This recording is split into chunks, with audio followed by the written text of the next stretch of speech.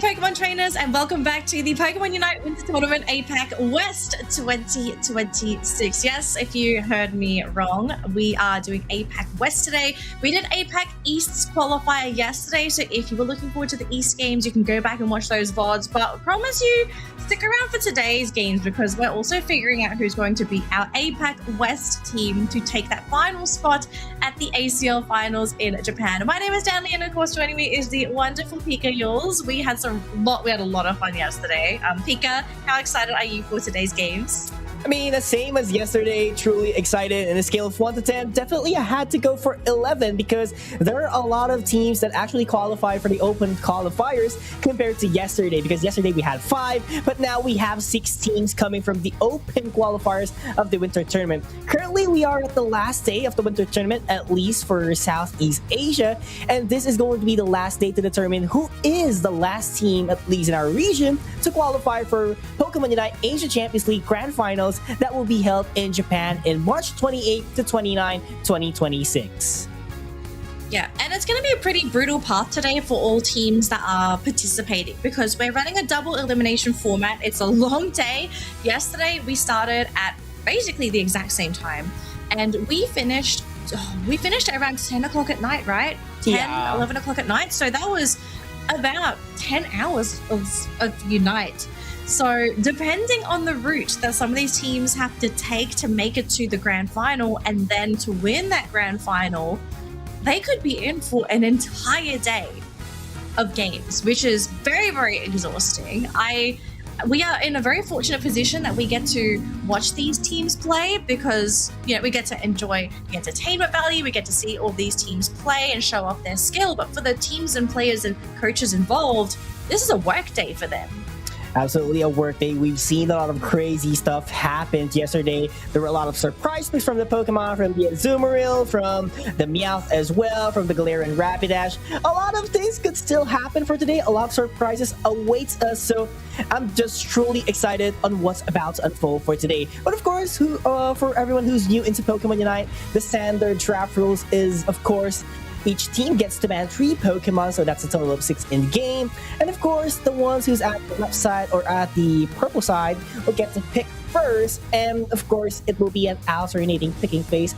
Definitely for the last one, they could prepare and modify their health items together with the battle items and make sure that everything is set in stone before they head on all over to the fray. Yeah, so teams... It's pretty interesting because some people think like, oh, drafting phase is just, you know, you just pick your Pokemon and that is it. But there's a lot more strategy involved in the draft. So we'll talk about that as we jump into our first set for today. But the game rules, in case anyone has not been following the tournament format for Pokemon Unite recently, it is more or less the same as it normally is at 10-minute matches. It's a 5v5 tournament, so teams of 5 playing up against another team of 5. We're on Theia Sky Ruins, but with Kyogre this time. So if you have only been around watching Pokemon Unite around the Rayquaza or Groudon phase, we're now in the Kyogre era of Pokemon Unite. All held items are unlocked and at max grade, so all teams are going to have equal footing in that regard. And we only have a couple bans, Pika Yules. So MiTH is available. We did have this confirmed yesterday, and MiTH was playable yesterday. But the banned Pokemon, I believe, are Umbreon and Darkrai due to bugs, and of course Sirfetch'd because he's just come out. He's a little bit too new to join the fray. Oh yeah, we'll have to see Sirfetch'd maybe at the ACL Finals, so just exciting to see what a Sirfetch'd could actually do in a fray. But again, for those who actually just joined the broadcast, again, the playoffs format would be 8 teams competing in a double elimination format with a best of 3. And of course, the champion of APAC West will qualify for the finals of Pokemon Unite Asia Champions League. And not just that, since we're having a double elimination format, the team who will be conquering the top or the upper bracket will have a Grand Finals reset advantage.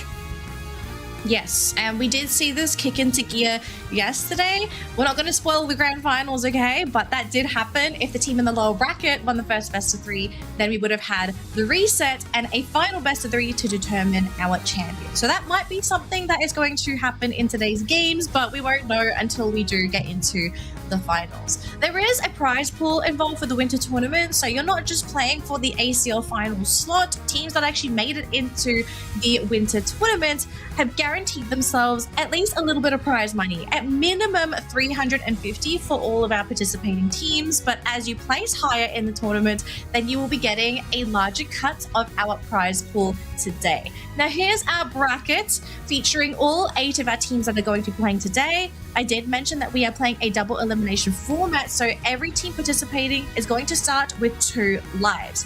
If you win your first game, that's totally fine. You're going to continue in the upper bracket. But if you lose a match, that's going to be 1 life gone. You'll be kicked down into the lower brackets. And then from there on out, every single game is going to be either a do or die situation. If you lose down there, you're out of here. But if you win all of your games, you still have a chance at making it to that grand final. Yeah, that is going to be crucial and much more difficult because you have to play more games in order to get that slot to Japan. But of course, I know I said this a while ago, there are more teams coming from the open qualifiers compared to the invited teams from ACLC who actually didn't qualify for the ACL finals through that circuit. So we have Made in Thailand and Rival Esports competing for today from the ACL Southeast Asia, and 6 other teams coming from the open qualifiers, which one of them is going to be Argentum, going up against Made in Thailand for our first match of the day. Yes, and I'm so glad we are right into this because I know you guys are very excited at home to see our first game. Now, just a little bit of information before we go through the draft here because our teams are currently in the banning phase. Made in Thailand, in case you did follow ACL, this is one of our invited teams coming into the winter tournament. We know them. They didn't have the best run in ACL, but I do feel like it was great prep for this team coming into the winter tournament. Whereas for Argentum, this is a team that we have a lot less information on. And actually, Pika yours, I think we do have to mention that a lot of the teams that are playing in the tournament today, a lot of them are unknowns. So we have a lot of surprises that we could be seeing in today's games. Yeah, the background information, it's not that clear. But I think one thing is what we can see here for Argentum is having Mylopi as one of their players who actually is part of Made in Thailand as a sub-player during the ACL Southeast Asia. Despite we didn't see him in action in the C-League, Mylopi is probably one of the most consistent players in their region as well. Yeah, I have to agree with that. Now, it looks like we are finally going to be seeing our picks for the day. So the bans have been decided. Our double defender duo, the Psyduck and the Vaporeon, has been taken out by Argentum. This has been extremely popular defenders in our games yesterday. But this does still leave options open, right? For Argentum, they picked up the Blastoise, and we saw Blastoise being extremely popular in APAC East. So not surprised at all to be seeing it here in our APAC West games, and it's going to be paired up with the Hooper for the support duo, it looks like. So there's going to be a lot of crowd control. Nope, they're actually switching off and going for double defender instead. Snorlax is being hovered and will be locked in for Argentum. So really strong defender duo.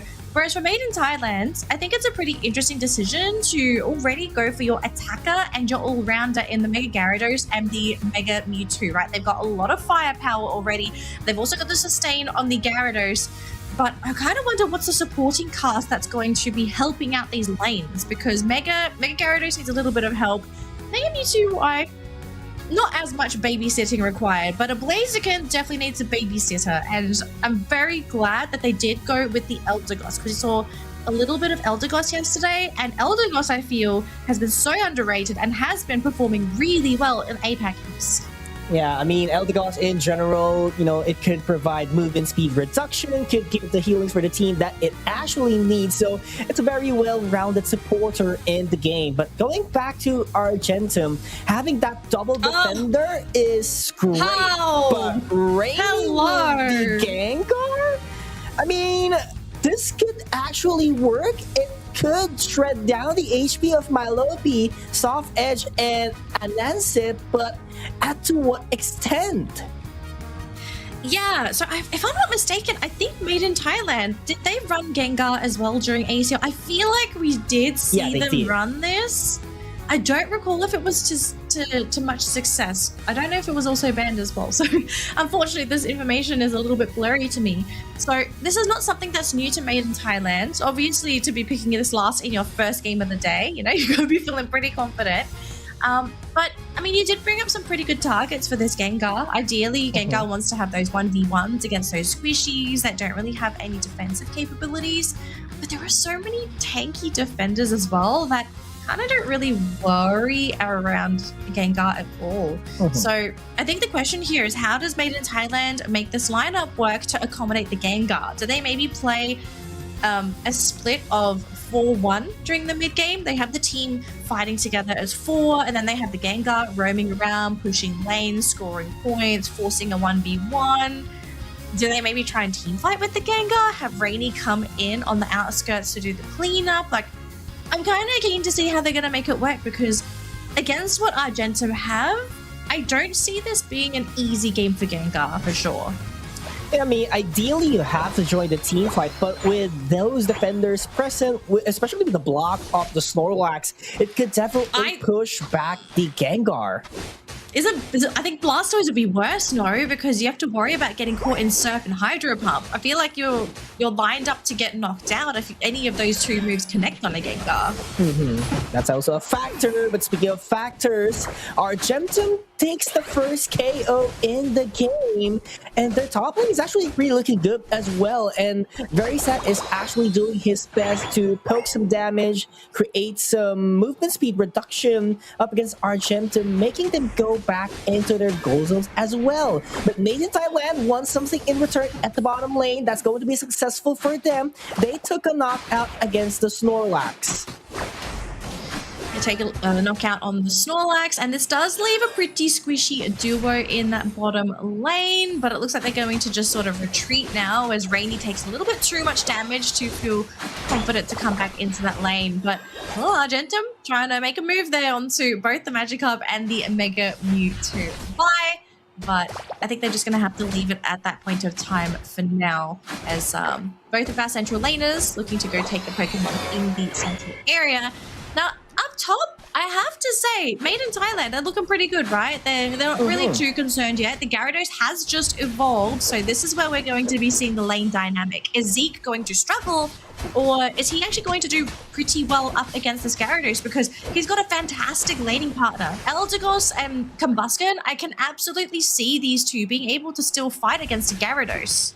Yeah, especially once it hits the Blaziken, definitely will be a big Pokemon for Made in Thailand to contribute later when it comes to last hits, when it comes to team fight, basically everything it can do in the fray. But Regidrago is actually being fighted by both teams, and it is going to be Argentum getting the scoring prowess at the hands of Miloki, and they're not quite done yet as they took a knockout. That's an Eldegoss down, a supporter falling for Made in Thailand. Yeah, this does make the Gyarados feel a little bit better in that top lane, and Empoleon is up there too, so I think they're aiming for a knockout so that they're able to get those big scores in that top lane. For now, Combusken's doing a pretty good job hanging on. Do have the berry there, nice eject as well to pick up the berry. Unfortunately, it does fail to cancel those scores, and I mean, they did manage to push them back, but without support, you know, you're going to have to play a little bit more safely, and we'll be retreating into the central area. Down bottom, though, the aggression is ramping up here for Made in Thailand as they want to brute force their way onto that bottom tier 1 goal zone. They're going to go for some big dunk as well to grab and actually force that into the 1-point zone. So you can see Made in Thailand going into game 1. They're going to try and be super efficient scoring into that bottom lane. That's actually smart as well, you know, being able to determine how many members of Argentum is actually at the bottom lane. You know, it's more assessing if they could actually win on the team fight. Knowing that they have more Pokemons in the bottom lane makes them more the prominent team in able to get those KOs and eventually get those scores falling in their hands. Yeah. Now coming into the mid game, as we are going to be leaving the laning stage very soon, objectives are going to be the priority here for both of our teams. And looking at the status update and the levels, Made in Thailand definitely leading in the levels department. So knowing their lineup, they're going to want to amp up the aggression. You've got the Blaziken, so objectives are going to be key. You have the Gengar, so knockouts are going to be a priority if you can get them done. And I do believe they're doing a little bit of poke up there with that Gengar. Up top, I do believe we're looking at a potential big team fight any second now as Empoleon's being jumped on. But instead, looks like there's a turnaround. the Mega Mewtwo Y is the one to be going down instead. We do have the Gengar trying to make a move also, but Rainy, unfortunately, is going to be run down by a Waterfalled Gyarados. Not a successful battle up here for Made in Thailand because they were the ones to kind of pick that fight, but it's a Gyarados versus Gyarados situation. It's a Mega Gyarados, so this one's a little bit stronger than your regular one. Blaziken thinking about diving, but so far I think they're trying to bait Argentum off that goal zone. And if Argentum leave, I think things are going to go pretty badly. Yeah, it is going badly, but I love how Argentum reads the map. They knew that the Gengar was actually aiming for the gold zone at the bottom lane, and the Gyarados, no thinking, just go back into the bottom lane and defend it, knowing that it is only 1 point behind and it will be already destroyed. So that's a good read as well for Argentum, not just protecting the gold zone, but at the same time taking one at the top lane and eventually get those objectives. Oh, down bottom, Zeke did take quite a bit of damage, but just a trade here for both sides. No Pokemon going down, but we do have our Reggie in that bottom lane. And Zeke taking quite a bit of damage, gets pulled back as well. The waterfall from that Gyarados is dropping super low, but instead it's Argentum to be retreating as 3 Pokemon go down. We still have our 2 very tanky water types for Argentum, but against an entire lineup of Pokemon, yeah, there's no way they can compete for that Reggie steal. So we've got now a attack buff on Made in Thailand. If there's a time to fight for Made in Thailand, now is a great time to do so.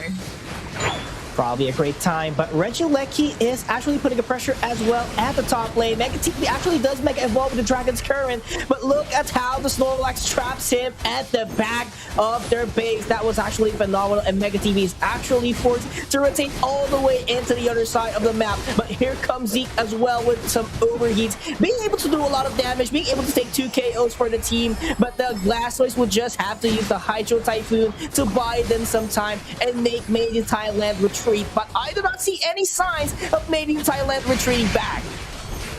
No, they absolutely want to fight because they had access to the attack buff. But the thing is, Blaziken did get caught as he was diving a bit too deep. So I think after losing that Blaziken, you can see Made in Thailand, they're going to go back into the central area, try and grab some wild Pokemon, steal some buffs if they possibly can. But I think Mega TB is like, oh, I think I've been spotted.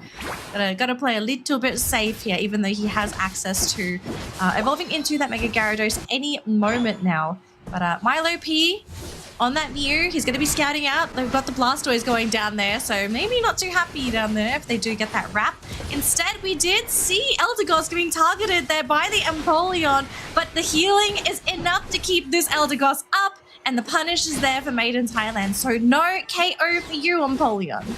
Yeah, and this is actually looking tough for Argentum, despite them having defenders that could actually shut down the all-rounders and, of course, their Gengar as well from Made in Thailand. I think that the execution is a little bit too off, and they need to work on something, especially on the timings, in order for their attackers and all-rounders to secure the KO. Oh, we've got 30 seconds to go here, ladies and gentlemen, before the Kyogre makes his appearance. And just looking at the status of levels, you know, Argentum, they are behind. Their double defender duo is only level 9, and they don't even have access to the Reggie buff. It's going to go to Made in Thailand, and it's a defense buff. This is going to make it so much more difficult to knock them out, especially during this last 2-minute stretch.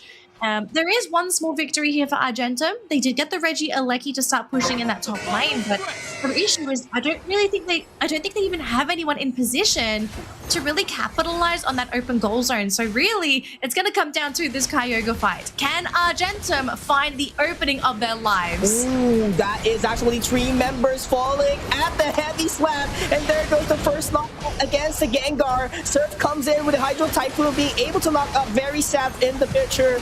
But there goes Empoleon as well, setting a priority target, and that is going to be Zeke. But it is too much for them to handle the Regirock buff, and one by one, Argentum is already falling down. It's only the Water-type Pokemons with the Snorlax that is left on their team, and Made in Thailand was able to refresh their lineup.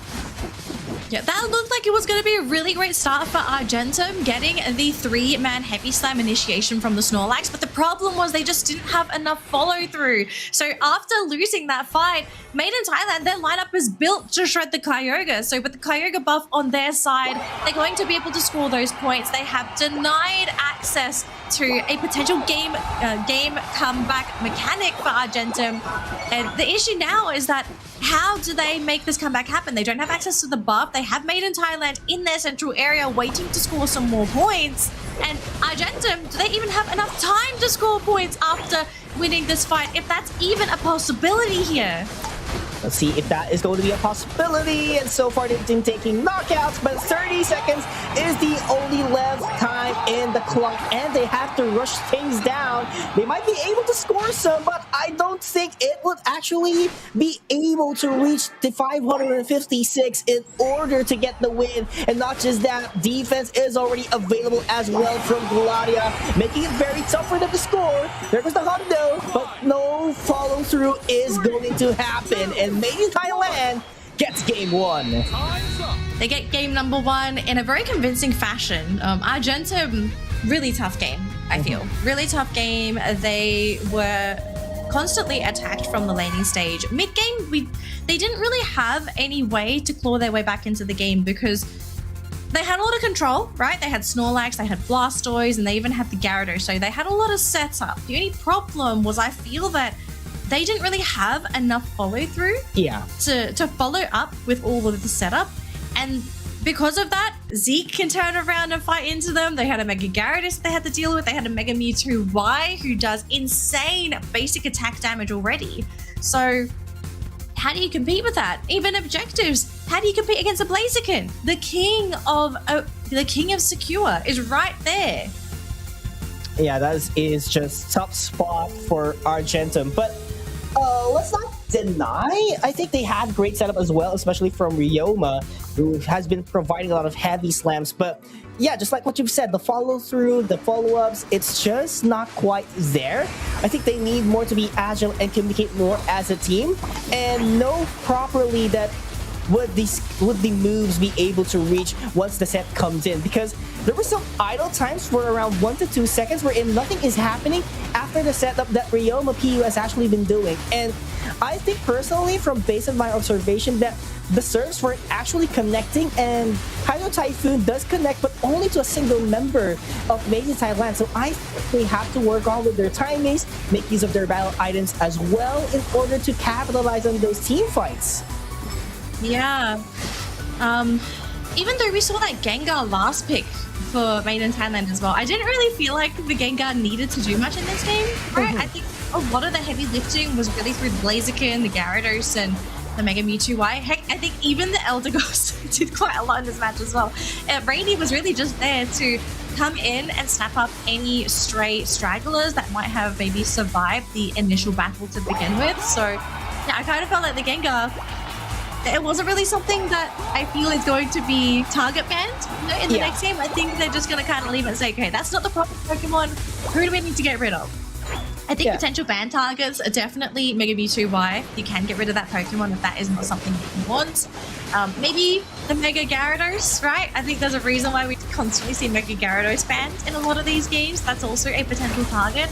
Blaziken, I kind of feel like Blaziken is a Pokemon you can deal with. So maybe Mega Mewtwo Y, Mega Gyarados, these two might need to be benched in the next game. Yeah, absolutely. It has been causing a lot of problems for Argentum, especially on that game number 1. So definitely, I think there will be target bans from what the Pokemon use actually by Made in Thailand during game number 1. But of course, you have to give up some Pokemons as well in the ban list that they actually did a while ago. So what will be the action plan here for Argentum? Obviously, they need to redraft as well on what are the target bans, and at the same time, the composition might work. I think it's just the execution a while ago that is a little bit lacking in it, and maybe add them a dedicated attacker that can sit back in the range instead of an Empoleon who is actually used in bruising his way in the fight. Yeah, I definitely question the Empoleon pick because I think their lineup had enough bruises. Like you had Blastoise, yes, it's a support Pokemon, but it can do quite a bit of damage. You also had Gyarados. You had Snorlax as a defender too, so I kind of felt like you have too many bruises. You really needed to have either another really strong ranged attacker, or you needed someone, even a speedster, something to come in with a little bit of burst damage to either come in to set up for the rest of the team to finish the target, or have the speedster or attacker come in and be the one to get the final blow, to finish off your target. We do have Argentum banning the Blastoise. They were the ones to play it last game, but I think it just makes sense to take it away from Made in Thailand. Like, obviously, if it's banned, they don't want to first pick this. So the question is, what's going to be first pick for Argentum? And I think that, a lot of Pokemons are still available for you, such as the Mega Gyarados. So I think that's a big factor if Argentum wants a powerful all-rounder in general for the team. Yeah. And they actually did. I think this is a good swap. I think they really needed to get their hands on this rather than starting with a bruiser. So at least they do, I want to say, kind of weaken Made in Thailand, because they no longer have access to the Mega Gyarados. They can still go back for regular Gyarados if they want to, but we'll see if that ends up being the plan, or if they maybe change trajectory. Because already they're changing trajectory. Okay, they go for Rainy's pick second. They go straight for the Cerulege, which I think is very interesting.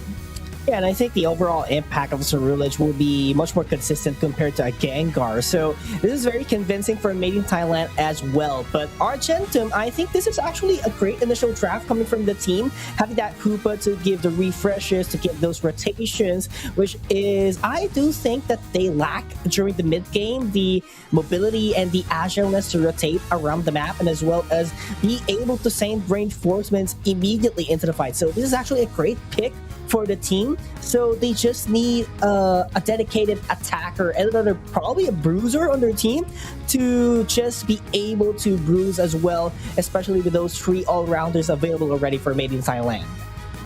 Yeah, so we do have Blaziken. They're going to be able to keep this secure potential. They also pick up the Gyarados, which I have to say, we saw this in the last game too. Made in Thailand, quite a greedy lineup. They have a lot of Pokemon that need levels that are not really the strongest in lane, so they might struggle unless they have a partner that can help them out. I mean, Mega Mewtwo Y can be a rather decent partner, but what is this last pick? Because right now, they don't have anyone to set up for them, and they're actually hovering over the Slowbro.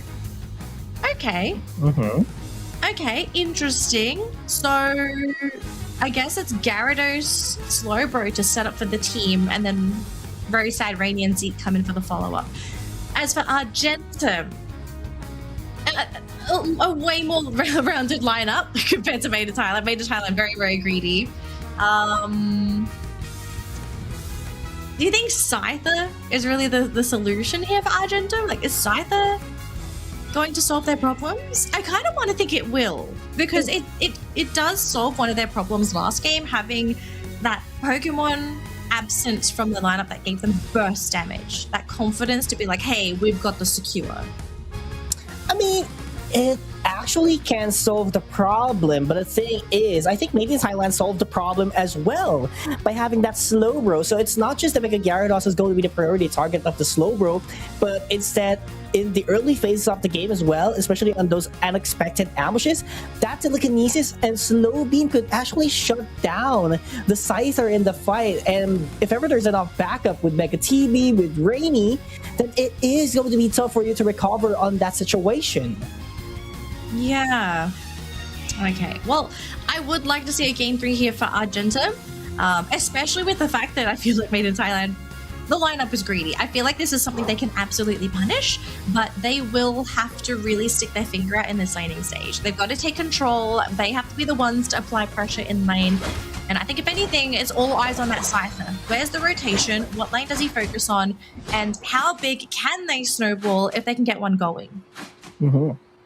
Just have to wait and find out here. Argentum needs a big win to force a game 3 because they don't want that lower bracket run. Of course, it would take you a lot of time for you to go back at the grand finals, but it's not yet over. They had some adjustments.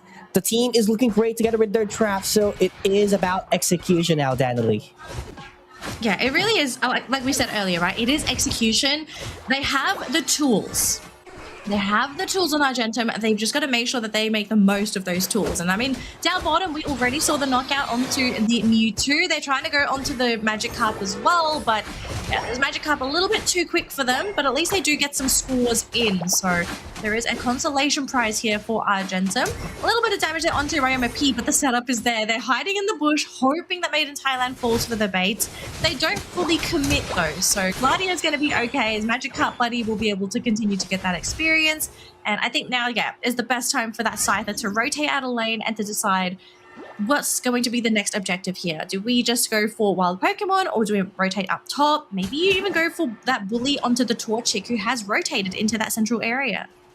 Actually, I think the best one here is to get those wild Pokemons, and after that, go back to the Regidrago and get that attacking prowess, rather scoring prowess in order to build up the points, because I think that they haven't been able to make a consistent scoring capabilities a while ago, right after their early games. So it's very important for you to build up the lead, especially with the Kyogre buff, because it does not give you an instant goal compared to way back then with Rayquaza.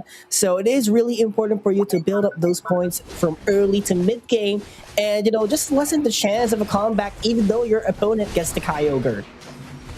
We do see a bit of a skirmish around that Regidrago, but this is the thing with the Hooper, the reset's going to be there, and they're going to try and turn onto Made in Thailand. Yes, the Gyarados on Made in Thailand did secure the Regidrago, but Argentum, the attention is kind of split. The fight's all over the place, but so far, Made in Thailand are pretty happy with how that turned out. I kind of thought Argentum should have been able to get more done there, but the team, I felt like in that moment, they didn't really feel that cohesive. They weren't sure of who to commit to. Yeah, I mean, there's just too many targets a while ago, making it very confusing for Argentum. Ryoma actually jumps into the fight and able to protect L9 a while ago, so that's actually a good clutch save from Ryoma.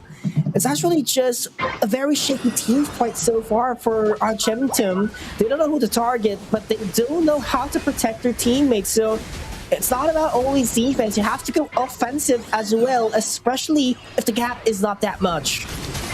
Yeah, the Hooper Hyperspace Hull has been used on the portal, and now Argentum, they're thinking about going for a bit of a defense, but again, the team is hesitating. They can't fully commit to the goal zone because they have a Blaziken sitting on top of them. There's a Gyarados as well sitting on top of the goal zone. They do get the knockout onto the Gyarados. Regieleki is still not on the goal zone, so the healing is still there for Argentum. And I think Made in Thailand, they've made a mistake, and you can see that now Argentum feeling confident enough to be able to go for these knockouts. So far, it's only going to be on that Blaziken right now. We still see the dive from that Mega Gyarados really going ham. We'll get that Mega Mewtwo Y, and that's a very big win there for Argentum. And looks like they will escape with the Hyperspace Hole. Are they going to come back? They don't. Okay, so it's a full-on retreat. The Regieleki did eventually go onto the goal zone, but I think with all things said and done, they're pretty happy with how that turned out. They got the knockouts, they got some experience, and I think this game is looking a little better than it did a few minutes ago.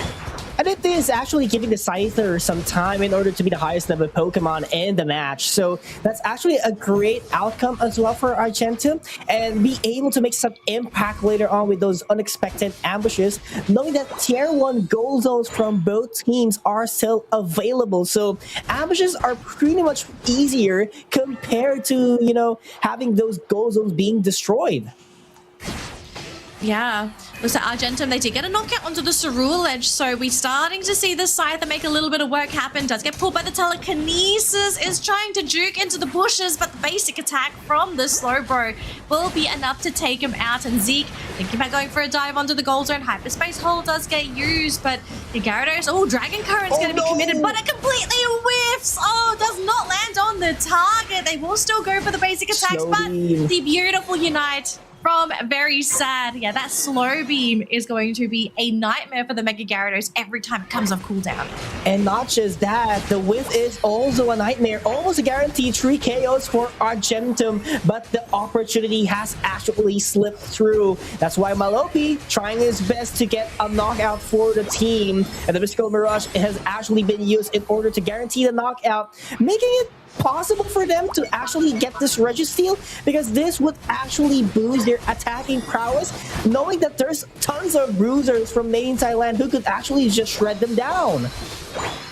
Yeah, absolutely. So they've got to get their hands on this. Now, we do have Mew securing this, thankfully. So Argentum, they do have the attack buff. It looks like the Gyarados from Made in Thailand going a bit too deep there will get punished, unfortunately. So more experience over to Argentum's side. And I kind of feel like Made in Thailand, the team is kind of falling apart. They're still leading in terms of levels, but I think the teams, they're feeling a bit scrappy. They're fighting all over the place when they don't really need to. They could group up and, you know, be able to fight as a single unit, but it seems like they're thinking they might be a bit more powerful than they really are.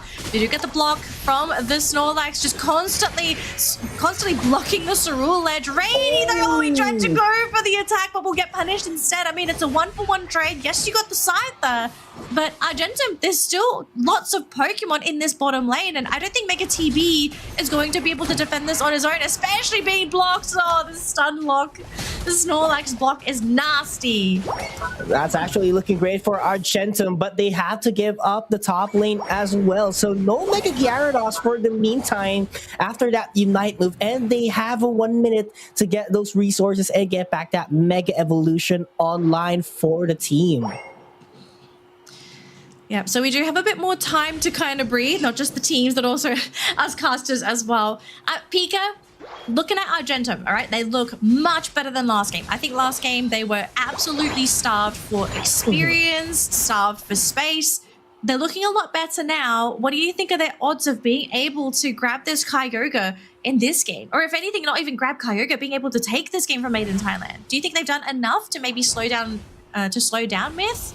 Yeah, I mean, they have been able to slow down Myth, and at the same time, they do have mobility with the access to Hoopa. So this actually makes the chances even higher for actually them to get the win into this game. But it will actually depend on what will be the outcome here and the top lane. It is going to be an additional defense for Made in Thailand, and this could actually cause a little bit of a problem here for Argentum, despite them having reliable all-rounders and attacker. So it is going to be much more difficult for them to face this final stretch. Yeah, this defense buff might be just what Made in Thailand needs to give them the survivability to win a team fight. Now, at the moment, we have a 1v1 there, Scyther versus Gyarados. Not the situation that Anasit wants to be in, but the rest of the team, they're grouping up. Oh, we do have the Snorlax being picked up by the Telekinesis Unite there from the Mega Mewtwo. And all of a sudden, the fight is there. The Slow Beam is able to catch out the Scyther and will be just enough time to lock him down for the team to finish. It's a 1 versus 1 trade, but Mega Mewtwo is down as well. Argentum slowly cutting through Made in Thailand, whereas Made in Thailand, they need that Kyogre. The Gyarados is deep in enemy territory, using the waterfall to escape. And with the hyperspace hole, the resets are going to be there for Argentum, whereas Made in Thailand, they have to lick their wounds in the bushes and think, how do we re-engage into this?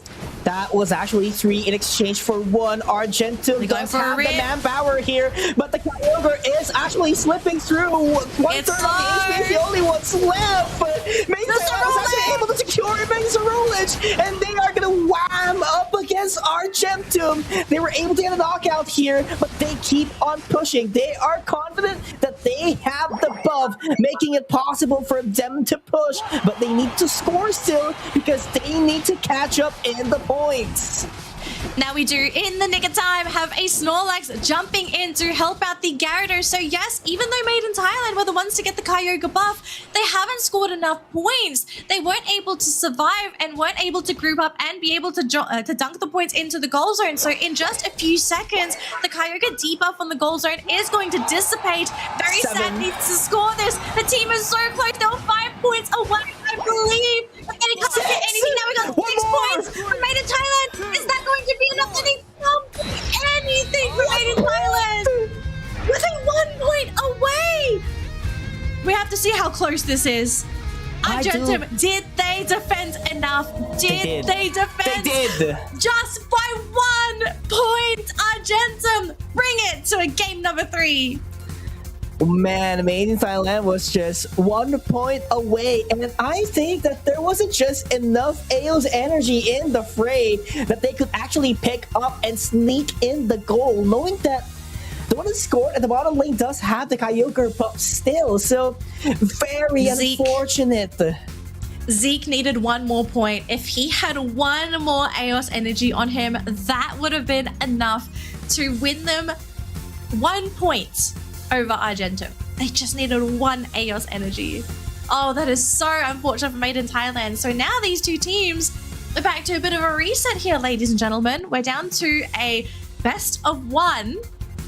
Winner of this game will continue in the upper bracket, but the loser is going to be kicked down into the lower bracket. So it might just be game 1 of the day, but this sets the tone for your journey to the grand final for the rest of the day. So there's a lot on the line here for both of these teams, and the fact that Argentum was able to scrape on by with a single point, their tournament life is still very much on the line. You know, and this is a big wake-up call for Made in Thailand. You know, they are being whammed a lot by this team, Argentum, and they might be able to introduce themselves from unknown to probably the top contender here in Winter Tournament, because I think personally that they have evolved from Game 1 to Game 2. Game 1, it's too much shaky. They don't know who to target. Everything is a bit, you know, miscommunicated, but see, the game number 2, it was looking cleaner for them. They know when to fight, they know when to refresh their HP, and I gotta admit that L9 is probably one of the Pokemons making it possible for them to have second chances in the fight. I can't agree, honestly. I think a lot of us thought MiTH should have been able to take the game, especially after grabbing the Kyogre. I thought maybe the team would back up, you know, they would slow down, back up, try and push as a group.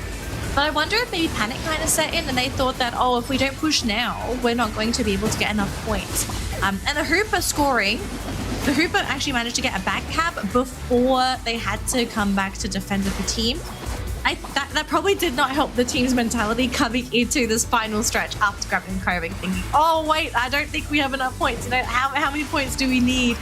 So, look, if they can scrap something together coming into this game number 3, which I think they can. It's Made in Thailand. They have had a lot of time in the ACL League. They've been playing up against some of the best teams in the region. If there's a time to play your absolute best, this is the game. This is the game. Try hard. Pick all the dirty strats. You gotta win this game. It doesn't matter how you do it. A win's a win. Win is a win indeed, and Argentum is looking pretty much more solid compared to game number 1, making it possible for them to force a game number 3. Now, I am actually taking a look at the draft from game number 2, and pretty much it is a solid lineup for both teams. But what do you think of the Scyther here, Danley? I mean, the overall impact, it did provide some damage in the team fight, but I feel like there could be a better Pokemon here that might actually help Argentum as a team. I think there are definitely options that would perform in a similar manner to the Scyther. I mean, we're probably both thinking about Leafeon, right? Like, yeah, this is we're the go-to both speedster. thinking about it. This is the go-to speedster that more or less functions similarly to a Scyther. The difference is, I feel, is that Leafeon's playstyle is a bit more forgiving than Scyther. Scyther forces you to full-on commit to these fights. You know, it's like if you don't get the knockout, you're in trouble. So I think Leafeon would be a pretty safe option. We saw teams experiment with the Galarian Rapidash yesterday. I wish I could say this would be an alternative, but I feel like that Pokemon, it's still kind of up in the air, even though it had received quite a few buffs recently. I think the developers are trying to bring Galarian Rapidash back into the game. They're not overbuffing it though, because I think it overbuffed Galarian Rapidash. I think we've all experienced that, you know. We don't want to go back to that era of Pokemon Unite. What else? I mean, maybe Argentum, what if they take the Ceruledge themselves? Like Ceruledge? No, they make a Charizard. Why slips through? But, wait, okay, hang on. Is this a first pick? Is this a first pick? It has to be. First pick material. I saw it First pick material. Argentum. I'm surprised they let this through. We saw Mega Char. I think we have to just let the audience know. If you did not watch any of yesterday's games, Mega Charizard Y, I believe, has a 100% win rate in every single game that it slipped through. Every single game that it was picked in, it has won. So, unless Argentum has something prepared just to deal with the Mega Charizard Y, no, they're in trouble. They're in trouble. And the Leafeon gets stolen away as well, which would have been such a great pick for Argentum.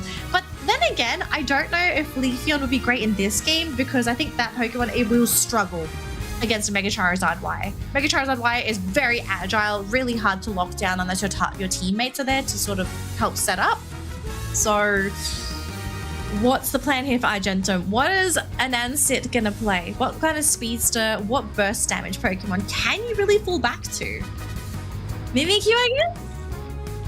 I'm kind of... Oh, but Mimikyu's banned. What else? Uh-oh. Is this a Cinderace? Come on. Do it. No. The main Thailand's like, no, we want to win this game. No. We want to win this game. If it takes a Mega Charizard Y, it takes a Mega Charizard Y. But I like the... Oh, hello. Alolan Raichu? Is this really the pick? Hello, okay, Alolan Raichu. Yeah. I have nothing against this. I'm kind of happy with what Made in Thailand have. They've got a lot of range damage in the Alolan Raichu and the Mega Charizard. I love the Alolan Raichu. I'm kind of wondering, like, what's the build? Is it going to be Electro Ball? Because I think if it was Electro Ball, if a Scyther comes back, which it is, this Alolan Raichu is going to cause the Scyther a lot of problems. I think it is going to be Electro Ball, but aren't we supposed to be concerned on that Blissey? Because I think this is not going to be the Egg Bomb. I feel like it would boost the attacks of Made in Thailand. Helping Hand? Yeah, I think it will be the Helping Hand here, because if you're going to be taking a look at the firepower, it is quite powerful, but a bit tankiness is present from Argentum, and you know, there's a lot of crowd controls as well by L9 and Ryoma, so I think that they need to work on something to avoid those crowd controls, because I haven't seen any full heals, if my brain is correct, but I haven't seen enough full heals from their team. Yeah, I think we don't curse it. Yeah, we don't curse it. We're not going to jinx anything. We leave this game up to fate. May the best team win. May the team with Mega Charizard win. I'm not trying to jinx anything. But, I mean, that pick alone, I feel like, might be determining the fate here for Argentum. But I really want to see a team come up with a solution for dealing with the Mega Charizard Y. Because I do think that there has to be a way. There has to be a way to deal with this Pokemon. Like, it can't be that strong. There has to be some kind of weakness. Normally it's the early game, but looking at Argentum, are they going to be invading? Snorlax is not invading. They're not sending the Eevee. Yeah. Okay, I'm very much concerned. Teams that don't try to invade a Charmander, it's not going to be an easy early game, I'll say that. Almost a level 5, by the way, for Charmander. So this might be actually a tough game for Argentum, and top lane is not looking great as well. Zeke was absolutely able to deal a lot of damage, and the bottom lane as well is looking a bit scarier, knowing that the Scyther is already rotating above. Yeah, Scyther's rotating. We do have the Vaporeon still stuck as an Eevee. Will finally evolve. Okay, so we do get that level 4. All right, down bottom. This is where Argentum needs to shine. If they could grab Rainy, that would be the dream knockout. But Rainy's already backed up, and I guess the opportunity is passed, unfortunately, for Argentum. So okay, no Pokemon knockouts. Just gonna go back to those wild Pokemon. Just try to power level that Scyther, hit critical mass, and then really just try to go ham. But I think Argentum might be playing a bit too passive, especially with what Made in Thailand have. Made in Thailand have, aside from the Charmeleon, a pretty strong laning duo for both lanes. Like, Leafeon is a really scary laner to go up against. Can do a lot of damage, especially if you can get those levels.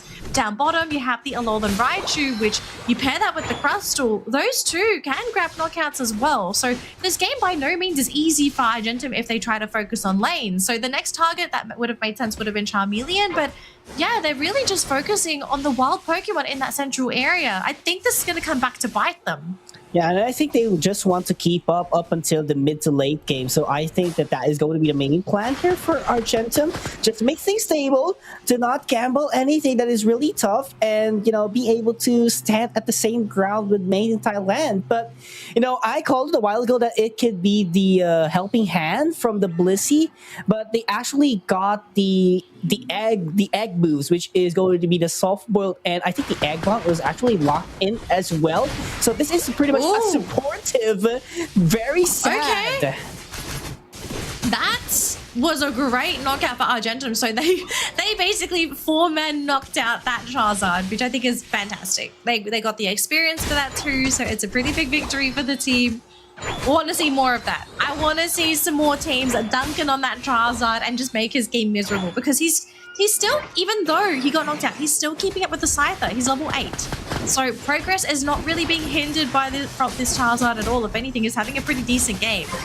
Grabbing the Registeel here is pretty big for Argentum, because if they do want to start playing aggressive, now is going to be the best time to do so.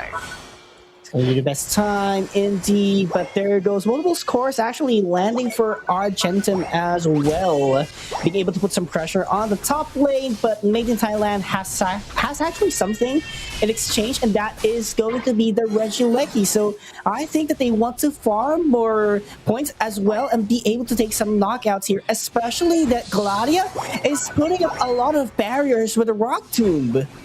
I'm looking at Argentum. The entire team is just dodging. Made in Thailand. Okay, wherever the Mega Charizard is, we're just gonna dodge. Which, in theory, is not a bad idea. Like, if you just never fight into the Mega Charizard, you can't lose a team fight. But the problem is, eventually you are going to run into this team, and if you do, what advantage do you have? Are you going to have a level advantage because you've been avoiding him? Did you steal all the buffs? Like, you've got to be productive if you're avoiding these team fights. You've got to get that experience. You've got to be over-leveled. You've got to have some kind of advantage. And the attack buff that Argentum had, then they didn't really do anything with it, right? They just pushed that top lane and they kind of left it at that. So Argentum, this passivity, it has me concerned. They're still in this game though. They haven't lost anything major yet, but I do fear this next fight, if they don't hit the right target, this might be a team wipe. Yeah, it could be. I mean, initially this might actually work, but, you know, in the long term, this might actually not as well, because here comes Made in Thailand. They knew that they needed something to break the fight and they actually took the first knockout. Seeker's actually taken out of the picture as well. That's 2 members down for Made in Thailand, but only 1 in exchange. Argentum is trying to charge in, take more knockouts, and they knew that everything will be worth it. They got 3 out of it, and maybe 4 if very sad it's taken out. That was a pretty decent fight. They managed to split Made in Thailand due to all of the natural terrain, and because of that, it actually made it very difficult for Made in Thailand to fight together as a team. So even though we had the Mega Charizard pop the Unite and actually evolve, he was in such a weird angle that he wasn't able to reinforce his teammates, and everyone else really just burned down to all this damage coming from Argentum. So if Argentum can keep doing this, forcing fights in really awkward choke points that force Myth into really awkward positions, they can absolutely still win this game. And, you know, that Leafeon, still got to pay attention to it. But again, this is something that is not a full-on threat on its own. Made in Thailand thrive as a team. As long as they fight as a team, that is when they're going to be the most dangerous. But you split this team up, you have a chance at picking them apart. Yeah, and I think that is very much understandable. And we saw a while ago that Rainy was actually the first ones to make the move, use its Unite move to Mega Evolve. And when you're playing a Mega Charizard, why, as much as possible, you want your opponents to be grouped up in order to maximize the draws and those Fire Blasts with Flamethrowers, so that the area of effect will be pretty much efficient. And again, Rainy does the exact same thing. He does go for the Unite move at a very early stage, but at what cost? They haven't taken out a knockout yet. They haven't taken the knockout. They do manage to zone out the Snorlax. Is buying a lot of time, even going for the power nap within the Fire Blast. Argentum, they're still hanging around the tank of these 3 Pokemon together, thanks to the Vaporeon. They survived the onslaught, and they didn't lose anybody. They forced out Unites. This is the best time for Argentum if they wanted to force something into Made in Thailand before that Kyogre, because now you've got the cooldown online for the Mega Charizard. He's not going to be able to fight at max capacity for the next 50 seconds. Yes, but at the same time, they do not have their Unite moves as well, so they have to get those resources as fast as they can compared to Made in Thailand. And there goes the last buff, actually, from the top lane. It is going to be the Red Eyes, as far as I can tell from the cry, but Made in Thailand was actually able to secure it, and they will be getting a lot of knockouts, and this is not looking good for Argentum, especially that will boost the Unite moves of Made in Thailand and be able to take the lead in the points. Oh, Made in Thailand, after just one team fight, they're already leading in terms of points. So now the ball is back into Made in Thailand's side of the court. Argentum are going to have to figure out a way. How do they break through this lineup and be able to pick up that Kyogre? Because the Kyogre buff is where they could possibly win. They don't really have a way to backcap. I mean, they probably could with the Scyther, but you have a Leafeon roaming around, and Leafeon can absolutely 1v1 a Scyther, especially if they're able to land that Emerald 2-step. So Argentum's leading by 1 point. Made in Thailand that's behind. Oh, they scored points. And probably no one doesn't actually know who's in the lead because there will be a close battle notification. So it is really tough to determine. And Ryoma is actually advancing too deep in the fight. Luckily, there wasn't even a Unite move that actually casted by Made in Thailand. But there goes the Unite move from the Mega Charizard Y. The main attacker has already taken out the main defender of Argentum. And this is not looking good for them. They need to commit to the fight. Rebel Rouser used by Gladiator to sustain the fight. Infinite Cyber use as well to seize the control access, but not quite enough. 1-to-1 exchange. Rainy, the Mega Evolution is finally over. What comes next for Made in Thailand? I think Argentum has more. Oh, Argentum, do they have any gas left in the tank? The healing from this Blissey is just proving to be too much. Vaporeon is back in this fight, and Ansett is still hiding in the bushes. But Made in Thailand, they so desperately want the buff from this Kyogre. This Charizard, though, he's stuck in the wall. The block is there. They got rid of the Charizard. They also are still waiting for Leafeon to come back. Maybe this is where Argentum is going to win the fight. Maybe it's a battle of endurance. Who has more health bars? And the Blissey, their main partner, isn't here anymore. They want to score the points. Oh, there goes the defense. But there's a Leafeon. Oh, Zeke is there. It's a battle of defense. 12 seconds left. It is a battle. No, the Blissey's down bottom. They just who's got smaller points? Who's got smaller points? I think anyone does. Oh no, Made in Thailand. Way. You got one more second. No way. 62. Oh! Argentum. 62. Argentum it is!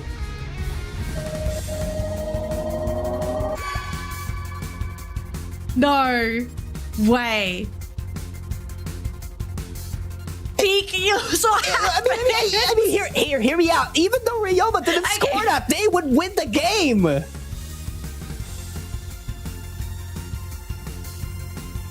I'm in disbelief. Wow. I'm in disbelief. Argentum have knocked Made in Thailand into the lower bracket. A team to watch out indeed, Danielle. This is huge victory. There's going to be so many question marks in the chat. Everyone's like, what is going on? What is going on? What we just need to see happened? the replay. We need to see the replay. I feel like the replay is going to be able to tell such a story. Because we saw, if you were paying attention to the map, there were, I think, 3 fights happening simultaneously on the map. All of them on goal zones, right? There's a goal zone fight up top. There was a goal zone fight down bottom. There was a goal zone fight on the other side of the map in the bottom lane. So there was 3 fights happening simultaneously. We only have 1 camera, so we can't watch everything. Oh my gosh, what a crazy end. And this is Argentum being able to get just enough to cross the finish line, to knock MiTH down into the lower bracket. They managed to keep their tournament dream alive against a Mega Charizard Y. I mean, here's the thing. Personally, I think that the Mega Charizard Y did not provide a winning impact for Made in Thailand. I think it's more of the Blissey who did a lot of things for MiTH. So the Mega Charizard Y wasn't at its maximum form. They weren't able to get some setups very beneficial for the Mega Charizard Y. It was just very sad, giving some second chances opportunity for the team, making it possible for them to sustain the fights. Yeah, I think we also have to talk about the frontline duo, the Vaporeon, the Snorlax, and Gyarados. These two were we mostly saw these two, right, engaging into the Mega Charizard. They could absorb the damage. The Vaporeon was there to come with the sustain as well. I feel like if you did not have this frontline duo to front the damage against Rainy, I think the Charizard would have just run over the entire team. So really great teamwork in just micromanaging who the Charizard is targeting, so that an asset on the side that could have focused on someone else. Oh, I can't get over the score. No way! The jump pad didn't actually make the goal stop, but that was wow. Too late. What a steal game. Actually, it wasn't a steal. They were leading in the first place. So despite that Snorlax not being able to make the goal, they would still take the win. And, you know, everyone was just thinking, we need to score. We don't know who's on the lead. A little score would do. Just 5, just 10, and we would take the win. Look, this is just game 1. I can't believe we just finished our first round of matches. We had one game where it was won by a single point. Then we had another one which we had 3 micro fights on all the goal zones. Look, I think this is a sign of what's to come for today, folks. So don't go anywhere. We will be going for a 5-minute break as we get things ready for game number 2. But I hope you guys are enjoying the APAC West Winter Tournament so far, because we're having a load of fun here. But we will see you guys in 5 minutes, so don't go anywhere. We've got plenty more Pokemon Unite coming right up. See you after this, trainers.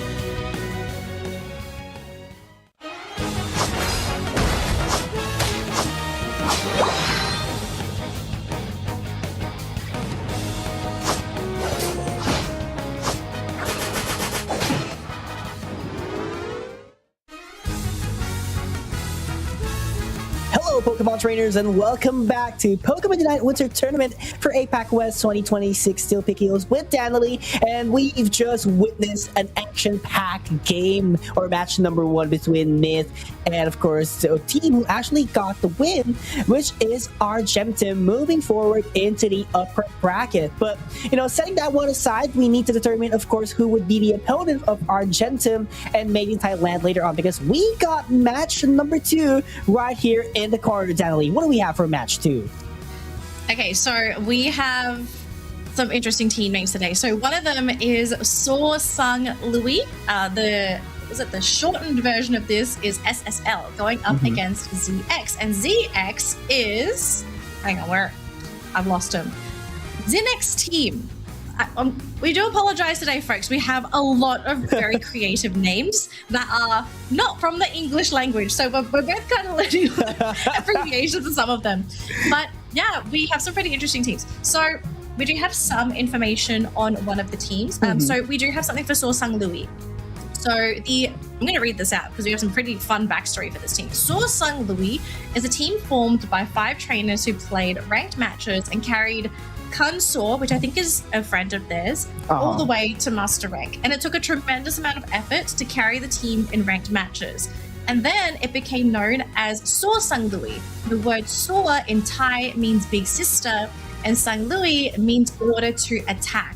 Sor's order to fight for the future is the core value of the team Pokemon Unite. Let's go. So I have to say, there's a really interesting backstory behind this team. Like, it's not just 5 people that want to play Pokemon Unite. Like, they played together for sure, but they have a connection because they had something in common.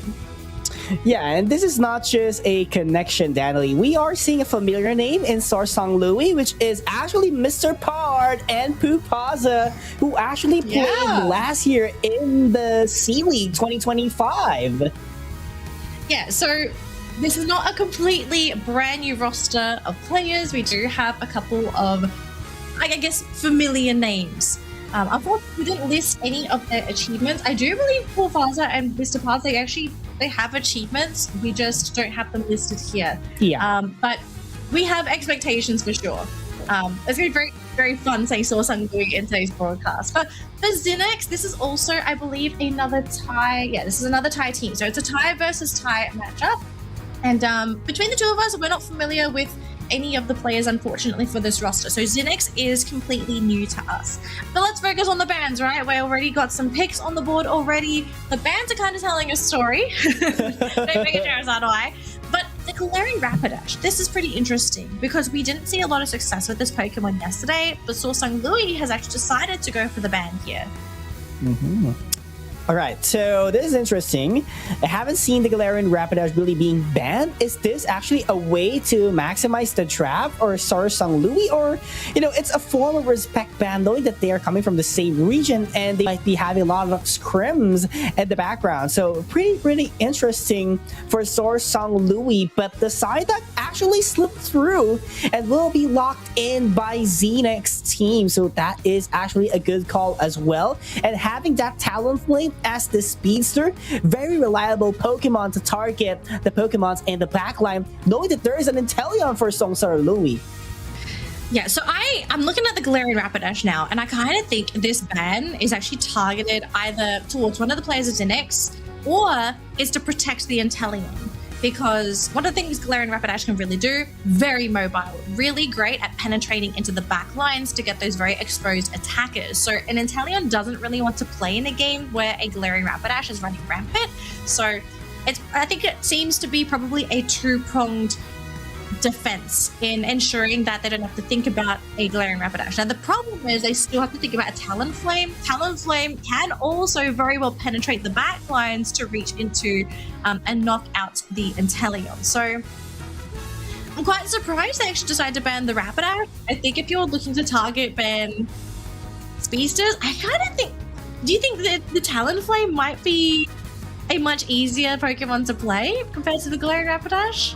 I mean, I think personally it is. I mean, both Pokemons are very mobile, but just having the access to fly, to get away into the fight, to take everyone by surprise is, I think, a better kit in terms of going straight in front into your opponents. And knowing that there is actually a Mamoswine, available in the draft for both teams, so I think it's just best to avoid that. But in general, the other team, which is SorSungLui, is the ones using the Mamoswine, so they could just let that Rapidash split through. But I kind of understand because, Mamoswine is one of the most picked Pokemons when it comes to defender or supporter. So, I think they're just playing it very safe as possible. And, taking a look at their draft, it is really favorable for PUACL to take those sets, especially with that Talonflame with type in front of them and the Blaziken as well. Yeah, let's kind of talk about some of the other Pokemon in this matchup as well. So the supporting cast, I feel I'm really, really happy for Zinex that they actually picked up both the Snorlax and the Psyduck. They have a lot of crowd control between these two Pokemon, a lot.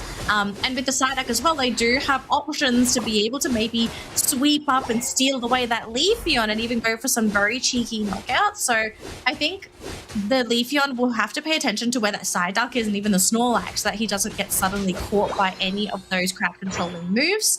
The supporting duo on SorSungLui, it's a pretty interesting mix, right? You've got hard crowd control with the Mamoswine, which has shown to be quite successful for a lot of teams. And then you got Vaporeon. You got Vaporeon there mostly for the survivability, just to really be a bit of a nuisance in the middle of those fights. But what do you kind of feel like is the goal here for SorSungLui? Like, is it a team fight lineup where you're looking to fight as 5, or are you looking to isolate and grab those quick pickoffs? Because just between the two teams, it does feel like SorSungLui is aiming for that very small skirmishy gameplay rather than that 5 versus 5 mega clash at the Kyogre pits. Yeah, I agree as well. Knowing that the Leafeon could take a quick knockout, so that is probably the signature move. And the Inteleon has to sit far back in order to get those KOs. So definitely this is not a full bruise gameplay instead of just taking KOs one by one. So they're just waiting for an opportunity, especially a Pokemon from Zinex team that will bruise their way and let PUACL do the thing. Oh, managed to get the Ice Fang there onto the Mewtwo. Unfortunately, we don't quite have the damage there. Leafeon coming a bit late, but it looks like they do isolate the Mega Mewtwo, and that's going to be a knockout going to the Leafeon. So nice little victory there for SorSungLui. Will slow down the progress of the Mewtwo's experience gain as well. Now, if they can keep doing that, I think that's going to severely cripple this mid-game potential that Zinex potentially has. Like, the Talonflame is going to be the main key role in setting up for the team. It's really going to also come down to how quickly can this Blaziken fully evolve, and also how quickly can this Mewtwo contribute, because they have damage follow-up for the Talonflame. The thing is, can they get it up at a reasonable time to hit their peaks before SorSungLui decides to do it? Because SorSungLui, because they want to skirmish, they don't need to have their entire team ready to go. They can just level a few Pokemon and then they start roaming, and that creates space for whoever needs to pick up that experience. Oh, and this is interesting. Liquidation for the Inteleon, not going to be a snipe shot. So it does need to get in front of the fight. And this is going to be scary, knowing that the Talonflame is actually present for Zinex. But look at that damage from the Leafeon, being able to take 2 KOs and probably puts a lot of the score in the top lane. Okay, liquidation. Thoughts on this? I think in this game I kind of like it because it's a locked on ability, right? It's a locked on ability, so once you've locked on somebody, you're going to do that consistent damage. We do have some very mobile Pokemon on Zinex, so I could see this working. Now the problem is he going to be able to consistently dish out damage? Because if you can only throw like 1 liquidation and then you have to like wait for the perfect moment to lock on, then I could see some problems here for Inteleon and being able to dish out that damage that the team so desperately needs.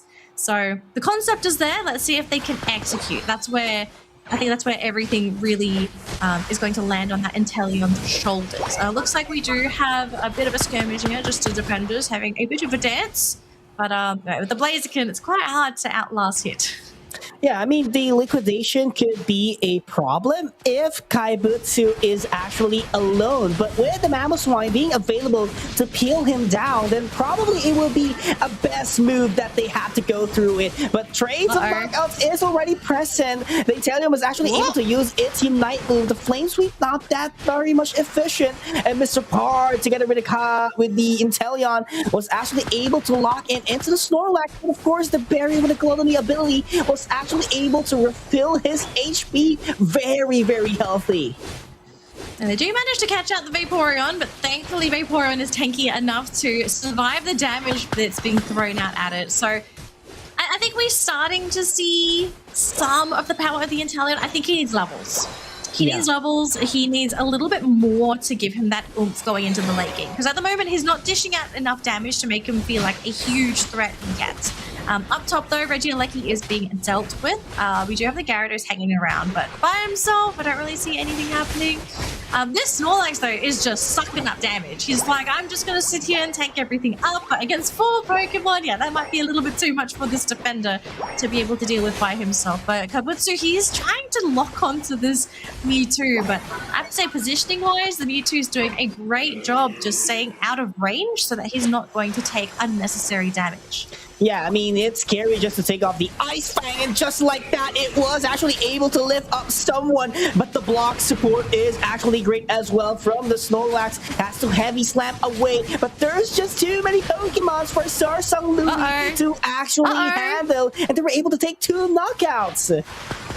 It's also the frontliners too. So Zinex, they're kind of exposed here if SorSungLui want to do anything. Instead, they're going to turn their attention to this top lane instead.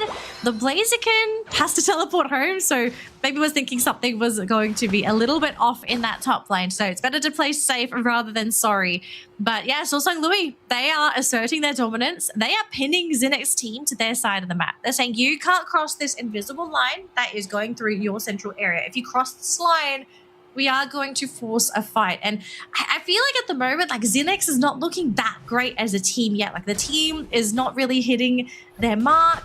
They do have damage, but not enough to really threaten a one-hit team knockout on any of SorSungLui's Pokemon. They're going to go for the dive there onto the defenders. The Psyduck was the primary target. Mufasa, though, having to Earthquake back, but the jump in is there. Oh, but the trap has been set. The Blaziken, he thought it was going to be able to blow them up, but it's vice versa.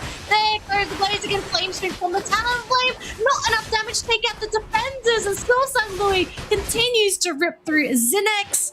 And I think this is a really great example of where Zinex kind of stands in this game, right? They're just not dishing out enough damage to threaten SorSungLui in any of these team fights.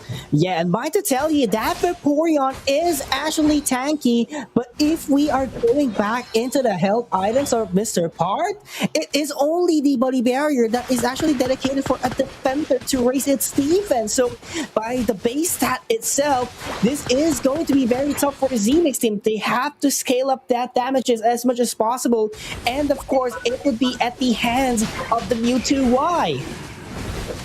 Zinex team, they do pick up the Regieleki. Unfortunately, they still have a tier 1 goal zone that they're going to have to deal with. So, I mean, if they wanted to leave this, they could have. It's got 5 points to break. So if they wanted to, they could try and go for a very sneaky last second big overcap, which you can see Blaziken in the top lane holding up 50 points. He's going to wait until it ticks over to the last 2-minute stretch. So he's going to be able to pop in 100 points. Not enough to put them in the lead, but it's going to put them at least in a better position to come back.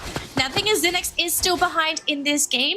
For them to come back, obviously Kyogre is going to be a huge asset, but the thing is, if you lose your Talonflame, that is not how you're going to come back into the game at all. Uh-oh, and no one is actually able to secure that Kyogre if you don't have a Talonflame, so everyone has to go in. The Blaziken is so far back, but the Snorlax was actually taken down as well. No more front line for our Zinex team. Mufasa is actually outmaneuvering everyone, and they might be able to take down the Kyogre, and of course the Blaziken as well, and SorSungLui is looking great to score the Hondos.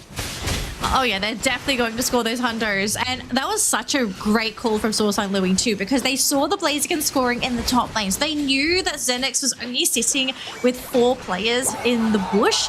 So that was the best time for them to go for the engage, because they didn't have to worry about any damage follow through, and to get the Talonflame.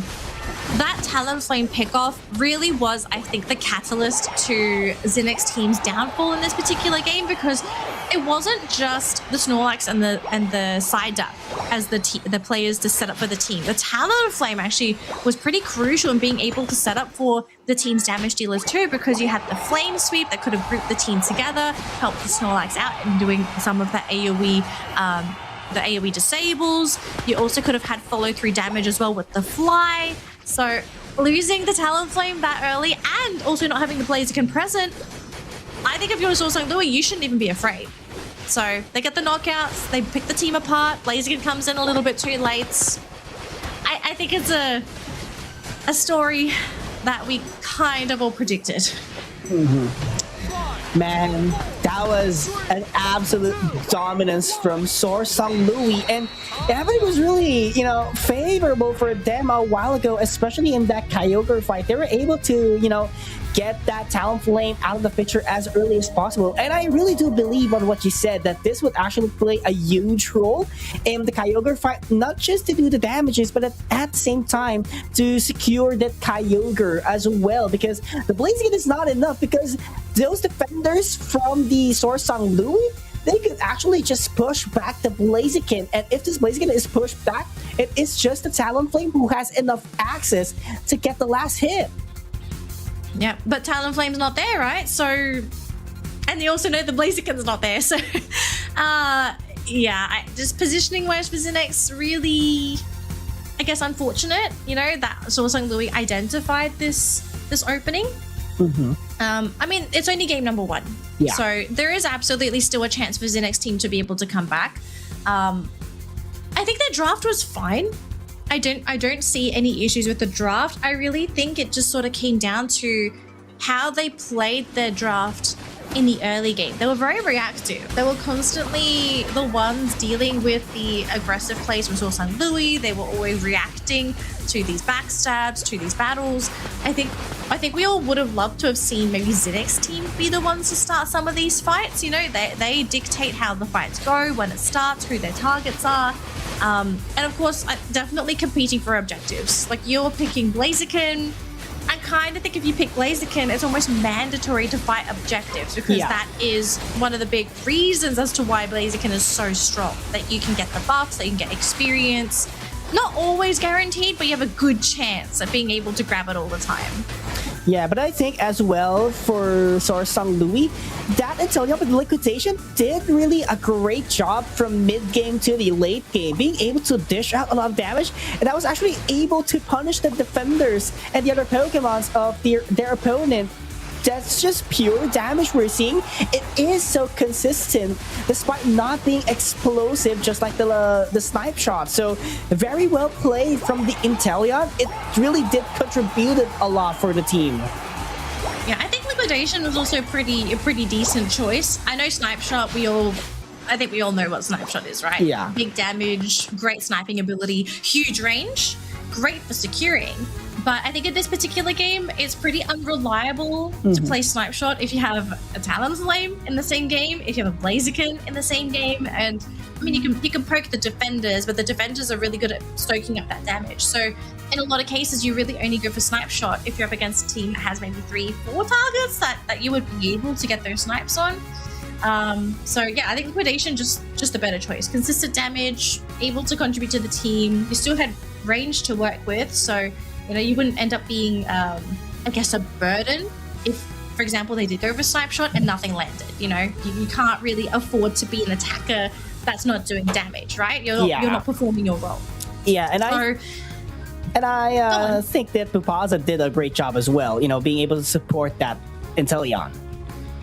Yeah, I think PUACL played a really big role for the team too, because he was on the front lines. He was standing in front for Kaibutsu, so at least Kaibutsu had the room to be able to move, not really worry about being overpawned. And I think in the Kyogre pit, he played a pretty important role in locking down Sophias on the Blaziken.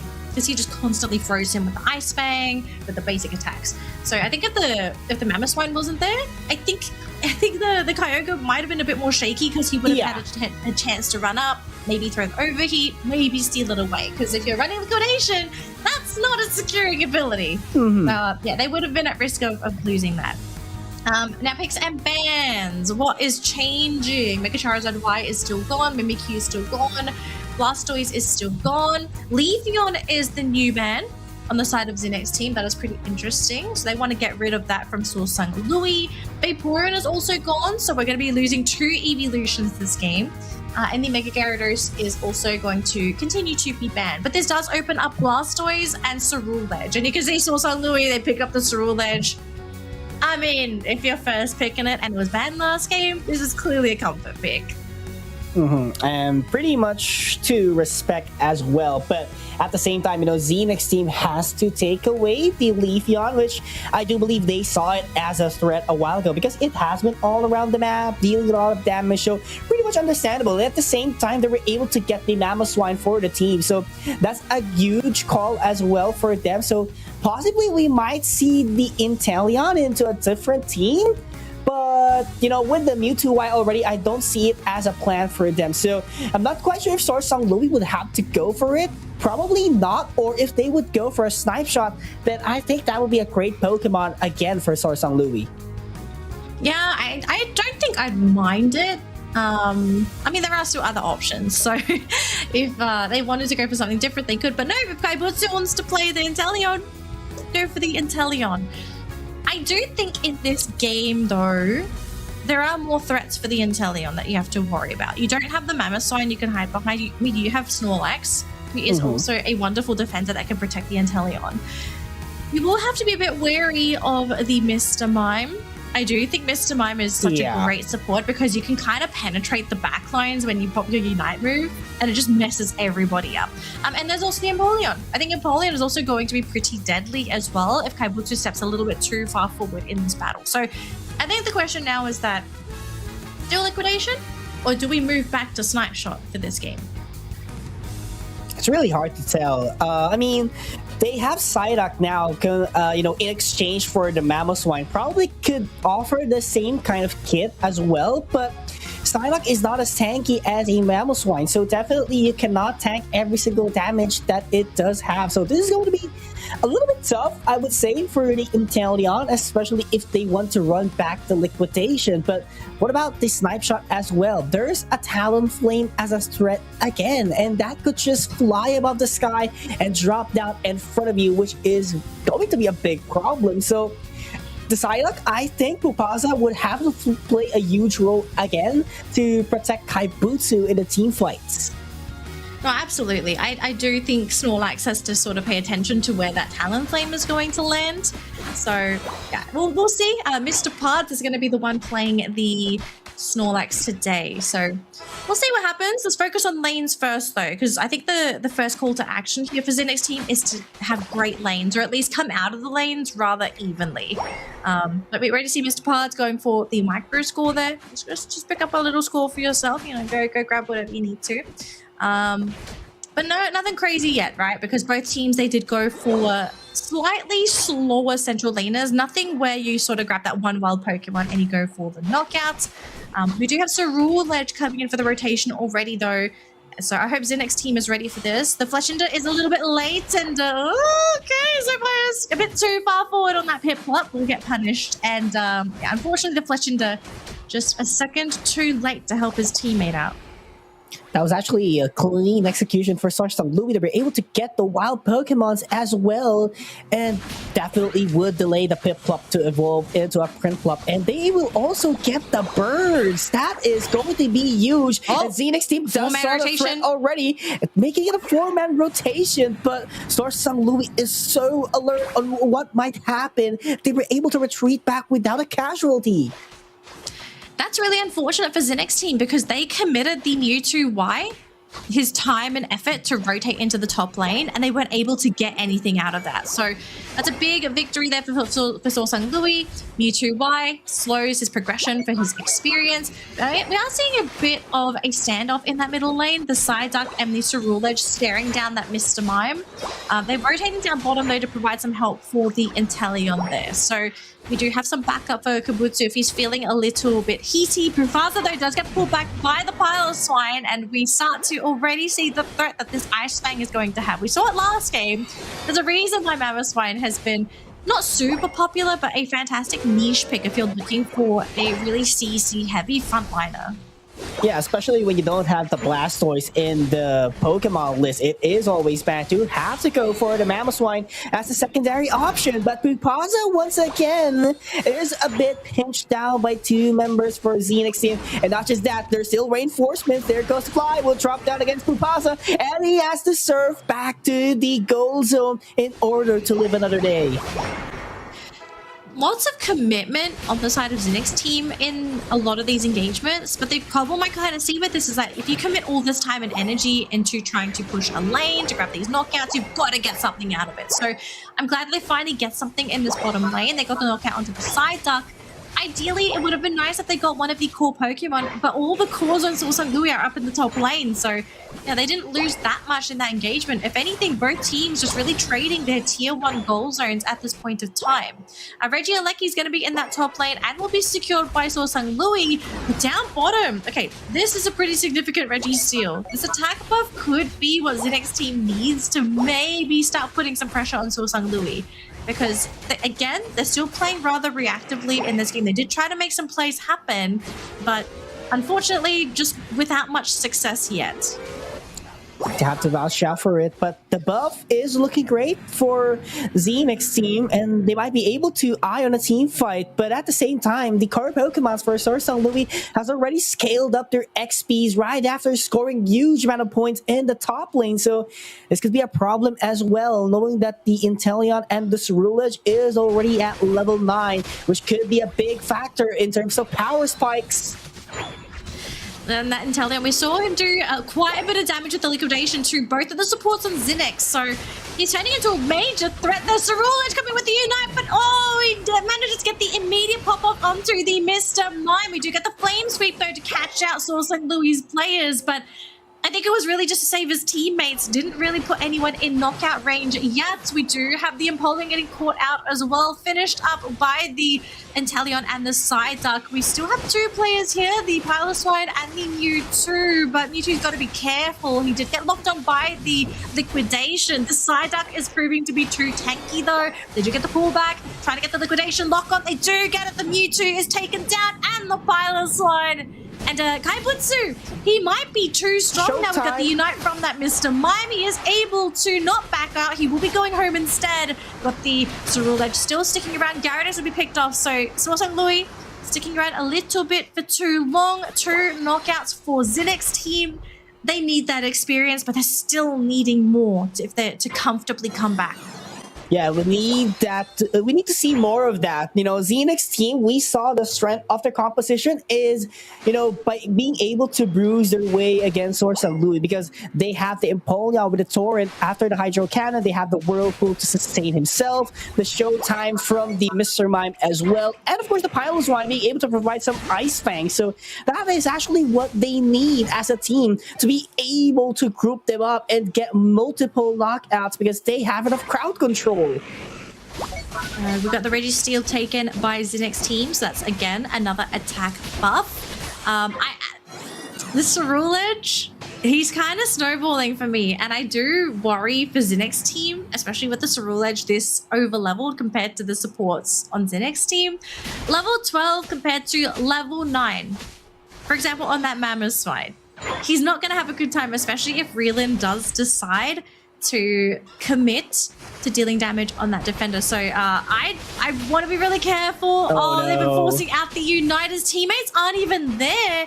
I mean, he bought some time. He will survive, thankfully, but that means there's going to be no more Mammoth Mash leading up until that Kyogre. And we have the tier 1 goal zone taken in that bottom lane too. So Zinex team, their base is very exposed. A bottom tier 2 and their home base is going to be fully exposed during that 2-minute stretch. It is a top seed for Zinex, but it's not quite the end of the day. That's how I put it, simply because they have a lot of crowd controls. That's what I said a while ago. And being able to shut down, being able to group up the members of SorSungLui is probably one of the things that they have to do. But to what extent? Definitely the Talonflame could be a factor with a Flame Sweep. That will be big for them if they could group that up with a Flame Sweep. But the thing is, can they have that Flame Sweep line up with their key targets? Because at the moment we haven't seen any big sweeps yet, so all eyes on that Talonflame, especially within the next 45 seconds. We've only got a little bit of time left before we go to that final stretch. Oh, but it looks like Zinex team, they're going to run right into SorSungLui, sandwiched in. They've lost the Mr. Mime. We do have a fly happening. They're going to land onto 2 players, but not doing enough damage to threaten them. Mamoswine gets cut down by the Sorul Edge, almost losing the Talonflame, and Polion is super low, but thankfully can waddle out of there. But if that's going to foreshadow what the team fights are going to look like in the next 20 seconds, it doesn't bode well for Zinex. Oh, and actually, SorSungLui wants to add more pressure to Zinex by having that Regieleki be a pressure factor at the top lane. So Pupasa needs to buy a lot of time here, be able to set up the positions for his teammates in order for Zinex team to have multiple attentions. Would they repel back the Regieleki, or would they force the Kyogre immediately? Oh, I think they're about to lose their Mammoth, forcing out the Mammoth Mash as well. They do get the multi-man Flame Sweep though, but the bird gets popped. The Talonflame is gone. I mean, they did fly right into that Kyogre, and Polion is the next one to follow. I think the Mammoth Swine's going to go down any moment now as well. Zinex, I mean, they tried, but they just didn't have enough gas in the tank to be able to finish those targets. They popped every Unite move they had under the sun, but without the damage, they just couldn't get the knockouts, and they just got counter knocked out instead. SorSungLui just too powerful in their second game of this best of 3, it looks like.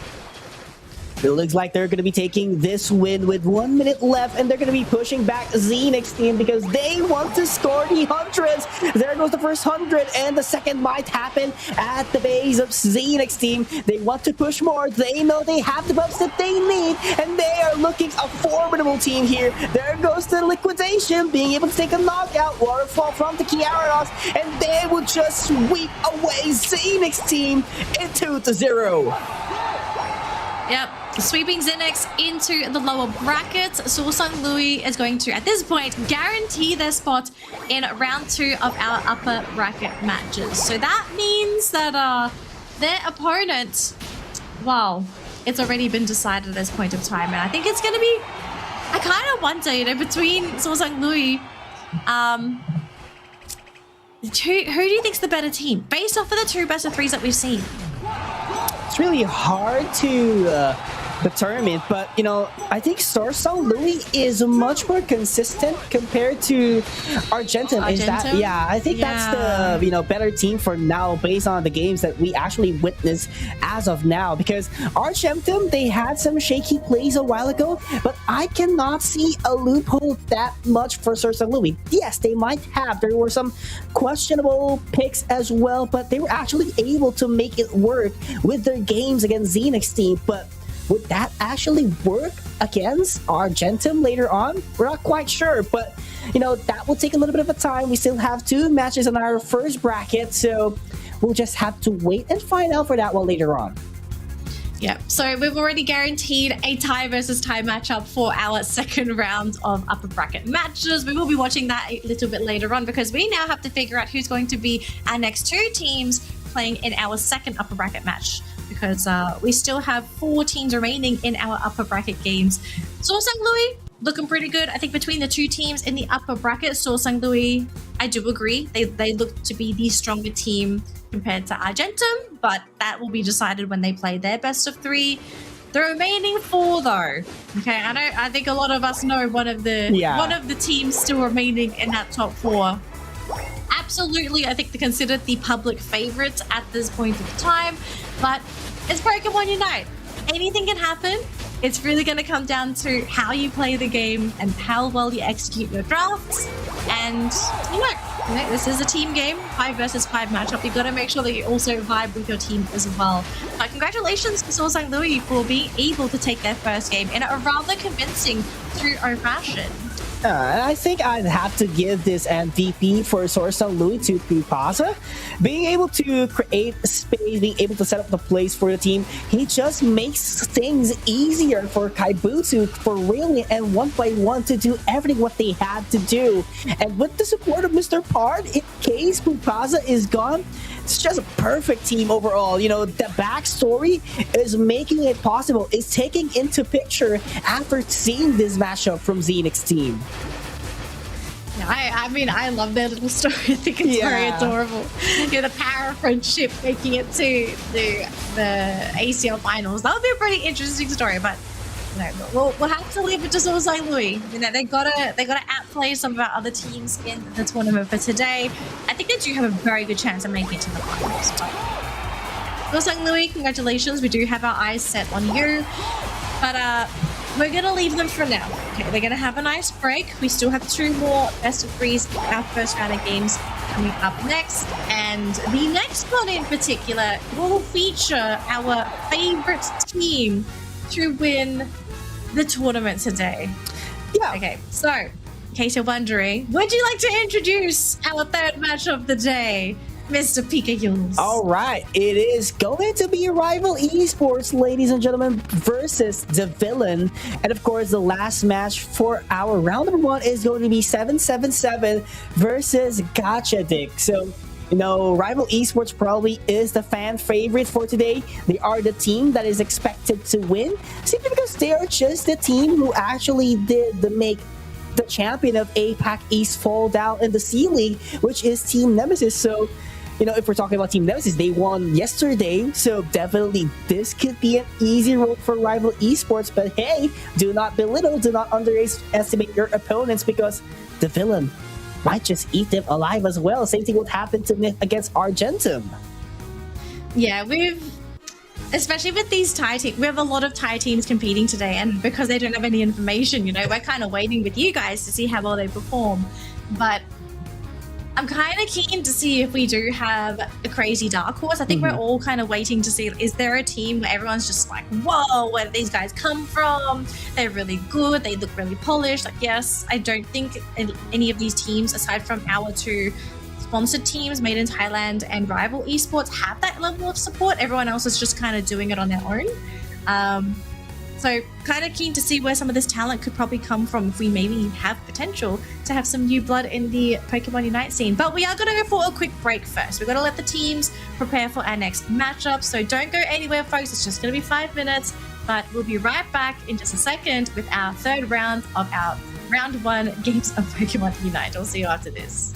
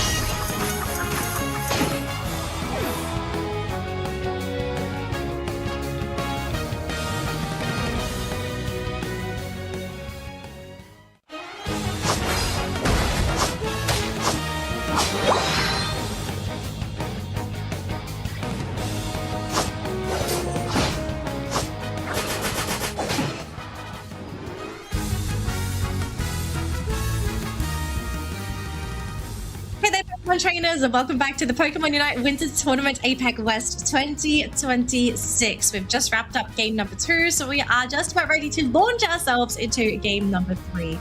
And game number 3 features probably the tournament favorites to win the entirety of the APAC West Winter Tournament. Now, if you're probably wondering who is playing in this particular game, okay?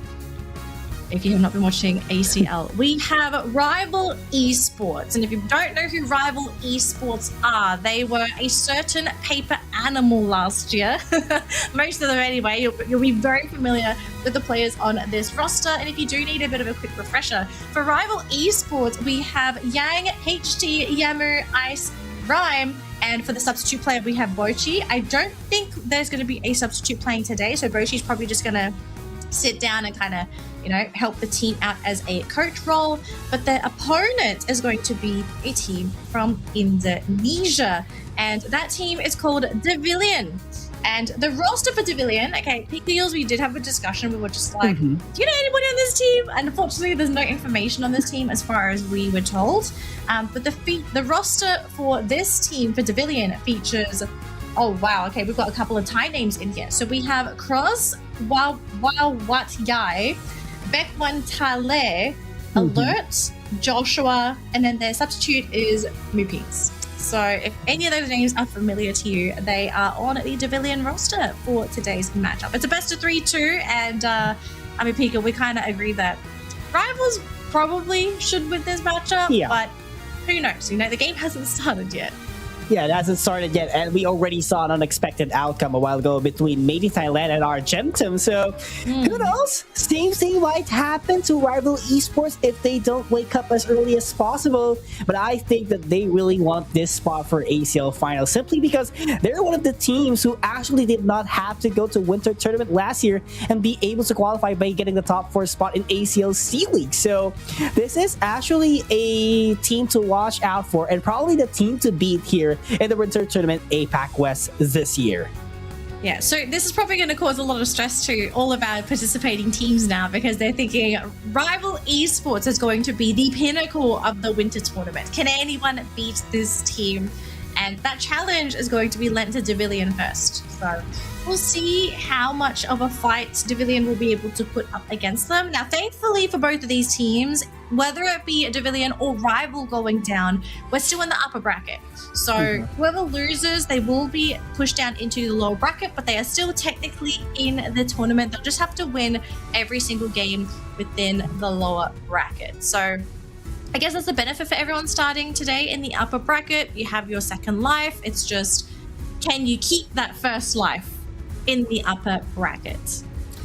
Dude, that's a very tough situation the teams are in. But hey, in case you want to watch the ACL Finals in Japan, tickets are now available because you get to see 16 champion teams from around the world that will compete in Pokemon Unite. So make sure to get those tickets now if you want to watch offline in Japan. But here we go, Rival Esports versus Devilon. Probably the most awaited game for round number 1 for all the fans who's watching the live stream or the broadcast in different languages. So make sure to tune in because this is going to be Rival Esport action. But at the same time, while we are seeing this this game broadcasted, we would like to remind everyone that the losers bracket will be broadcasted live. So currently the game between MiTH Thailand and Zinex team is occurring simultaneously with the game of Rival Esports and Devilon.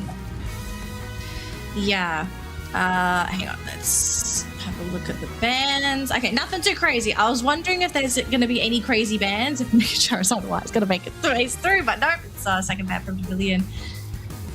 If I'm Devilon, because I think we all know Rival Esports, right? So we're going to look at the big bad raid boss on the other side of the screen. If you're Devilon, okay, what's the best case scenario to get you a win in this best of 3? Like, what are you kind of thinking of here?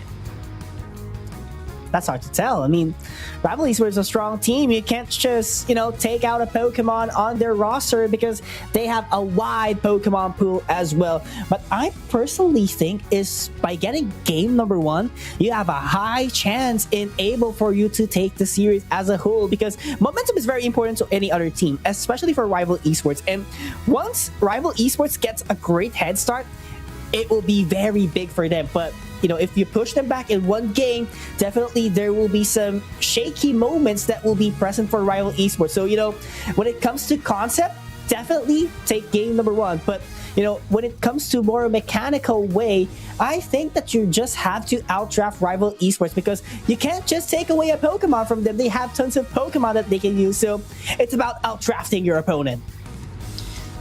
At the moment, I don't know if that outdrafting is happening because we've got Hooper for Yang, Ice is on his signature Snorlax, and Yemu has his signature Mega Gyarados. So it's already a pretty scary draft for rival esports, but Devilon! Okay, so I was like, okay, your opening 2 picks are pretty good. Mega Charizard X. We haven't seen this for how many quite weeks a while. now? It's been quite a while. So for Devilon to be bringing this Mega Charizard X into this game, I'm kind of thinking, what's the benefit of this Pokemon here? Because right now, I'm not really seeing too many Pokemon that are going to be feeling very threatened by this Mega Charizard X. Like, what's its role here?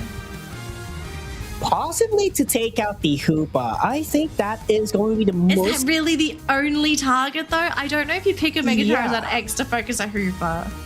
I mean, okay, here's the thing.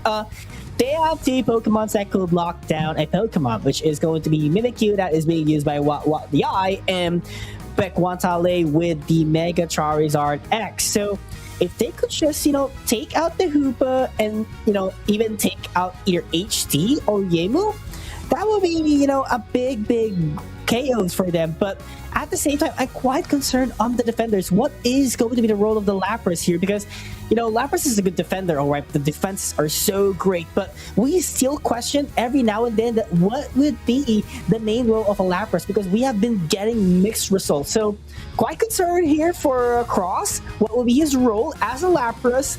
And, it's the classic Vaporeon. So I think that, in general, the villain has a great draft, but is it actually great to outstand rival esports? That is sort of a big question mark for me because rival esports is looking really strong in this draft. Yeah, I'm going to be honest. Just looking at the draft alone, I think rival esports, because they have so many comfort picks on their lineup already, I kind of feel like this is going to be their game. But I also, at the same time, I'm looking at Devilon too. Yeah, I do have some, I think, reservations for what they do have on their lineup, but I'm also hoping that they surprise us. Like, I'm hoping that they not only surprise us, maybe they surprise rival esports with how they decide to play their lanes. In terms of how strong the lanes are, top lane for Devilon isn't bad. You've got your Mega Charizard X up there, so it's not going to be the strongest and most offensive lane. And then down bottom, it's not really the most offensive lane either. It's actually quite defensive. And it doesn't help that Ice is pushing out the Mimikyu from their own central area, forcing the Lapras to help central area, leaving this poor Charmander in the top lane completely exposed. And then, not just exposed, but this would actually give Yemu an opportunity to scale up the rage meter that he does need in order to evolve into a Gyarados. So, being solo on the lane, just taking care of a Charmander would definitely boost the rage meter. Look at that, halfway already. And HD is also at the very top of the map, being able to take down the Charmander. This could be great for Yemu and rival eSport, knowing that they can have that Gyarados online before 8 minutes.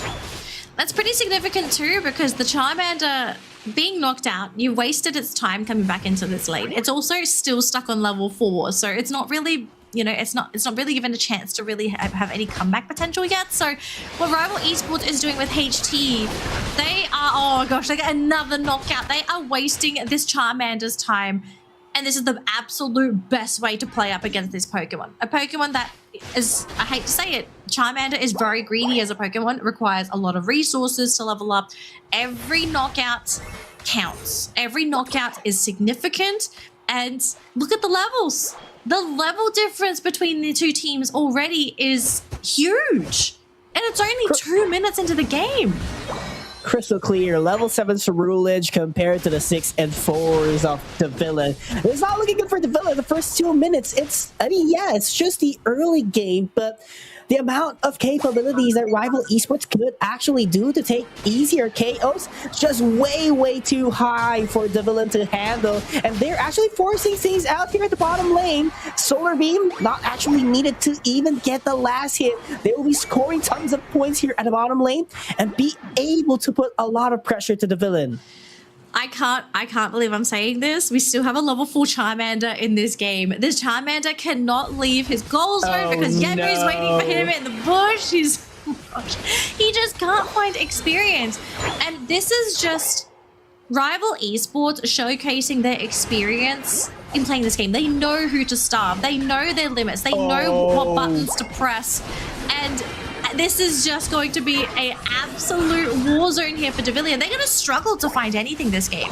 I don't even think this team is going to feel confident leaving anywhere past their tier 2 goal zones, because Rival Esports is going to be waiting in the wings, waiting for Pokemon to show their faces so that they can come in and grab more of those knockouts. Like this is a classic example of just how to completely shut your opponent down. And by the way, we still have a Charmander at 630 mark. This is not looking good in every aspect for Devilon. They need to catch up a lot. That level 10 SorSungLui could actually take anyone down, even though he is alone. So HT does know that he is actually the Pokemon threat on the match and has to be very careful being pinched out by multiple members of Devilon. But at the same time, the Snorlax is actually doing a great job. You know, Yang being able to provide 3 to 4-man block to just, you know, be able to provide the setup. And Diego, with the Mega Evolution, will take down multiple Pokemons as well at the side of Devilon. Yeah, so Devilon did get the Reggie Alecki, which is nice. They denied that from Rival Esports. They got some experience. They did push up the Charizard to level 7. But this is still such a significant level gap this early on into the game. We're already almost at the halfway mark, and Rival Esports, the average level across this team is level 10. The average level for Devilon is about 7.5 average. So there's a lot of coming back to do for Devilon. Every knockout that they can get on Rival, if it's possible, will be a big injection of experience. So the potential for comeback is still there, but just looking at what is available right now for Devilon, do they even have the capacity to grab a knockout to begin with? I feel like Rival, they're just running Pokemon that are too elusive or too tanky to be quick knockouts. Yeah, I mean, look at that. The central area doesn't even have a wild Pokemon. That is the only lifeline that Devilon could actually use to get those XPs to inject it to themselves. But Rival Esports is just everywhere around the map. They know that the wild Pokemons will be appearing anytime soon, and they are ready to get that for themselves, for them to be able to delay Devilon in getting the level spikes that they actually need for the late game. Just imagine, 430, no one has hit the double-digit mark except for the Mimikyu. Okay, we do have the Mega Evolution by the Mega Charizard X, but the Play With Me is going to be used. And there we go, Mega Charizard X already knocked out, followed by the Mimikyu. So 2 big Unites used, still unable to find anything. They also lose the Vaporeon as well. And look at these big score dunks by Rival Esports, just dunking everything in. And they get to walk out scot-free. And this level gap continues to grow between the two teams. Devilon is finding at least a little bit of experience. They're really grouping up for these objectives. You can see it down bottom. They're going to try and quickly grab this Reggie Alecki before Rival Esports gets here. But, I mean, we've got Ice here popping the Unite, bringing in the entire team. And it also got stolen. I'm going to have to add that in as well. The Alecki got stolen by Rival Esports. So they didn't even get that experience. No way. Gosh, this is a morale crushing game number 1. Rival Esports looking like absolute monsters in their first game of the day. See, that's what I told everyone. Once Rival Esports gets a great head start, it will be very hard for you to recover. And that is what we're actually seeing. A one-sided game for first 7 minutes of game number 1. And, you know, it's really getting dim. It's really getting darker for Devilon to get the comeback potential. Yes, it's quite possible, but you need more than that. Level 13 Pokemons from Rival Esports. Everyone is actually able to handle every single Pokemon from Devilon. I think Rival is probably going to come into Kyogre with a level 14 Gyarados and a level 14 Ceruledge. They're level 13. They're comfortably level 13. There's still some more Pokemon about, but yeah, there's level 14 Sorrel Edge. This is going to be probably the scariest Kyogre Devilon has ever encountered. I'd even argue that I think the genre for this game has shifted from like team battle horror at this point, because you see a rival esports player coming out of the bush, I can probably hear somebody screaming from my desk. So Devilon, if you have a plan, I hope you have one going into this Kyogre, because there is no way you're going to win this fight with scrappiness. You've got to be very razor sharp with who you target, who you grab, what unites you use, and when you use them, because one mistake, rival at this point in time are like sharks. They smell a drop of blood in the ocean and they're just going to go for it. Oh, 100 points at the top lane. What a statement from Yellow. He goes for the Dragon Skirt to make a ball, but there goes the Seismic Slam immediately to send him up in the sky. But no, says Rival Esports. They would actually get the Kyogre to have that HP boost them up to go for the fight. There goes the triple knockout for the team. They're looking for the 4. They're looking for the 5th in the base, and they took down the 4th. Well, I think it's safe to say that Rival Esports has probably taken game number 1 of this best of 3 set against Devilon, because there's too many points. There's too many points for Devilon to be able to come back into this game. A 7-7-7-7. Oh, they ruined the number. They could have left it at 7-7-7, but look, Rival, great start. Team morale up way past the roof. Team's feeling good, okay? I'm expecting lots of laughs. Team's pretty happy. Maybe somebody getting ready to call for lunch after they finish this game. Yeah, Rival, this is the team to beat, folks. Team to beat. So, they're going for the 1,000. For any team that has not played yet or is getting ready for their next game and may encounter Rival Esports, start taking notes. Start taking notes. Have a look at what they're playing today. Have a look at the rotations. And start doing the most important homework of your entire life. 1,013. They're eyeing for more scores here. Last 22 seconds. Can they go for the 1,100? Yeah, it's just headbutting the shield. They're not letting everyone through. You know, everyone is just at the Pokemon Center. I mean, why would you let them through? You're asserting dominance. Pikachu's, okay? You assert dominance. We are the favorites. This is why we're the favorites. We're good. We competed at ACL. This is what you would have had to deal with if you're at ACL. So, yeah, I think sometimes you got to really drill that message into your opponents, just to let them know that, like, hey, we're no pushovers, okay? Like, what you see is what you get. And this is, I think Devilon felt it. They definitely felt that. So, game 2, what changes? I think this is a pretty broad question now compared to yesterday's Yeah, games. It is. There's a lot of things to consider here, Danley. You know, I think first is going to be their draft. Second is going to be how they execute things. Of course, the phasing of the game. That plays a huge important role, because if you're going to be taking a look at the graph, it was landslide controlled by Rival Esports. So it's not just the draft. Everything has to be fixed here by Devilon. And do they have that kind of capacity? Do they have the mental fortitude to adjust accordingly in just a short amount of time after being crushed so hard by Rival Esports? So, I just did some mental math. There are not enough bans in tournament mode to accommodate what Devilon probably needs in this situation, which is removing Pokemon that Rival Esports know so well. We've got access to the bans from last game, okay? So just having a look at what was banned. Is there room for Devilon to add anything to this? Because, like, I'm gonna be honest, okay? Banning Psyduck makes sense, because they banned Psyduck, they banned Mega Charizard Y, they banned Blastoise. Like, these are also like 3 premier bans, so like they can't really add anything to this list. And then they have to worry about Snorlax. They have to worry about Hoopa. They have to worry about Yemu's Mega Gyarados. Like, they either gotta let something through, or they're just gonna have to figure out what is the most OP draft that we can draft. Yeah. With what is available in the pool.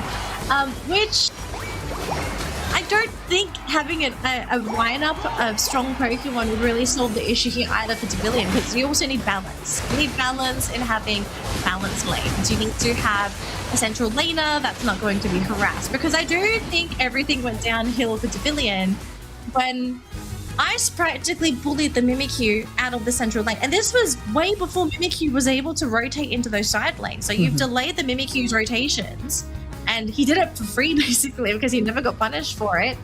And because of that, the side lane suffered. Charmander was Charmander for, 3 minutes. 3 to 4 minutes? There's like three, almost 4 minutes, which is terrible for a Charmander. And this is not to say, like this is Devilon's fault. Rival Esports set the game up for this. So how do you make the game easier?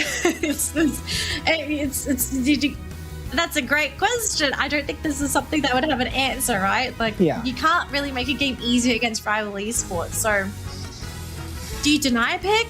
Do you go for a very early game draft? Like, I feel like the best chance here for Devilon is you go for really strong lanes and you just try to snowball from the lanes. I think that, I understand. Like, that is what I have been thinking. Go for the first pick if you are the villain. And if you're going to draft the same set of Pokemons, which is, I don't think they would. So they're going to be banning the Mega Gyarados. So I thought that they were going for it, but, it's the other way around. They're going to take it away from the options of Rival Esports. So if they're going to set this Blastoise for free, then I feel like Blastoise would play a huge role, or would be played by Devilon. So the question is, would they ban it or not? Yes, they will. So they're going to be exchanging the Mega Gyarados from the Mega Charizard Y, in which it was actually banned by Rival Esports. So Talonflame is free so far, which is actually not already. So Mega Mewtwo Y is actually the ones, exchange in the draft. So will Devilon take the Mega Mewtwo Y, or will they be able to prioritize the Vaporeon or maybe other Pokemons? The Mega Mewtwo Y, that gets locked in. So they say that, okay, we want to pick up the strong attacker, which makes sense. I don't think I'm going to be against this. Like, Mega Mewtwo Y has always been a very safe first pick, I feel, for some teams. But it's now going to come down to what is going to be the first two picks for Rival Esports. And, well, Mimikyu is a signature for Rival Esports. Both Yamu, I believe, and HT can play. I know we've seen a lot more HT play Mimikyu back in the day, but I do believe Yamu also plays it. So they're probably keeping it in their back pocket as a flex in case maybe they want to flex it to HT and then they maybe go for that last pick for Yamu. So they're keeping their options open, but just looking at these two Pokemon already for Rival Esports, I do worry. But maybe the Buzzwell's a step in the right direction. Buzzwell's a really great lane bully, can really isolate some of those top laners. So I'm not against it, but they've got the Mamoswine for lane, which I'm okay with too. A little bit of a greedy defender, I will say. If you're struggling to get experience, Mamoswine can sometimes be a bit of a trap pick, I feel, if you can't guarantee that level 9 at a reasonable time. Rival Esports are going to bring Meowth into the fray for the first time today. We saw several Meowths yesterday, so it's not the first time this Pokemon's making an appearance in competitive play. It's Ice, though, playing Meowth. So we're just going to go cat strat with HT picking up Meowth's Growlithe. I think we're about to walk into the Rival Esports Cat Cafe with the number of cats Pokemon appearing on this team. But if this is going... never mind. Surge. Wait, so they don't care who the support is. They would have to rely on Yang because Ice primarily played the support role a while ago with a Hoopa. So this he knows how to support with a Meowth. If there's one guy that's able to turn a speedster into a support, it's Ice. So here's my prediction of what is probably going to be happening. Ice is going to go full on cat mode and just annoy everybody and their grandma.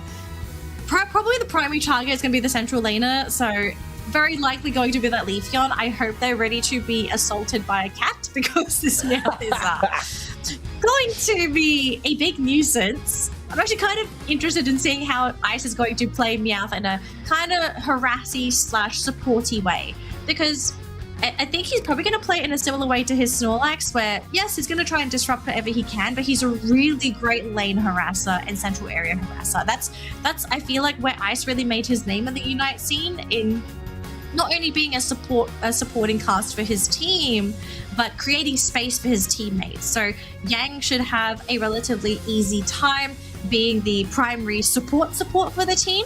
Because Yemu is a very independent top laner. Very rarely does Yemu really need help up there. HT is going to have a pretty good time as the Cerule Edge. I don't think he's going to need any help. Devilon doesn't seem to be the team that sends central laner harassers to begin with, so he's got a free central lane. And Rhyme, I don't think Rhyme needs help.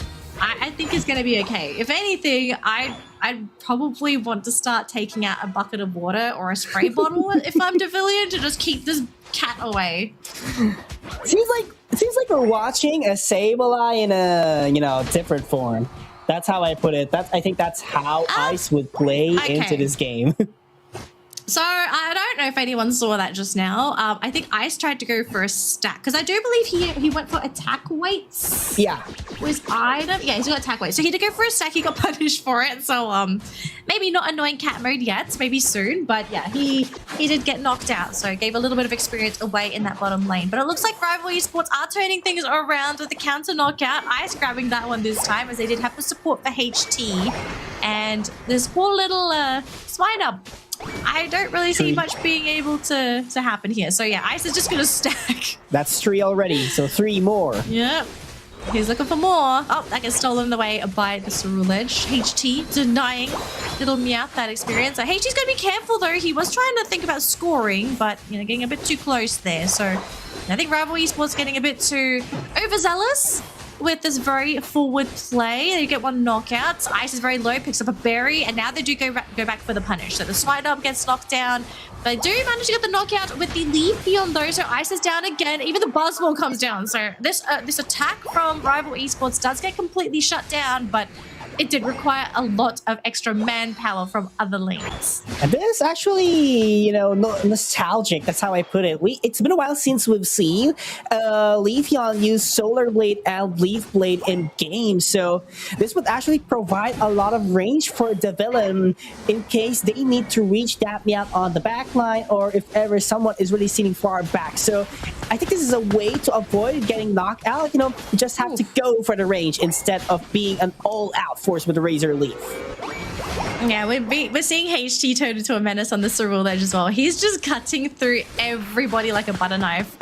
Looks like this Vaporeon though, Yang, he's looking for blood. He wants his own evolution knockout himself. He is unsuccessful though, as he doesn't have quite enough damage, but it's a Vaporeon. You're not really worried about losing too much health. We'll be able to meet back up with HT though to provide the support. We have Yamu here in case anything does sort of break out. And we do have that 1v1 matchup happening up top. We do have a bit of a jump in though. HT, oh, the freeze! Coming in clutch there for Devilon. Catching out the Cerule Edge and giving them the opening for that knockout. Buzzwole though will be caught out. The Piloswine though does not pick up the berry. It gets stolen away by Yamu, who's now diving very, very deep for this knockout. We'll have to back out back to that goal zone to score those points. But the goal zone has been broken. There's no more goal zone healing. And if Devilon want to try and contest that red ice, they will be left exposed. Exposed indeed, but this will actually give them an opportunity as well to get the wild Pokemons in the side lanes in the bottom lane. So that's an opportunity to scale back those XPs. But if Rival Esports would just control the side lanes, then that will be a big problem. They're just rewarding more XPs to Rival Esports. So the answer for Devilon is to contest the Regieleki. Yeah, they got to contest for it. The issue, though, is that Rival Esports still managed to get it, so that is going to help them if they want to continue to try to push. Devilon looking very low on Pokemon, dropping left, right, and center. They do manage to walk out with 2 Pokemon, but this Regieleki, the goal zone broke before he arrived, so this is a chance for this one to walk on in, and that T2 is probably going to go down. Ice, there being a menace, and on that Meowth. And that was pretty important because he bought time for that Regieleki to walk into the goal zone. And if Rival Esports, if they have the points, they can maybe try to break this. They're going for the insta-dunks. We're seeing a Unite being used by the Mewtwo. but is it really enough to turn this fight around? Yeah, super low roll just got picked off, but at the cost of what? A Pile Swine and a Buzzwole. The Snorlax is super low, and there's not really much you can do on that Mewtwo with 3 Pokemon right on top of you. So Rival Esports, they only need 3 more points to break this goal zone, but all of a sudden, home base is now fully exposed. What a way to go for the team fight. Did you see that? SorSungLui was actually able to shred down the HP together with the Mimikyu, which is actually Yimu. Just goes to show how much advantage they do have in this matchup. The Unite move was barely avoided by Devilon, but still they were able to get a knockout against the SorSungLui. A very rewarding KO for Devilon, and they do get more, and that Vaporeon is actually taken out. Play With Me actually used by Yimu to sustain another day, but at what cost? Devilon might have gotten 2, but at exchange for 3. Yeah, 2 for 3. I kind of feel like if you're Devilon, you do still win that exchange because your team is under-leveled. So grabbing that experience is going to be more beneficial to Devilon than it would have been to Rival Esports. But the gap is not close enough. I just solo Meow harassing him. He's just playing around. Look, this is classic Meow. I kind of feel like this is what you're supposed to expect from this very pesky Pokemon. But one of his team is doing so much damage on this Meow. It does go down though because he is unfortunately squishy, but he does set up for the knockout for his team. HT coming in to grab the Buzzwole. Leafeon is the next one to fall. And I think Devilon, they're probably going to have to wait for their buddies back home at the Pokemon Center to regroup and really get ready for Kyogre. That's going to be appearing in the next 2 minutes. Cross is the final one to fall. And Rival Esports, again, going to camp out on Devilon's front lawn.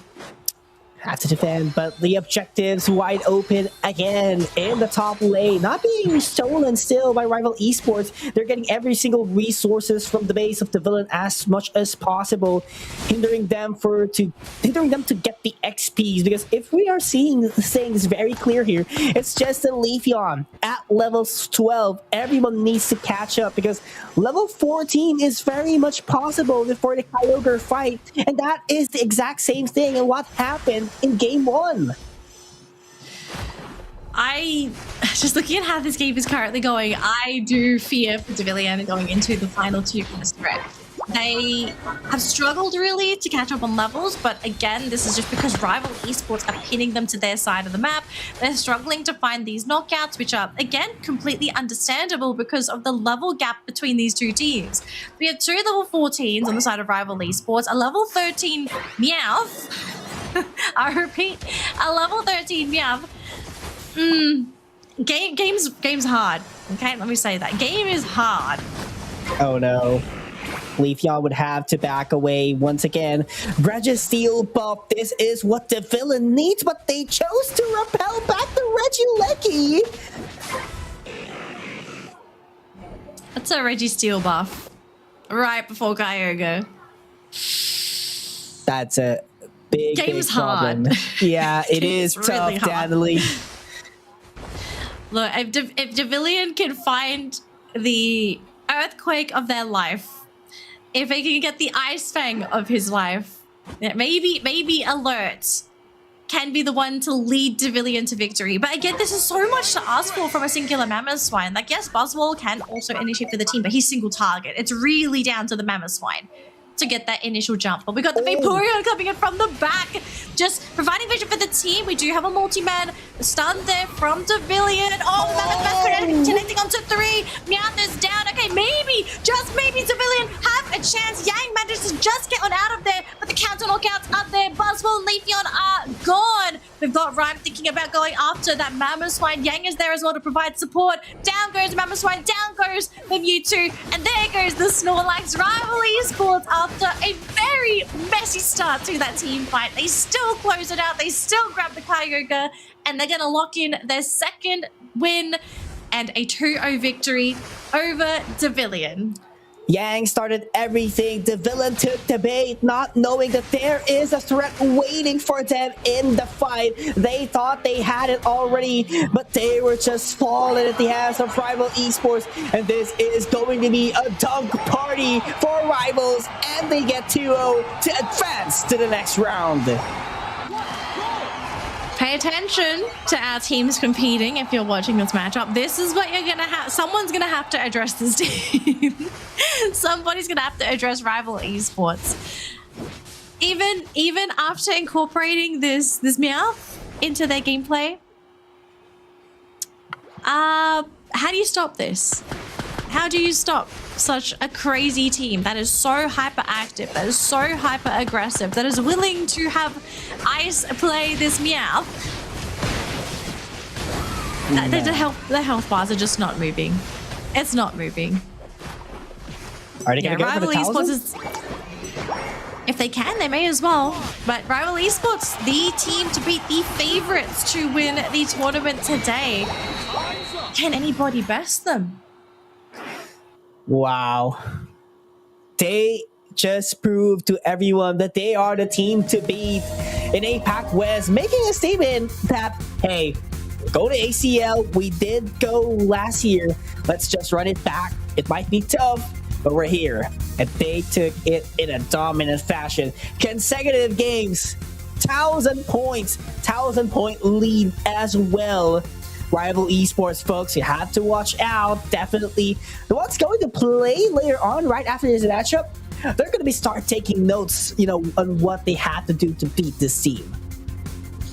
Yeah, and I don't. Unfortunately, whoever the opponent is going to be for Rival Esports, they don't have a lot of time to do research.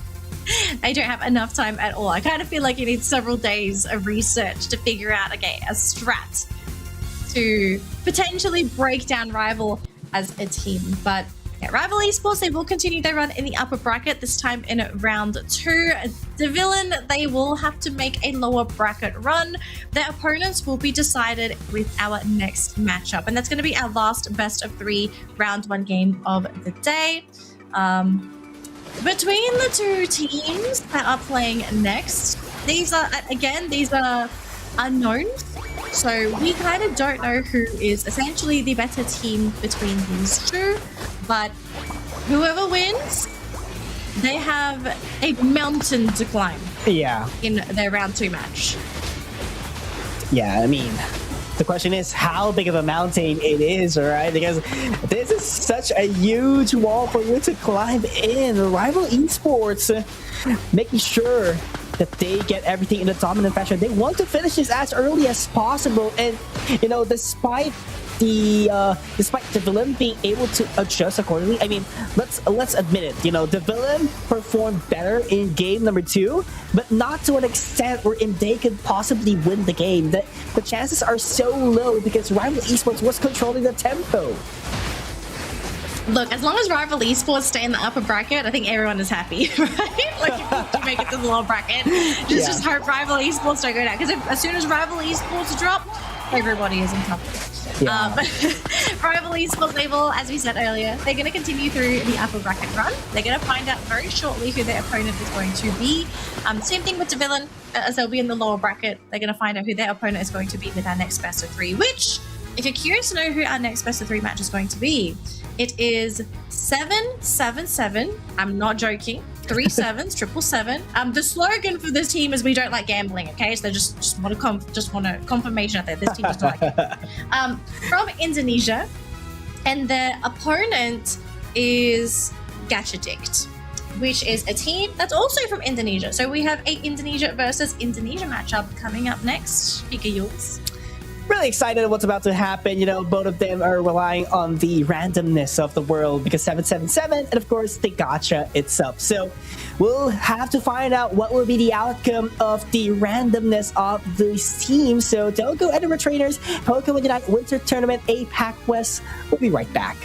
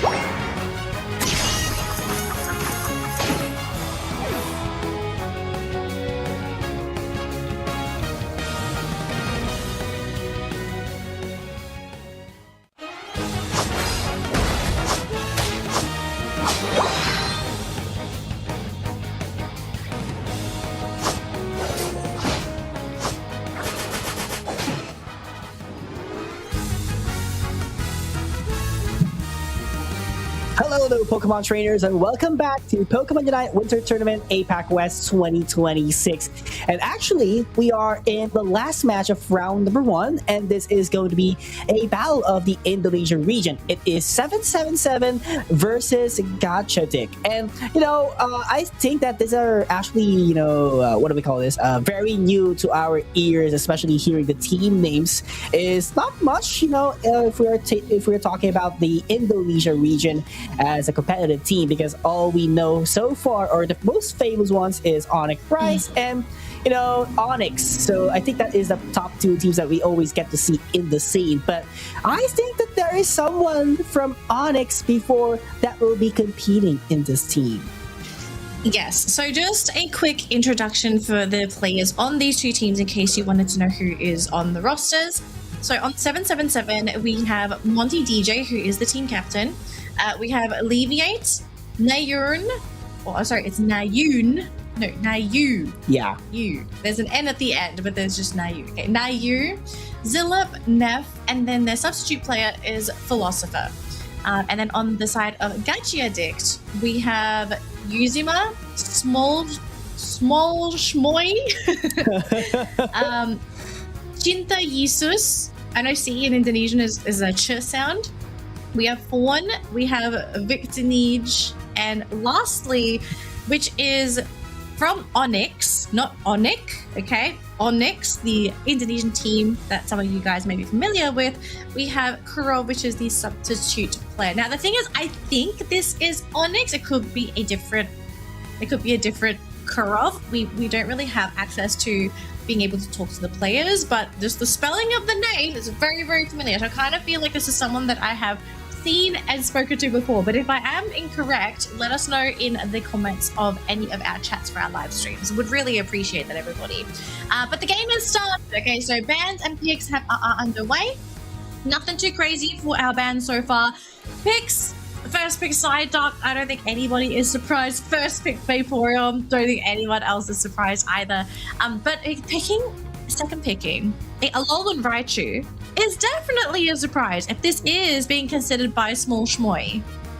Come on, lock it in. We'd love to see more Raichu in the fray, but it is going to be the Water Dragon Gyarados. But, before we move on to the next picks of 777, we would like to give everyone an update that there has been a winner already at the lower bracket matchup between Made in Thailand and Zinex. So it is actually Made in Thailand getting the win in 2-1. So we'll have to say goodbye for now to Zinex team and wish them luck into the regional qualifiers for WCS in the future. So going back, it is going to be a Snorlax and a Mew for the next 2 picks of 777. So a reliable duo when it comes to supporters and defenders already. And I think Mew personally is an attacker who really is very much reliable, that you could go for the first pick or, at the second initial pickings of your team, simply because it has the agileness to avoid the team fights, especially when you're dealing with a lot of speedsters, a lot of Pokemon that could lock you in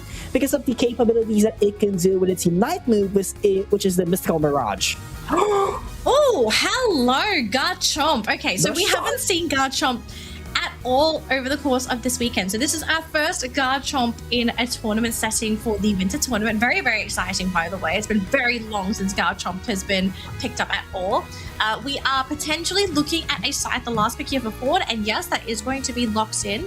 Not Scizor, just based off of the items alone, this is very likely to be that site to pick. So we have our Speedster, Central Laner, I believe, for Gacha Dict. We have our top lane Gyarados. We have, it would be a top lane Piplup, right? Bottom lane Gyarados?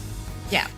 Okay. So lanes kind of decided on the side of Gacha Dict. As for 777, who's top, who's bottom? Garchomp or Blaziken? Who's actually central lane? I think that's the first question we got to ask. Who's central lane? Because both Blaziken and the Garchomp have Rocky Helmet.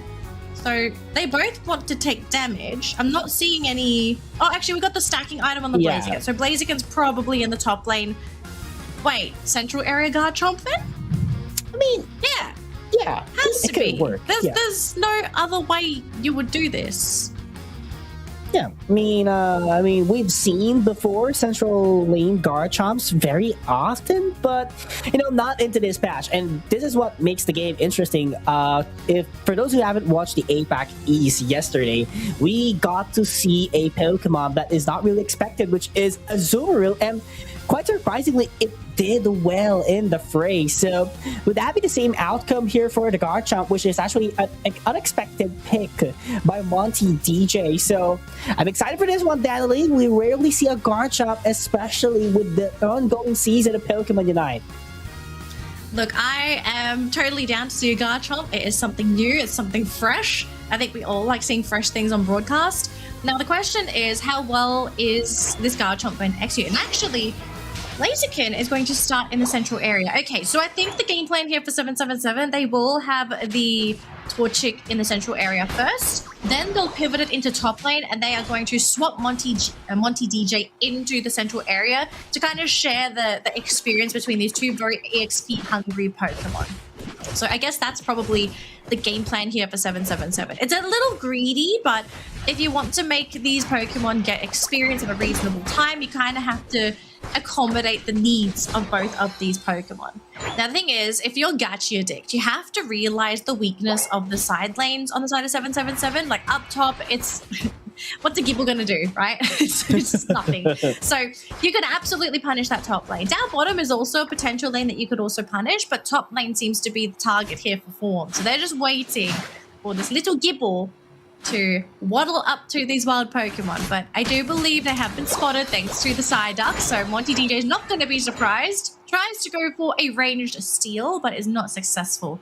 And the Combusken is here, just waiting to see if anything happens, but will at least be able to chase after the Hooper, who is taking pretty big damage, but I believe was able to slip out. The Vaporeon is now going to be under attack, being chased by 3 Pokemon. Combusken's going to leave, but Victini is here to provide support for Small Shmoy. So they could try to turn this around, and they even bring in the half-leveled Empoleon. So they're going to be able to chase them away. Nothing too crazy. We're seeing small skirmishes, but no full commitments to any battles yet. But this could be the first commitment in which Jesus has already evolved into a Gyarados, and knowing that the Gambit cannot handle it alone. So this might be the fight that they have been eyeing on. Gacha wants to make the first move in the top lane. The Snorlax saw the threat coming in. There goes the Hyperspace Hole, being able to refresh some HP for Gacha. Oh, so Gacha, they have a pretty big power spike here if they want to try to commit for a fight. Small Shmoy having to go over the wall just to avoid having any accidents happen in the top lane. Blaziken is level 7 and is looking to participate with the team up here. So we could be looking at a very big team fight very soon, especially with Regidrago here sitting at half health. Fawn is thinking of competing, but the thing is, against a Blaziken, it's really hard to get this deal. We get to do! Oh, the timing was perfect! The side that's securing that Regidrago denied 777 that one. Absolutely worth it. They could actually go for the score conversion now, but they would have to clear up the central lane for more XPs for the team. So Gacha is looking great so far, but I wouldn't say as well that 777 is really behind in this game. So it's more of an even matchup, but I love how the dynamic is going to Gacha. The rotations well on point together with the team fights. Yeah, Small Shmoy providing vision. They have spotted out that Mew, so that bush is not going to be safe for much longer. Regieleki is still looking to make its way to that goal zone, but Gacha still need to pay attention to their positioning. If they group up, they're going to be taking needless AoE damage. The Blaziken, though, pulling back through, getting the Empoleon, but what caught? Losing both the old defenders, the Psyduck and the Snorlax going down. And because of that, the Regieleki waltzed into the goal zone. And all of a sudden, these points can be instantly dunked. Gold's broken. No more healing for you. But is this going to be a very expensive dunk? Small Shmoy, he's just able to slide out of there. Could have been another knockout, but they've just missed that opportunity. It looked like the fight were set it up for 777 to take the knockout, but unfortunately, their defenders, their supporters was actually liable for them to tank everything. They couldn't handle it immediately and making it Gacha to have the advantage in that fight. But here comes another fight, breaking through in the top lane. Hyperspace Hole was able to give some refresh on the 2 members of Gacha, and they're looking for an opportunity as well to take take the KO and potentially the gold zone as well in top lane. Yeah, things are looking pretty good here for Gacha with a lot of the moves that they're making. They are really playing to their strengths as for their early game team. The Garchomp has just fully evolved, almost at the 5-minute mark. So the game has been slow going, but we will eventually see this Garchomp participate in the team fights. Its Unite move is ready to go. That is one of the key features for a Garchomp. Really strong potential initiation Pokemon if you're able to land all of your moves. And then the Livid Outrage is a very deadly Unite move that can also cause some problems for Gacha if they're not paying attention to their positioning and where the Unite move is going to land, because that does crazy damage if you're able to hit your targets. But here we go, threatening with the Livid Outrage. Decides to go backwards instead, though. I do think it was a safer play there for the Garchomp. No need to go for the full commit. But Snorlax super low. The block is there. Extra shielding will keep him alive. And Gacha, the retaliation move, unfortunately fails. Not quite sure why Gacha didn't overextend that fight, because they know that they have an access to the hyperspace hold of the Hoopa. They could just go back to the base if anything gets critical or crucial for the team. But I think that they have another goal here, which is to take down the Garchomp, and they actually did, despite failing to go to the hyperspace hold. But the Snorlax is actually doing quite a job here. But the Torrent was actually able to sustain his life and will be able to go back to the Pokemon Center. Yeah, really unfortunate for Zillip on that Snorlax. He almost managed to catch the Empoleon, but yeah, the Empoleon slips out in the nick of time as the Snorlax was mid-air for that stun. So he's going to be able to survive for another day, grab some more experience, and continue to push his way to being the highest level Pokemon in the game. Now, the game, even though Gacha is leading in terms of experience, 777 is still within range of being able to come back. They've just got to try and get some key knockouts on cool Pokemon. Up top, though, we do have a battle for the Regice. It is reset, though, so it is slowly healing as it's making its way back up into the top lane. But this is going to be delaying the objective, and maybe this is exactly what Gacha wants. They don't want 777 to take it. Oh, the Hooper takes the Regice for Gacha. 777 denied an opportunity to get experience and that health bonus, and they're going to take Pokemon with them to the grave as well. Oh, Hooper. Got to be careful around that Garchomp. Those basic attacks really hurt, especially with the attack speed stacks. Look at the Garchomp. He was so low a while ago, but he was actually able to convert a KO out of it.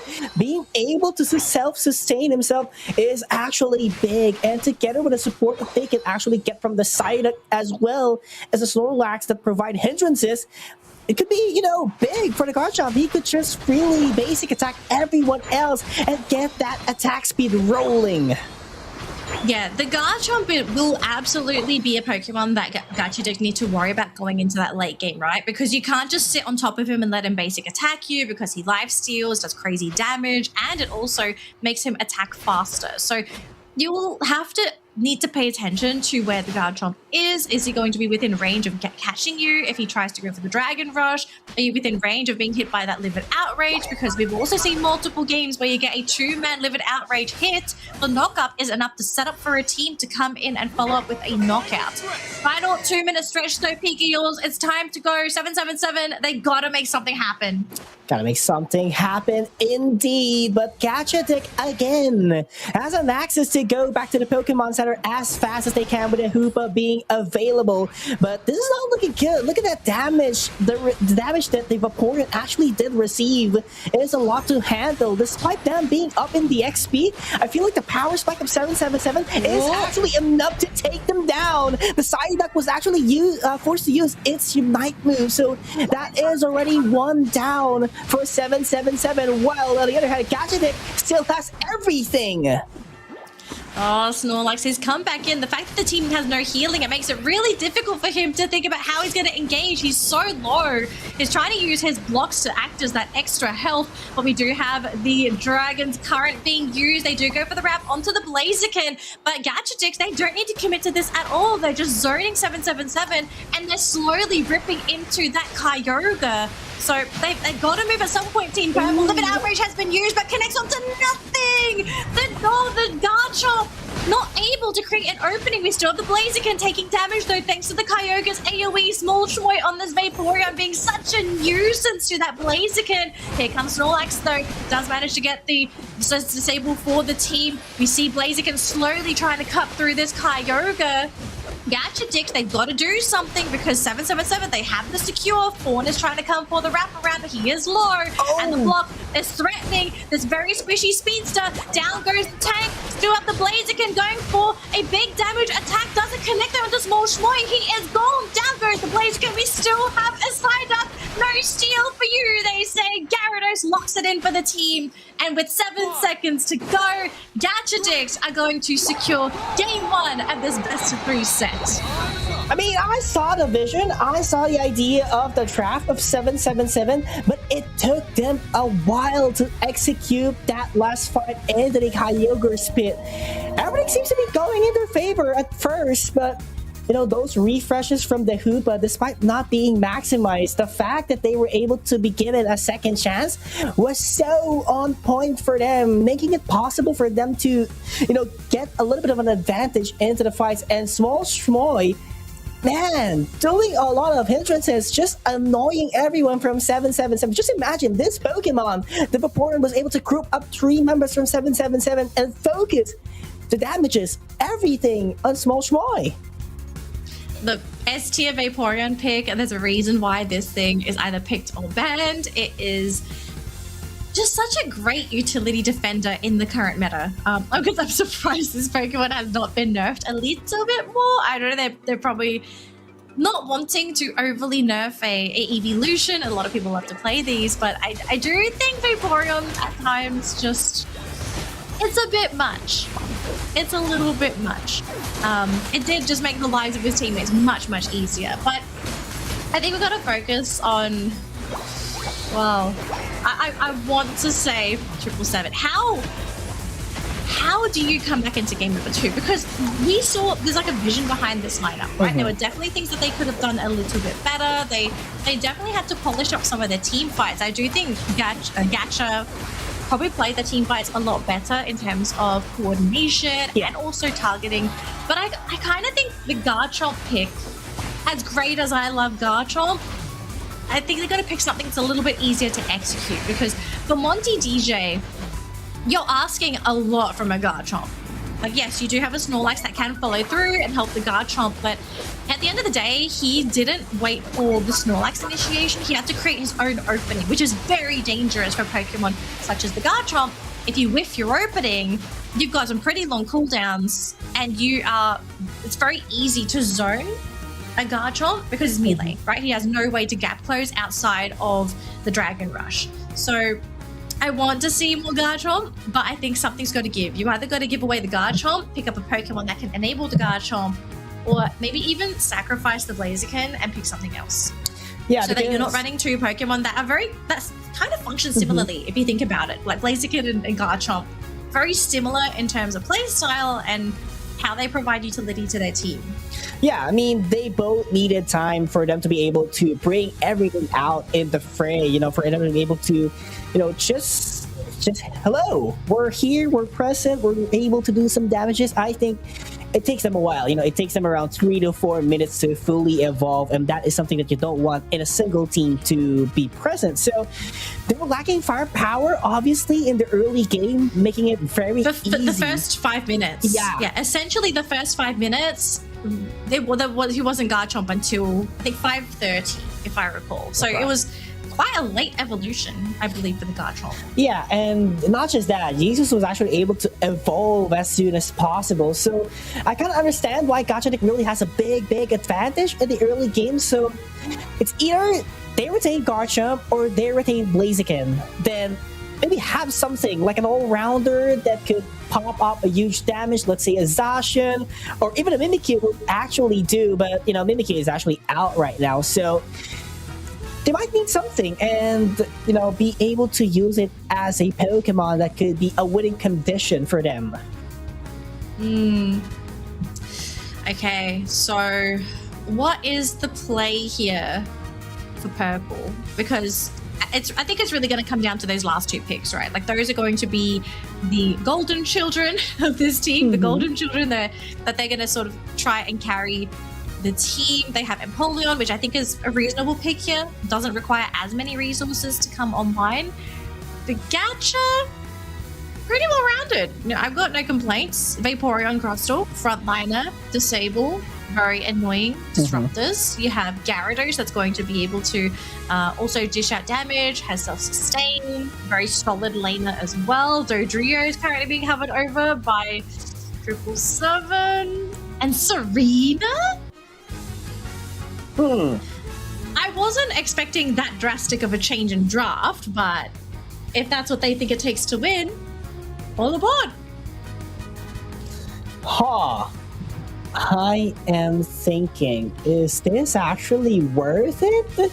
I mean, Serena in general is actually good. You know, the cooldowns and the combos that it could actually do with its ability for you to be able to use your move twice when you hit a specific amount of basic attacks could be great, right? It could deal a lot of damage, but at the same time, it is a stage 2 Pokemon. You need some time for you to fully evolve, and that is quite the opposite of what Gacha Deck has. Just imagine, they only needed level 4 to 5 in order for that Gyarados and of course the Cerulege to fully evolve. So they just needed small time for them to get the power spikes, while 777 needs all the early game or even the mid game they needed in order for them to be a powerful Pokemon already that could go up against them. So here's the thing for 777. This needs to be, no pun intended, the jackpot draft for this team. They need to hit jackpot with this to push through that game 3. They're down 1 game to Gacha Dict. They're at risk of being pushed down into the lower bracket, which in itself isn't very nice, right? You want to have that second life. So if they're able to pull through, hopefully this is the jackpot draft. I can see the vision. I can see why they're doing it. They're trying to speed up the game. They're trying to have a little bit more momentum in their laning stage to come into the mid game very strong. Is it enough? I can't say yes. For me, it's a maybe. I think it's a maybe. They have potential. I want to see those lanes. We got to see how the lanes turn out. Yeah, I mean, the lanings would really play a huge role, especially by having these all-rounders, you know. And up against a Gyarados, you really have to win the early game so that, number 1, the Gyarados will be delayed, and number 2, you are able to evolve faster in the laning stage. So definitely the Empoleon, or rather the other all-rounder, which is going to be the Serena, would have to play this one very safe and perfectly in order to overcome the threat of the Gyarados. All right, so let's see how this top lane is going to play out, because any early knockouts could be pretty big here. We do have Dodrio and Cerulege making their way up here. So both teams sending central laners thinking about going for another game battle, instead going down bottom. So Dodrio is changing trajectory, sees 2 low health Pokemon, picks up the Mew, can potentially pick up the Crustal as well, as the Crustal is very low. And we are going to come back to the cluster screen as we unfortunately are having a bit of a tech issue. We do apologize for that, but I do think it was the right call for Dodrio to go into the bottom lane to go for that quick knockout onto Mew.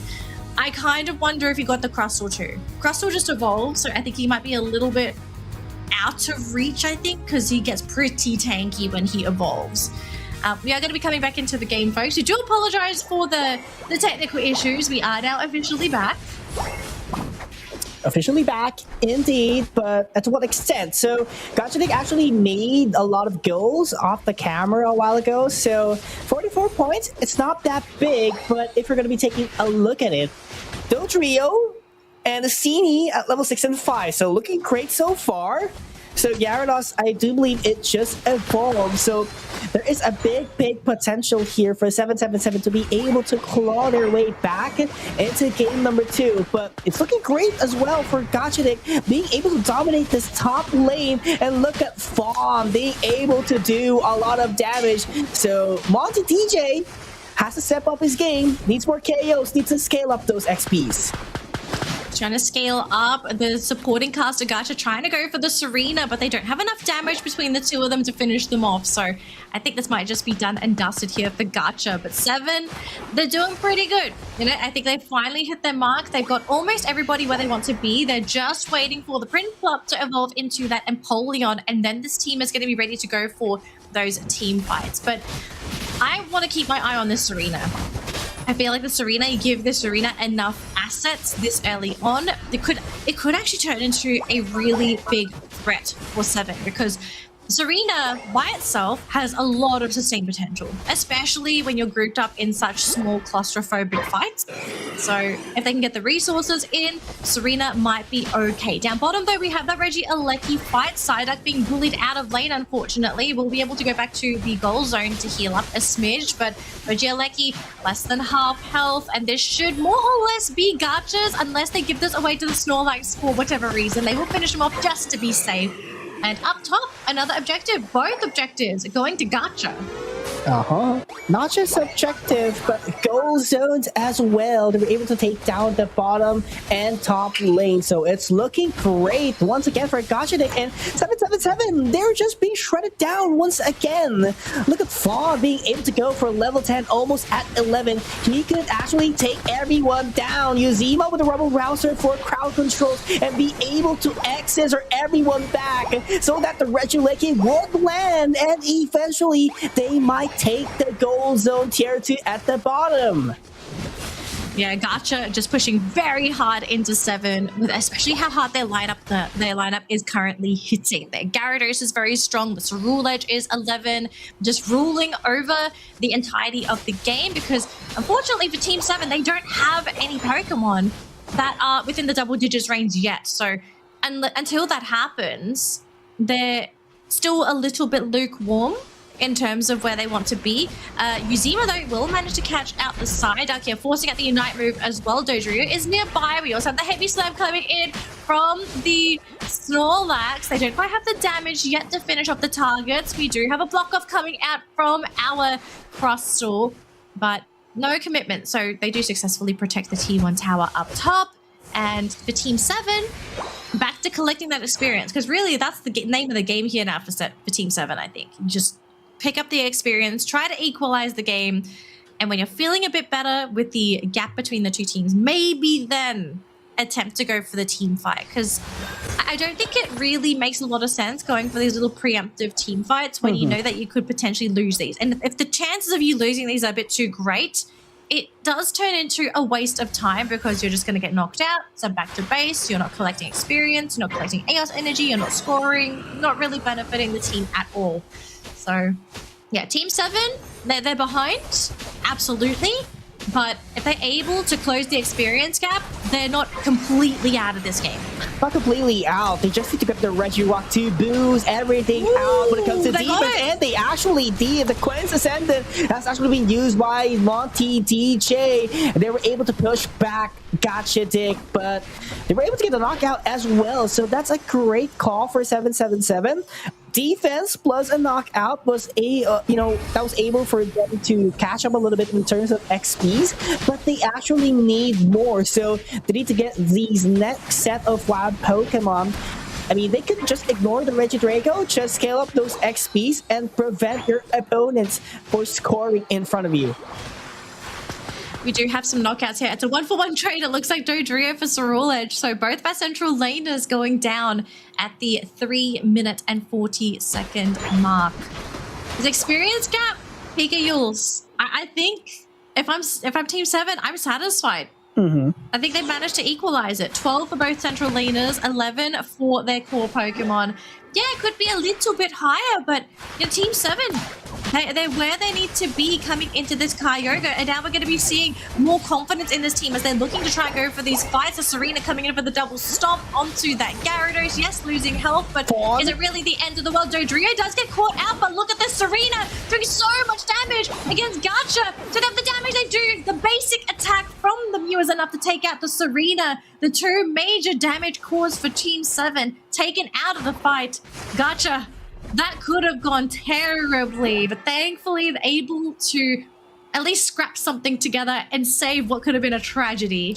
Yeah, and that would have been very big for this arena. So I think that Monty DJ needs to go level 13 before the final stretch is actually online, so that he could maximize every moveset that he got. So this Stomp could be a very big move to provide a splash damage against everyone else, knowing that the composition of Gacha is more on bruising. So once they fall into the Stomp of this arena, it will be a big damage, and definitely it will be tough for SorSungLui or even a Gyarados to sustain it. Oh, Uzima, he did reveal his position. You can see Team 7 wanting to throw some damage out there. Looks like they do bring in some teammates though. Buff is going to be used. And now this is just a really awkward angle to fight into. So Team 7 slowly backing away to meet up with the rest of their team. They need this Kyogre, so they've got to make something happen at some point. Otherwise, they're just going to lose in the name of points. And we only have a minute 40 to go, Pikachu's. Yeah, and I like how Gacha is actually playing this one. So SorSungLui at the very top of the central area to navigate if there is someone going to backcap at the tier 1 kill zone. And same thing goes for the other Pokemon as well, very at the bottom of the map. But 777, they're trying to force their way in. Look at the damage from the Solar Beam coming in from the Mew. And they were actually forced to use the Power Nap of the Snorlax just to sustain themselves and avoid going back to the Pokemon Center. But Monty TJ is actually low, has to manually reset to the Pokemon Center, but Gacha, they're not letting them in. Well, running out of time here for Team 7. We are down to the final minute in this game. They need to score over 250 points if they're going to try to win this. So Kyogre is absolutely going to be an objective here. Serena is there. Dodrio's come in. The Psyduck is here ready.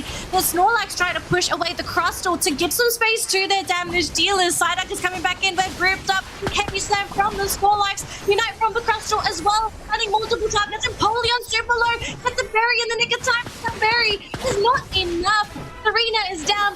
Everybody is going down. The only last man standing was the Snorlax, but Fawn finishes it off for the team. Gacha are going to be able to secure Kyogre, and this should be the game-defining win here for Gacha, ending the series 2-0 against 777. And I personally think that Fawn was actually the major problem. 777 wasn't actually able to sustain the damage that he has been dealing for the team. And this is actually one of the challenges of a composition wherein you don't have a dedicated healer despite having a Psyduck, providing some hindrances, providing some sets together with the Snorlax. You know, it's just too much to handle because SorSungLui could just go all the way in with its Unite move, use the Psycho Cut or even the Bitter Blade.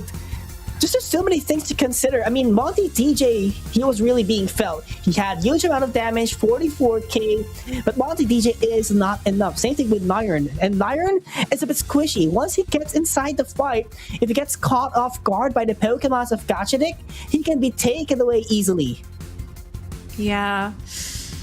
It was pretty close, I feel, for Team 7 to make that comeback happen. It really just was the downfall, I feel, in that last fight. The last 1 minute, 777, they really needed something to land before that last minute mark.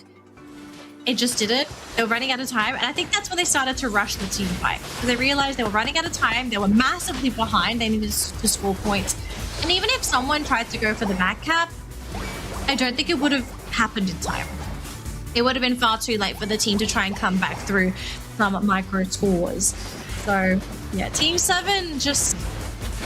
I think the best way to probably put it in these two games, they just kind of came online a little bit too late. Because they also had to bide their time quite a lot in the second matchup to just even get the levels to equalize the game. They were avoiding fights. Like, yes, every now and again they did try to fight up against their opponents, but Gacha was just too strong.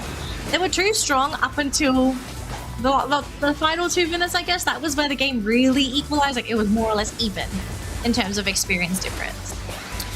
I mean, it's just too much to handle. You know, the defenders as well from Gacha, too tanky. You know, Rabble Rouser together with the Vaporeon with its Unite move. There's just too many things to consider. And both of these defenders really peeled the way for the attackers and all-rounders of Gacha, you know, just making them really move the way they wanted it to. But I'd have to give my props still to 777 being able to catch up in those fights. So it could have been better, but they have to move backwards for now and be able to deal with the lower bracket. So a little bit of an update here. So we got our next matchup. It is going to be HET versus SSL, then Rival Esports versus Gacha, and off the camera, we'll have the Devilon and 777 lower bracket. So Made in Thailand actually won their battle against Zinex team, and Zinex would have to exit the tournament for today. Yeah, it's unfortunate for Zinex, but we are playing a double elimination bracket. If you are in that lower bracket round, you cannot afford to lose your games. So unfortunately, we're going to start seeing teams say goodbye in the lower bracket. We will not be streaming these games, just in case you did not know. We are going to be following these teams through the upper bracket. The only lower bracket game that we will be covering will be the lower bracket finals to help us determine who the second grand finalist is going to be. So, round 1 games, done and dusted. We are getting ready for round 2. Are you excited, Pika Eels? Absolutely excited. I don't know what is going to happen, but still, we can say that Rival Esports is the team to beat. Yeah, I think it's probably the least.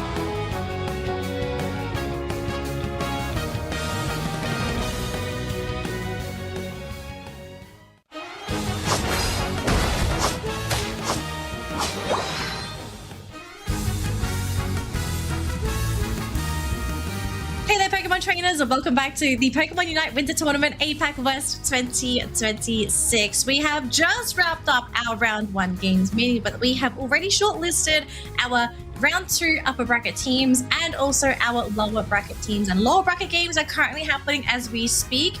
We will give you updates on those as soon as matches have concluded, but we've got to start our first round 2 upper bracket match. It's going to be a pretty exciting one. It's not with our tournament favorite yet, okay? So hold your horses, ladies and gentlemen. But it's a pretty significant matchup, honestly. It will be deciding the next team in our round 2, our upper bracket final. Okay, so this could be a potential finalist in the making. So, PK Yules, would you like to introduce our matchup for this game?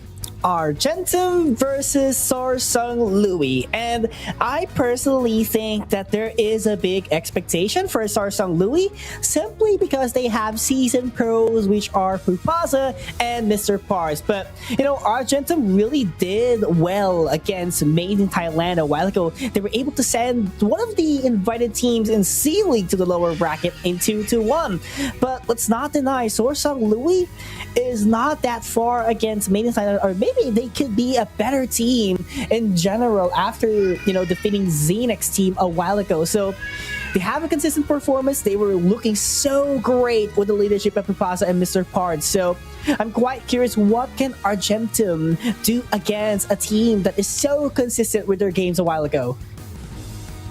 So first things first, you've got to get rid of these X Factor Pokemon, sorry, Y Factors, you know, because we have some really scary Y Pokemon here. There's no Mega Charizard Y, so that's gone. Mega Gyarados is gone. Mimikyu's gone. Regular Gyarados is gone, so lots of Gyarados hate for this particular matchup. Mega Lucario, interestingly enough, is banned in Blastoise. So lots of utility, lots of dislike for water type Pokemon, but this does still let through the Mega Mewtwo Y for Argentum, so they're going to step that up for themselves.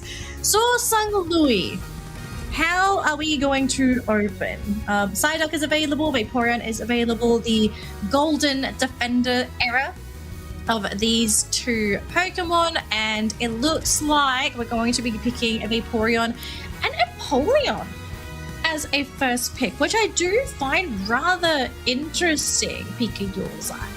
Most teams that we've seen pick up the Empoleon, it's normally reserved for the second phase of picks, but to pick it this early, it must be either a comfort pick or they have something else that they're trying to preserve for their next 2 picks, which, okay, Scyther makes sense.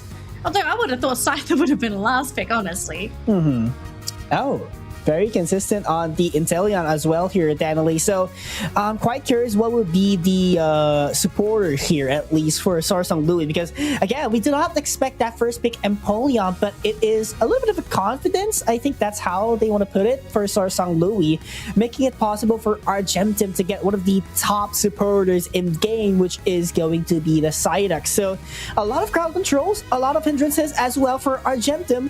It's looking great, but SorSungLui on the other hand could actually go for the Mamoswine, knowing that there are tons of bruisers and Pokemons that has to go inside the fight for Argentum.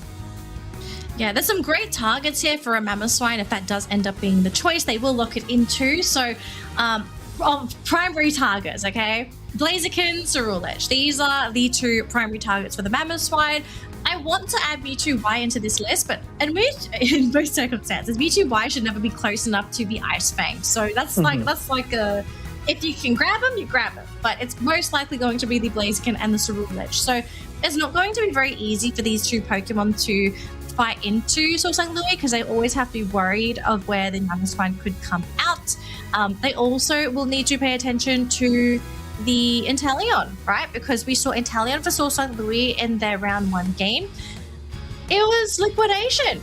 Yeah. For both games, wasn't it? It was liquidation. It was. So I do think this might cause some problems, especially for these 2 squishies, because that means that this Inteleon is not relying on pure aim with the snipe shot. There's no chance of this missing. If he locks on, you are taking that damage. And as the game goes later and later, Inteleon's liquidation, the damage can really ramp up. And it's going to hurt for these squishies if they do get locked on.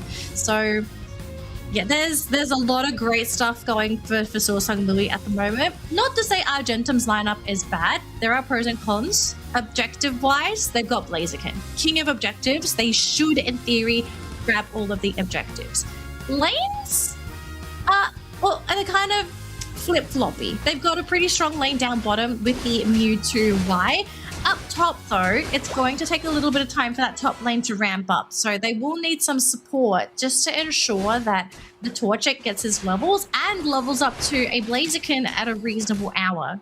And I think I kind of understand now why PUACL actually did go for the last pick of the Mamoswine. It is actually to assess what would be the Pokemons available for Argentum. Will the Ice Fang be worth it or not? Because it is not. He would have to pivot back to the Crosso, which is generally a defender that is good at everything. To zone out your opponents, to set up the fights, and, you know, tank the damages as well. And a little bit of crowd control with the Rubble Rouser. So that's actually a good call for SorSungLui, being able to assess what could Argentum be planning in their draft.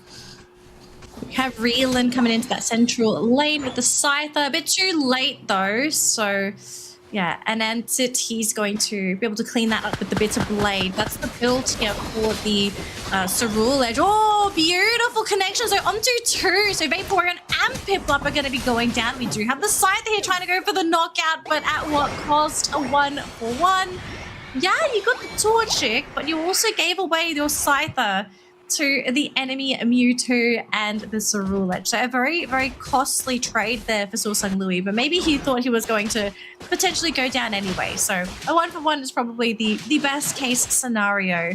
But aside from that, back to square one for lanes. Torchic's kind of struggling. I have to say, that's probably one of the biggest wins in the top lane for SorSungLui, right? You've slowed down the progress of the Torchic. They are Combusken now, but they could have been Blaziken a little bit sooner. So every second counts, especially if you're slowing down a Pokemon such as that Blaziken. Yeah, but at the same time, this Sobble has actually been slowed down. It's not, it just evolved as soon as the 8-minute mark has already popped in the map. And really needs to back away, knowing that Milope is a huge threat here in the fight, being able to do basic attacks, while Mega Evolve is a huge damage factor that SorSungLui needs to take care of. So they need PUACL. They need their defenders to step up, especially at the early game, knowing that this Mewtwo Y could be a real pain against him.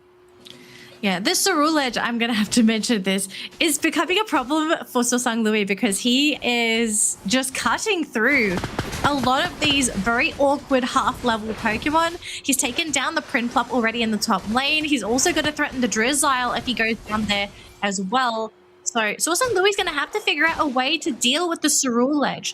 Piloswine stuck down bottom just to protect the Inteleon, because if they leave him alone, 100% they're going to try and dive to pick up the Inteleon.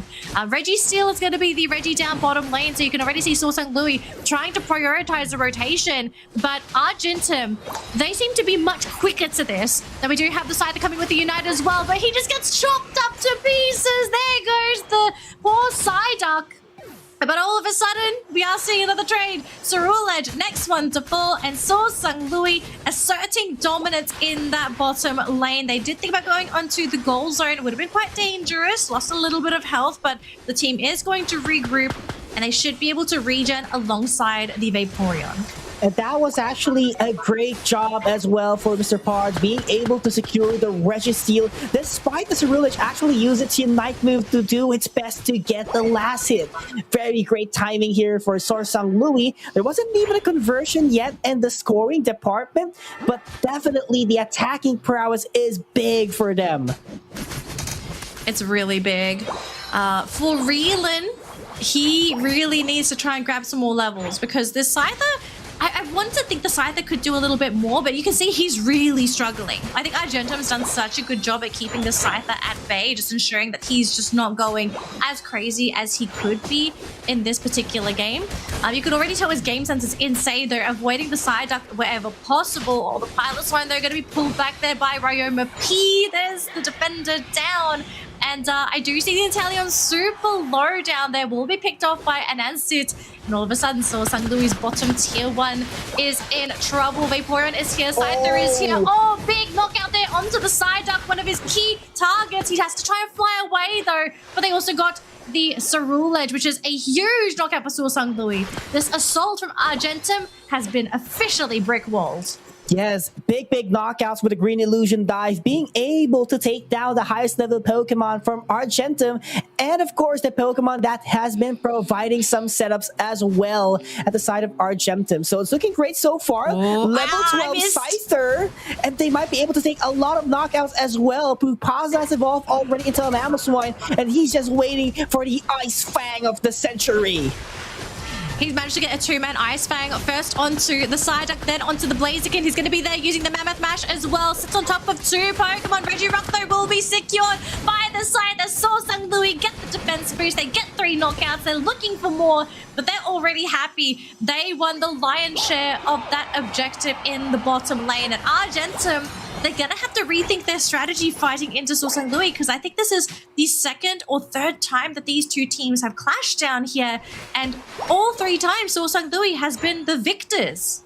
Yeah, they were able to get important knockouts a while ago against the Cerule Edge, making it possible for them to claw their XPs back. Look at that, level 30 Insider. A while ago, it was trailing up against the Cerule Edge. So by getting those small knockouts to the Cerule Edge twice, they were able to have the advantage at the XP department. And Argentum, on the other hand, is having a difficult time towards them.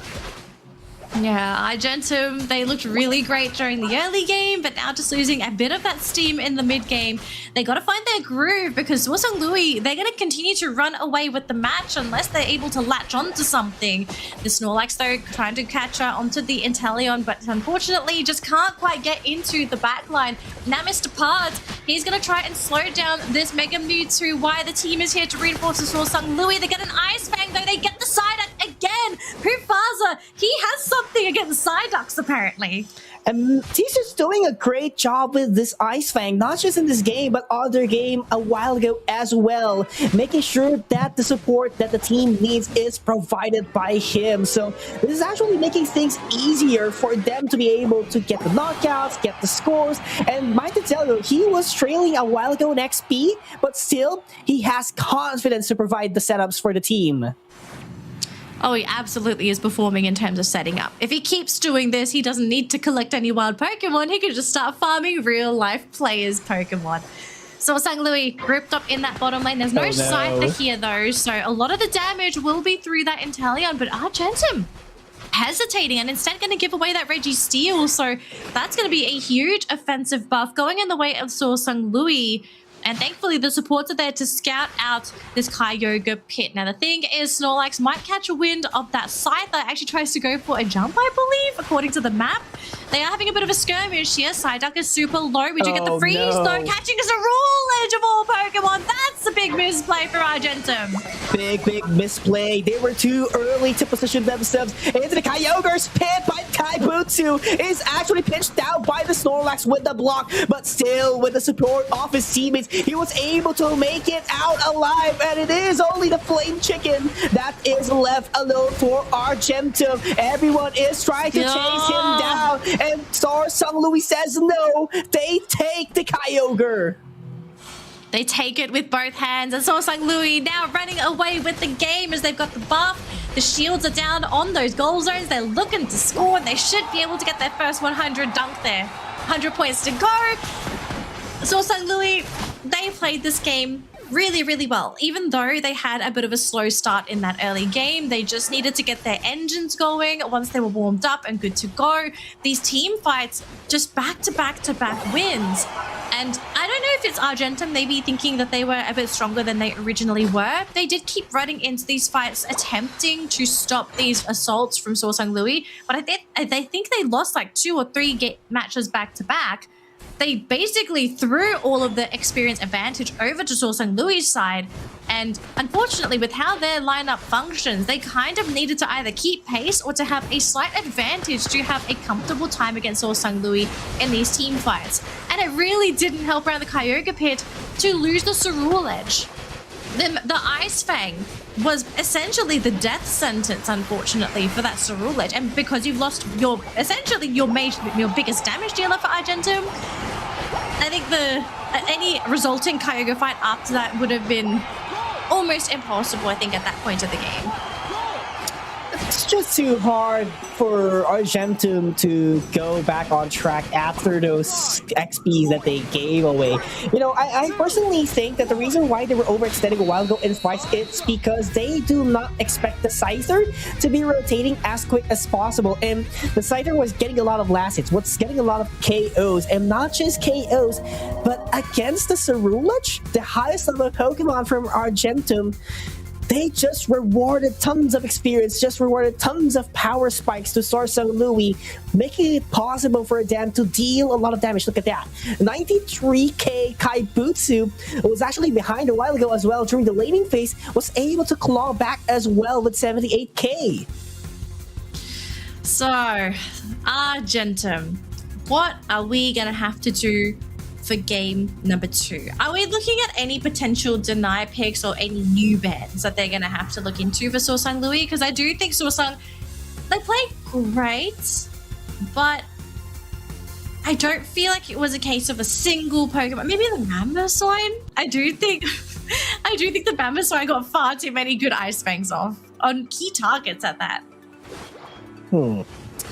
Now I'm thinking I don't think it's something you ban though. Yeah, it's not something you ban, since I personally think that a Mamoswine is a very situational defender, you know, and according to the meta that we are currently facing right now, bruisers are so important, making Mamoswine really shine on this kind of matchups. I mean, yes, they have a long-range attacker, which is Milope with a Mega Mewtwo Y, but they would have to rely more on those bruisers, those Empoleon, the Flame Chicken as well, and the Snorlax would have to go all the way in to provide setups to protect his teammates. So I kind of understand why PUACL did go for the pick, and this is something that Argentum, you know, if you're not going to be banning it, just take it away for yourself. But it is really hard to assess it, knowing that the lineup, or the draft rather, of the SorSungLui does not rely on bruising. They rely more on range and explosive plays. They definitely have the more explosive firepower, but I think again, like the setup from the Mamoswine, I feel like was just really, I think what drove this team home in terms of like the cohesiveness. So if we're not going to consider bans, let's look at a draft adjustment, I think, for Argentum, because I do think like the lineup, the concept was there, the idea was there. Like you had a big damage dealer in the SorSungLui, he was able to shred through health bars. You had the Blaziken, that's there for consistent damage, also to secure objectives. You had Mewtwo Y, who's a pretty decent range attacker as well. Like they had the building blocks of a good team, and then you had the supporting cast, which I don't think you have any issues with. So gameplay change, I think I would like them to play something quicker. Maybe take out the Blaziken, they've got to pick up a quicker laner, or maybe swap out the Mewtwo Y for something that has a little bit more explosive power. But then again, I like the Mewtwo Y. Like, I don't think the Mewtwo Y is something that you swap out. So either Blaziken, otherwise you're going to swap out the SorSungLui. But I think SorSungLui did good in the early game. Now, I'm taking a look at what are the other drafts that actually this team did a while ago. Argentum does know how to utilize a Hoopa. Maybe if the Hoopa was actually present a while ago, then maybe it could have given them second chances in order for them to regain those fights. But unfortunately, we weren't able to see the Hoopa. So I'm quite curious what would be the replacement here. Mewtwo Y, I agree, it's not something that you take away. Maybe a Leafeon or some Speedster might actually work for them. Or, you know, just bring back the Hoopa, I guess. I am kind of confused. Charizard X is banned. Wasn't it Argentum that played Charizard X, or was that SorSungLui? It was Devilon. Oh, it was Devilon. Yeah. I find it pretty interesting you're banning Charizard X. I don't see this Pokemon being something that is a counter unless it's because well, okay, hang on. My brain is malfunctioning. Are we really going for... Okay, that makes more sense. So, Snorlax is fine. Alolan Raichu? Mew, okay. Psyduck is open. Just see the play with us. Yeah, Psyduck's open. Okay, Mega Lucario is fine. Honestly, I rather would have Argentum gotten the Mega the Mega Gyarados. I think the Mega Gyarados would have been something that they would have really benefited from. But I guess they want the secure from the Lucario. They're gonna go up against a Cerulege and probably a Trevenant. Yeah, Trevenant's there. Looking at what they're currently hovering over, I don't see Argentum having any huge damage dealers that's gonna threaten a Trevenant. Is this going to be a battle of sustain? That's how I see the draft so far.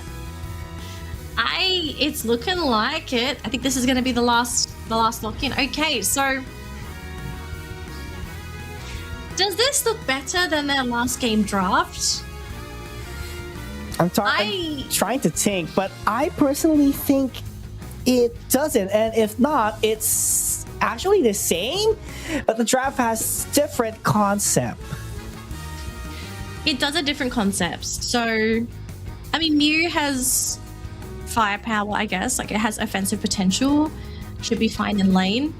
I'm guessing it's Mega Lucario up top. Yeah. Which is fine. I guess it shouldn't be bullied out by a Mega Gyarados. Blaziken is going to be central, so it's going to do rotations. I guess they're guaranteeing the levels for the Blaziken, so it can come online quicker than last game. Because last game's Blaziken was a laning Blaziken, so that was why it took a while for Blaziken to come online. So they're trying to guarantee the levels. They have Snorlax for AoE disables. I'm guessing the Slowbro is mostly for the slow beam. Yeah. You slow beam the Cerulege, who's probably going to be the main target, and if it's not that, probably anything that is trying to dive your key attackers, or even just try to jump onto the Blaziken. I can see the concept. I'm just worried that their lanes are passive again.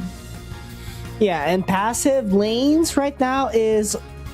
how do I put this? It's not advisable, especially on the playstyle of what actually SorSungLui is actually doing. They are so aggressive. They have been running a lot of Pokemons that does bruise a lot, and I mean, despite not having the Mamoswine at least for this game, they have a very aggressive lineup. You know, a while ago they've been having multiple Inteleons. They do go for the liquidations as always, and with the hands of a Trevenant, maybe if the Hornleech and the Woodhammer actually does connect, it would be very tough for you to avoid or get out of the fight.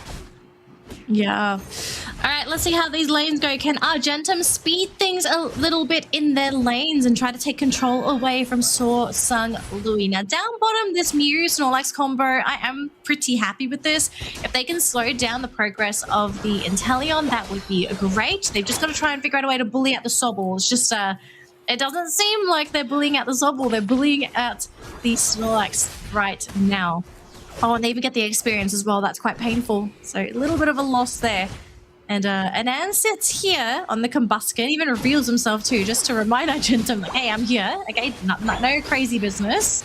Up top, though, we are seeing some chaos. A big push coming in from SorSungLui into the poor little Slowpoke. There's not really much Slowpoke can do up against 3 Pokemon. And even a Mega Lucario who does not have access to Mega Lucario yet, there's not really much a Lucario is going to be able to do in this particular lane against SorSungLui. If anything, you've just got to continue to try and survive, outlast hit, and really just try to sustain yourself to get those levels and not to fall too far behind the Gyarados, because Gyarados has evolved. It's level 5, so this is going to be quite difficult to bully out of lane. This is going to be a different flow already for Argentum. They have to be careful on that Gyarados, and at the same time, Rilin has been doing a lot of damage at the first 2 minutes of the game. Hupasa has officially evolved, so we might see those Wood Hammers take into effect later on, and that could be a big crowd control as well, despite not having the Hornleech yet. Very interesting that SorSungLui is taking control of the game again. They've got all the wild Pokemon in the central area. Top lane is on lockdown with the Gyarados. Down bottom, they've sent the Trevenant down there to grab that experience along with the Inteleon. Oh, Inteleon's actually here. Yeah, I don't see Argentum trying to take this game into their own hands. It looks like they're just really waiting for SorSungLui to make the first move. And this might be the downfall for the team unless they're able to find some sort of momentum, because yes, they're keeping up in terms of levels, But I don't think keeping up in levels is really what's going to win the game here for Argentum. They really need to give themselves a bigger advantage. PUACL is here waiting to try to catch out anybody if he can. We do have Lucario coming in. They do get the SorSungLui though. That's a pretty big knockout for Argentum. That's what we wanted to see. We wanted them to try and come in with the preemptive attack. They get rewarded with a level 8 knockout. And all of a sudden, they've got control of the Regirock in that bottom lane. They've got to get the guaranteed secure, loading up the overheat. They will grab it too. And Argentum, they're finally doing it. They are trying to take this game with their own two hands, and they're succeeding. They were just waiting for a mistake that SorSungLui would actually do in the fight. And there was a loophole that they actually saw into that initial fight in the bottom lane and took advantage of it immediately. But I would just like to reiterate here as well that the Trevenant is not using a wood hammer, but instead a curse. So they want that splash damage and be able to control them with a Horn Leech. So this is interesting. Despite getting someone caught off guard with a Horn Leech, you can deal more damage. And with Kaibutsu, with the sure hits with the liquidation, this could be a big splash damage that we are about to see in the late game. Could be seeing a bit of damage thrown out onto the Snorlax, trying to retreat. Ryoma's trying to meet back up with the Mew, does not escape though. Heavy Slam, and I think it might have just set up for the knockout. Try to grab that Mew. Slight mistake there for Argentum. They even lose the Blaziken. What in the blazes is going on? Pokemon are going down left, right, and center, and SorSungLui, big extension to their lead, especially in the levels department. Level department indeed. And look at that. PUACL is just using Horn Leech over and over again, dealing damage as well with the curse. This is looking very tough at the bottom lane. He can hold the fort on his own, despite 3 Pokemon from Argentum are already present, defending it. SorSungLui, they still have the confidence that they do in game number 1. They're just trying to look for their next victim. PUACL sitting there with the curse, trying to see who's going to be his Horn Leech target. And one by one on this Gyarados is going to be farming away on these wild Pokemon, pushed back by the block, by the Snorlax, but just going to waterfall through. Going to be okay. And now Argentum. Oh, there's the Slowbro. That's a pretty big knockout. And without your front liner, it's a bit difficult to defend your tier 1 goal zone. You do get the heavy slam there from our Snorlax. But I think retreating's a pretty good idea here. But this is a dominant fashion. You know, first half of the game, everything is for SorSungLui. There was some slight hope for Argentum a while ago, but they just collapsed once again, and SorSungLui was able to get a momentum and able for them to destroy the goal zones of Argentum, making it very hard for them to get the resources because of the easy access that SorSungLui has. Oh boy, the home base is exposed because the tier 2 up top is taken down. Argentum, they've got a lot of defending to do. They're going to have to try and fight into SorSungLui, push them back onto their side of the map, because if they keep camping very deep on Argentum's territory, it's going to give them more opportunities to score more free points and to basically force Argentum to just camp out on their side of the map rather than trying to find experience elsewhere. PUACL though, he's going to be here to try and cause some problems here for Argentum with this Regieleki. The block was there from the Snorlax, but can they do anything? Not really. Instead, going after Ryoma P, going to chase them with the curse as well as the Horn Leech. It misses the Horn Leech. Unite does connect though. Here comes the Gyarados. Here comes the Inteleon. Unite going to be deployed as well, looking for the basic attacks. Liquidation gets used. Going to connect onto the Snorlax, however, who does heal thanks to the power nap for the 3-man Horn Leech. The connections are there. PUACL, he was looking for it and he finally found it. They finally found it indeed. SorSungLui and PUACL, he was making the shot call over there. He was actually calling his teammates that, hey, we got time. I will be using the Horn Leech. I will use your Ignite moves. Just take your time and climb up into the top lane, making it possible for them to get the knockouts that they needed and win that team fight. They're going to keep winning team fights if things continue the way that they are. We've only got 1 minute to go for Argentum to grab those levels before Kyogre hits that field and now becomes a factor to their potential comeback. In terms of what we have right now for Argentum, levels, the conditions of their levels is looking really bad. They are starved for levels. Soft Edge is the highest level Pokemon on their team, and that's the Mega Lucario. The Blaziken is stuck at level 11. The Mew can't find anything over 11 either. And what are you up against? A level 14 Cerulege, a 13 Inteleon, a 13 Mewtwo, a 13 Gyarados. The level gap between these two teams is huge. So unless SorSungLui makes a mistake with this initiation, I think Argentum, they might have reached the territory of no return. And actually, SorSungLui doesn't need to engage the fight. And I do believe Argentum would do the same because they need to burn down that defense buff from the Regirock, and half of the final stretch is what they need. But I think SorSungLui will try to go all in because they know they have the defense. There goes the Power Nap. It has been popped to get a bit of block and heavy slam as well. Pupaza is going to Horn Leash his way in order to take down a member from Argentum. And there goes the 4KO. It was a wipe. The Slowbro is trying to go all the way in, but there's just no time for them to get the Kyogre. Yeah, I think the gap between these two teams was just far too big, far too late into the game. Maybe if Argentum had a few more levels on the Blaziken and on the Mew, maybe this game would have been a little bit easier to execute. But SorSungLui just doing a fantastic job with starving Argentum from experience, keeping them low leveled, so that when it did come into the late game, like let's say a mistake does happen, the chances of SorSungLui potentially losing the fight is practically minimized because you're not dealing with opponents that have the right stats, the right damage output at this stage of the game. Yeah, SorSungLui, we spoke about this off broadcast. I think it's probably safe to say now. Between the two teams, I did feel SorSungLui felt like the better put together team. Like there was a lot more cohesion, their drafts look a lot more solid, their overall game plan when it comes to lanes, a lot of the decisions for this team make sense. Whereas for Argentum in their matchup earlier today when they played up against Myth, like they beat Myth, but those games, they were messy.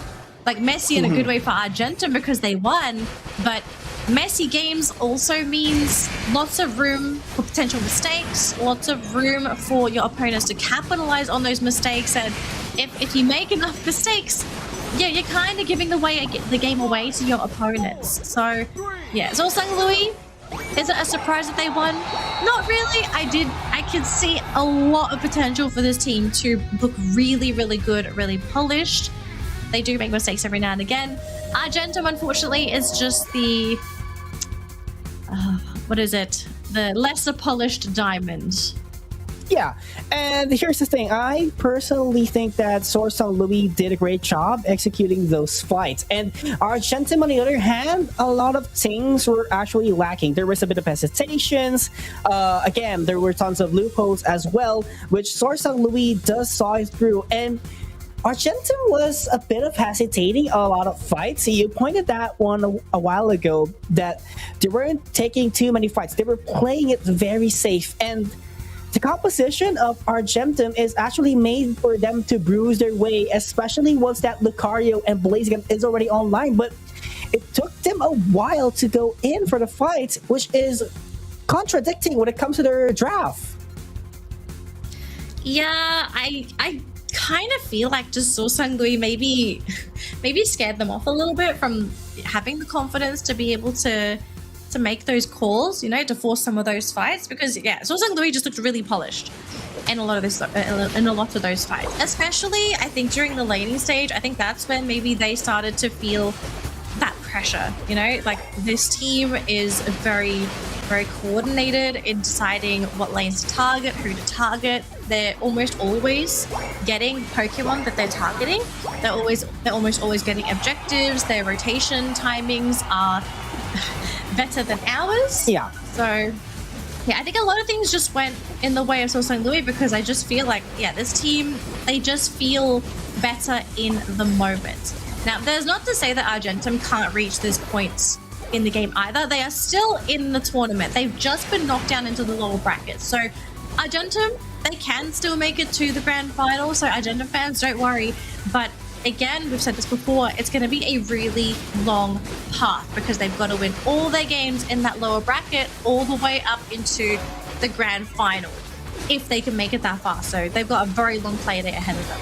As for SorSungLui, they're going to sit pretty in our upper bracket finals, and they're going to wait and see who their opponent is going to be. And I think we both have a pretty good idea who this opponent could be, but we're not going to jinx anything. We leave these games up to destiny. May the best team win for our second upper bracket game. Yes, and by the results of the first upper bracket matchup here in the semifinals, that would make Argentum be waiting on who's going to be the winner between Devilon and 777 in their lower bracket matchup. Currently at 1-1 standing, by the way, so it is going to be a best of one for them to determine who is going to be the opponent of Argentum later on. All right, folks, we are going to go for a quick commercial break. Just 5 minutes, but make sure you are back because this next up-and-coming set will determine who's going to be going to our upper bracket final. So don't go anywhere. We've got plenty more Pokemon Unite coming right up. See you later, trainers.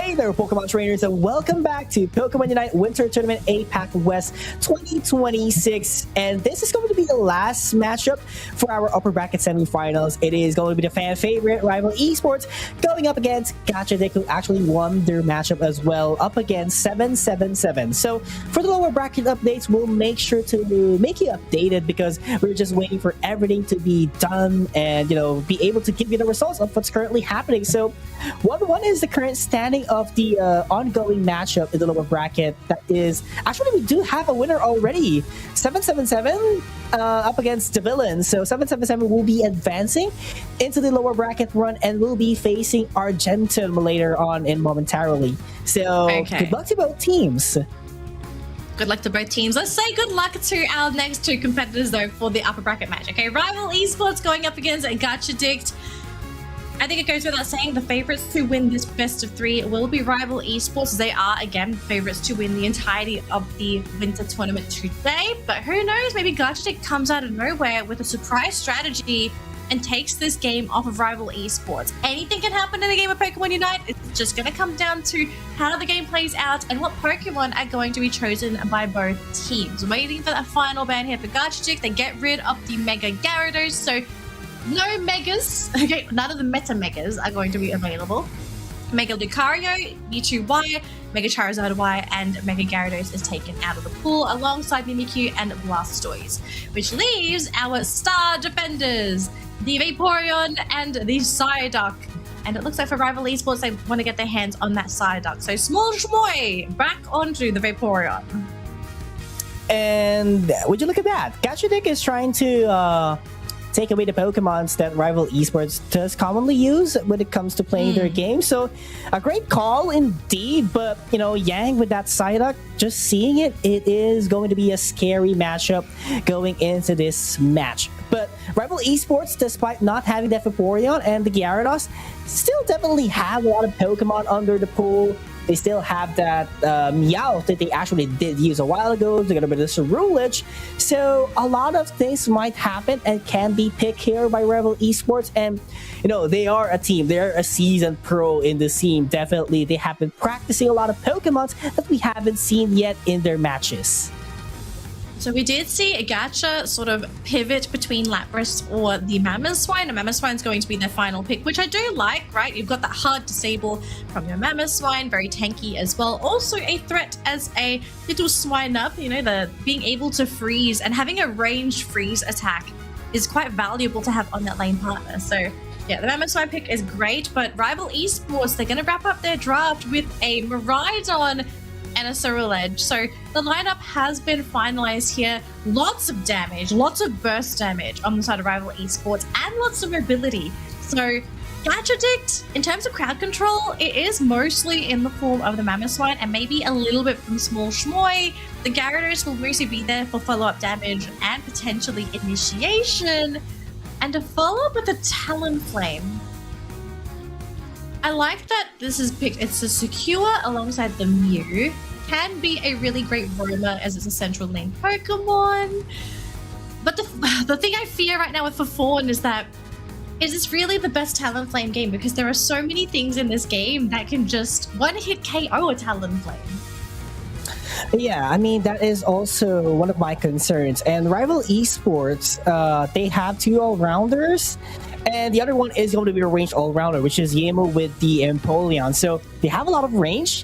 I'm not quite sure how Yuzima could maximize this Mamoswine. Maybe if Yemo does get inside the fight, because he really has to use the radius of the Torrent from the Hydro Cannon. So it could be a perfect opportunity, but I think that the primary target would be HT. But at the same time, this would be either a Phantom Force or the Flame Charge. So HT has an access to just get behind Small Shmoy or either Fawn, who was just dropped down from the fly. So I do not see any reason that HT will be held back by Yuzima.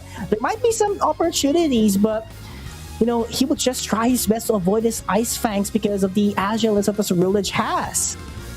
Yeah, I'm looking at this through HT's perspective. I don't think he's ever going to put himself in a position where that Ice Fang will ever connect. He's played so much Ceruledge that I think he knows where he needs to be in these fights, so that if Yuzima wants to try to grab him, he's going to have to commit the Earthquake into Ice Fang, meaning that the Earthquake, because it's targeted towards HT, gives room for the rest of his teammates. Rhyme, for example, on the Miraidon, to just be able to sit back for free in the back lines to do what he needs to do. So, yeah, Gacha, they've got a lot of work to do with these lanes. If they can bully Rival out of the lane, that would be fantastic. So far up top, it's looking pretty decent there. You got the little Magikarp trying to score, trying to try and get the effort gauge up to halfway so far, so not really being hindered at all, but both central laners are present in this top lane, so the battle is potentially stirring. And look at this, Gacha bringing the Mew into the top lane maybe? Nope, they're just going to tag team in that central area. So, Gacha, I guess they really want to win this. Yeah, they want to win this really bad, and I do like this move. Oh, that was actually on point for HT to secure those Natus, or rather these Wobbles and Altaria. So it's pretty much an even trade out there. No one got knocked out. So it's Gacha being able to send out more reinforcements and making it possible for Rival Esports to get the most out of the wild Pokemons in the bottom lane, and that would be very beneficial for Rhyme. But Rhyme, on the other hand, we saw the Electro Drift instead of the Charge Beam. This could be really difficult later on in the late game, especially that the Ice Fang threat is available for Gacha. Yeah, I find it pretty interesting, right, that you didn't want to go for the Charge Beam, but I guess it's to give more options for this Miraidon to play around a Gyarados. Because there is a Gyarados in this game, and Gyarados love to just waterfall into those Miraidons. So I guess for Rhyme, he's saying that, okay, I need to be in a position where I can do damage, but I can also, I have an option for self-preservation. So you have the mobility to work with that Electro Drift. We'll see how it works for him if it does pay off.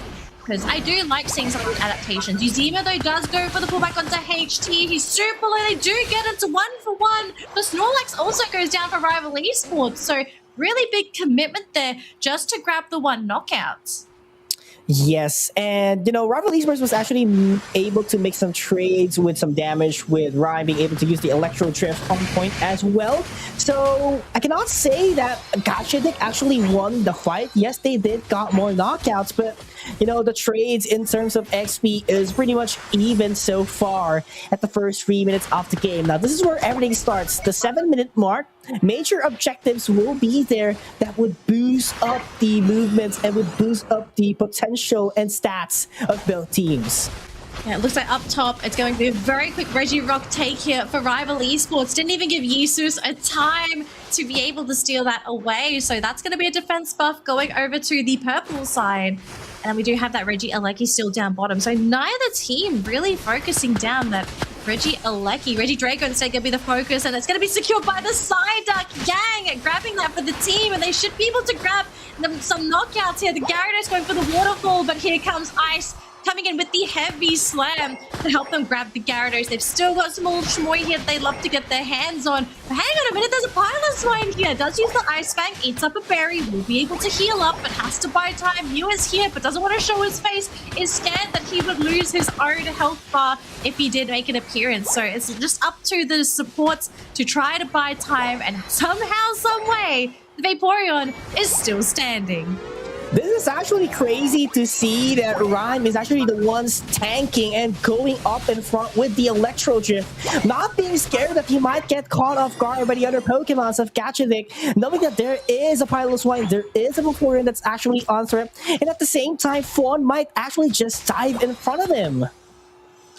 Yeah, I don't think he's feeling threatened by Fawn at all, because Fawn hasn't really made an appearance in a lot of these fights. Now, considering that this is Reggie Alecki, we see Fawn. Oh my gosh, the use of the Flame Sweep connection was actually stuck in the middle of the goal zone. And Gacha, they thought they were going to try and go for the defense, but what did they defend with?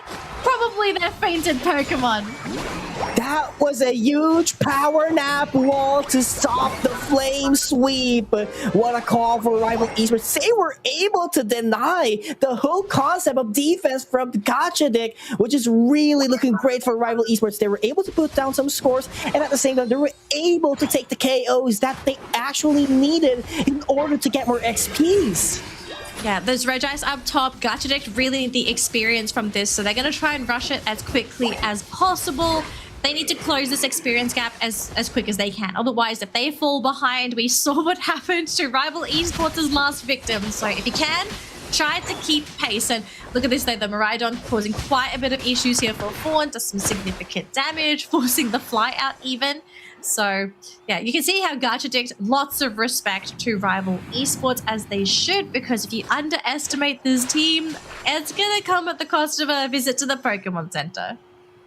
Definitely a tough situation for Gacha, but Rival Esports so far, despite them winning a lot of team fights, I'm not sure that this is a comfortable place for them to, just look around and roam around the map. They need to be, up way too much that they could confidently say that they are the ones going to lead. They're going to be the ones to control the game, because the XP, it's not looking that far. Yes, the Vaporeon might be at level 9, but Talonflame is still at 12, despite not participating in fights that much. This would be a problem, especially at the last 2-minute mark of the game.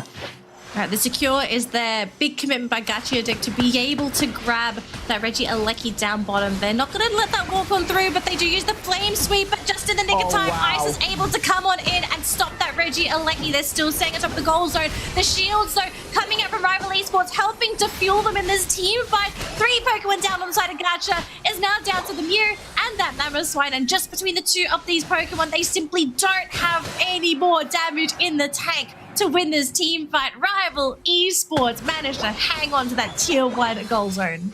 I mean, I saw the concept from the Talonflame being able to do the Flame Sweep to multiple members of Rival Esports, but Ice was so well on point, being able to make sure to use the Heavy Slam for added mobility, plus block the Regieleki immediately, because that would have been a goal zone already for Gacha, but he was able to deny it at the last second. Yeah. If that went in, I think it would have been Gacha breaking the goal zone, and that fight would have absolutely maybe shifted in favor of Gacha. Up top, though, this is going to be our last buff, Reggie. It's a Reggie Rock as well, so that's a defense buff. It looks like going in the way of Rival Esports, unless a steal is going to happen. It doesn't seem that's going to be the case. So, yeah, Rival, their sustain has improved coming into this battle around the Kyogre pit, but look at Gacha. They're all already hiding around the pit. Yeah, so Rival has to go for the reset, but it looks like Gacha, you can tell, they want to make something happen. And Rival Esports, unless they have that vision, this could prove to be quite problematic. But the citrus berries, actually 2 of those were already gotten by Ice, though. No more citrus berries that much when it comes to the Kyogre fight, but Gacha is so confident to start things off. 1/3 of the HP has been already down. Oh my goodness! The block to block the Flame Sweep is actually phenomenal from Ice, and he's going to be tanking all the damages, and he would go for the power nap to crowd control everyone out from Gacha. Oh my gosh! To Major Meteor Storm takes him out, and there's just 2 Pokemon, 1 Pokemon left. It is Fawn running away from his lab, Flaming Charge away, but Ice is ready to zone him out. The fly drops down, but not gonna be effective, and Ryan will take care of him. And the Mammoth Swine just too late to the party. Tried their best to try to quickly come in and maybe steal, but Rival Esports complete control, commanded that final team fight around the Kyogre pit and basically caught Gacha in every possible worst angle that Gacha could have been in. Rival Esports, I think at this point it's safe to say that they've basically shut the door for game number 1 here for Gacha. I hope Gacha's already thinking about game number 2. I have to say though, Gacha, they played extremely well considering what they had available to them in this game. The game, I think, looked not super even. It was still tilting towards Rival Esports' favor, but these fights, I think if you just did a couple things differently, I think Gacha could absolutely have actually won this game if they didn't make a couple of those mistakes. Yeah, I heavily agree. There was just a little bit of mistakes, and at the same time, the anticipation from Ice with those blocks from the Flame Sweep has been setting the tone of the game. Just imagine, like, the perfect setup, the concept from Gacha has already been available. They were ready to execute, but Ice was ready to block the opportunity from Gacha, making sure to push back the setup and for them to be able to do a setup of their own as well. So preventing the setup, number 1 priority from Ice. He was doing 2 things at the same time. Defend his teammates and at the same time, do not let the plan happen for Gacha. Snorlax ban? Snorlax ban? I kind of feel like Ice might be on the receiving end of a ban here because his Snorlax, I want to say, brick walled Fawn. There were so many situations that you can tell Fawn was trying to set something up for the team or was up to something, and then Ice just comes in and blocks him with his big old body. He's like, nah, you gotta pass through me first, right? Power naps, blocks, everything under the sun. He's like, no, the ultimate babysitter. Yeah, that was just too tough for Gacha to handle because they were doing everything that they can.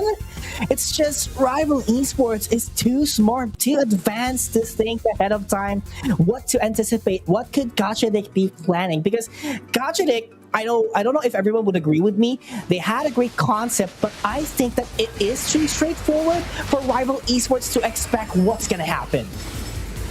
So, if the Gacha, what's happening for game 2? Snorlax ban, Snorlax steal. I do like the lineup that they actually ran for this game. I just think that if either Ice wasn't on the Snorlax, or maybe if Fawn was on something a little different, maybe this game could have gone in the way of Gacha. Like there were so many small things that happened that really helped push this game more towards Rival's side rather than Gacha's end. Yeah, they have been consistently getting the Regirock buffs, so you know, there's additional defense. Fawn might be struggling on that one, and overall, it's just a matter of getting the buffs, because when you have that defense, definitely the damage of a speedster would not be felt that much. So Fawn really does struggle in that department a while ago, and I know you pointed this one out a while ago that we haven't seen enough participation of Fawn into the team fight. So I think that there has to be more participation in the team fights for Fawn for them to be able to get a lot of team fights against Rival. Well, I think there was a reason why Fawn wasn't really there with the team, right? Like, Fawn was playing catch-up for a lot of the game to keep up in terms of experience, so that Talonflame was still relevant. This is one of the main issues with Talonflame as a Pokemon overall. If it falls behind, it really doesn't lend a lot to its team outside of just being a flame sweep. You know, it's not very nice being the dedicated janitor and only being, you know, given the possibility of just sweeping the floor. You want to have more utility for your team. So, yeah, I get it. I think we all kind of understand that this was a really tough game for Fawn. I'd love to see Fawn on something different that I think would be able to lend more to the team, even though maybe this Pokemon is going to be behind in terms of experience, like more utility so that he can uplift his teammates rather than having to be, unfortunately, he has to play greedy to function right in his role. If he's able to play a Pokemon that doesn't need as many resources, maybe we can see something a little bit better for Gacha. But after losing this game, though, Gacha has decided to go for first pick.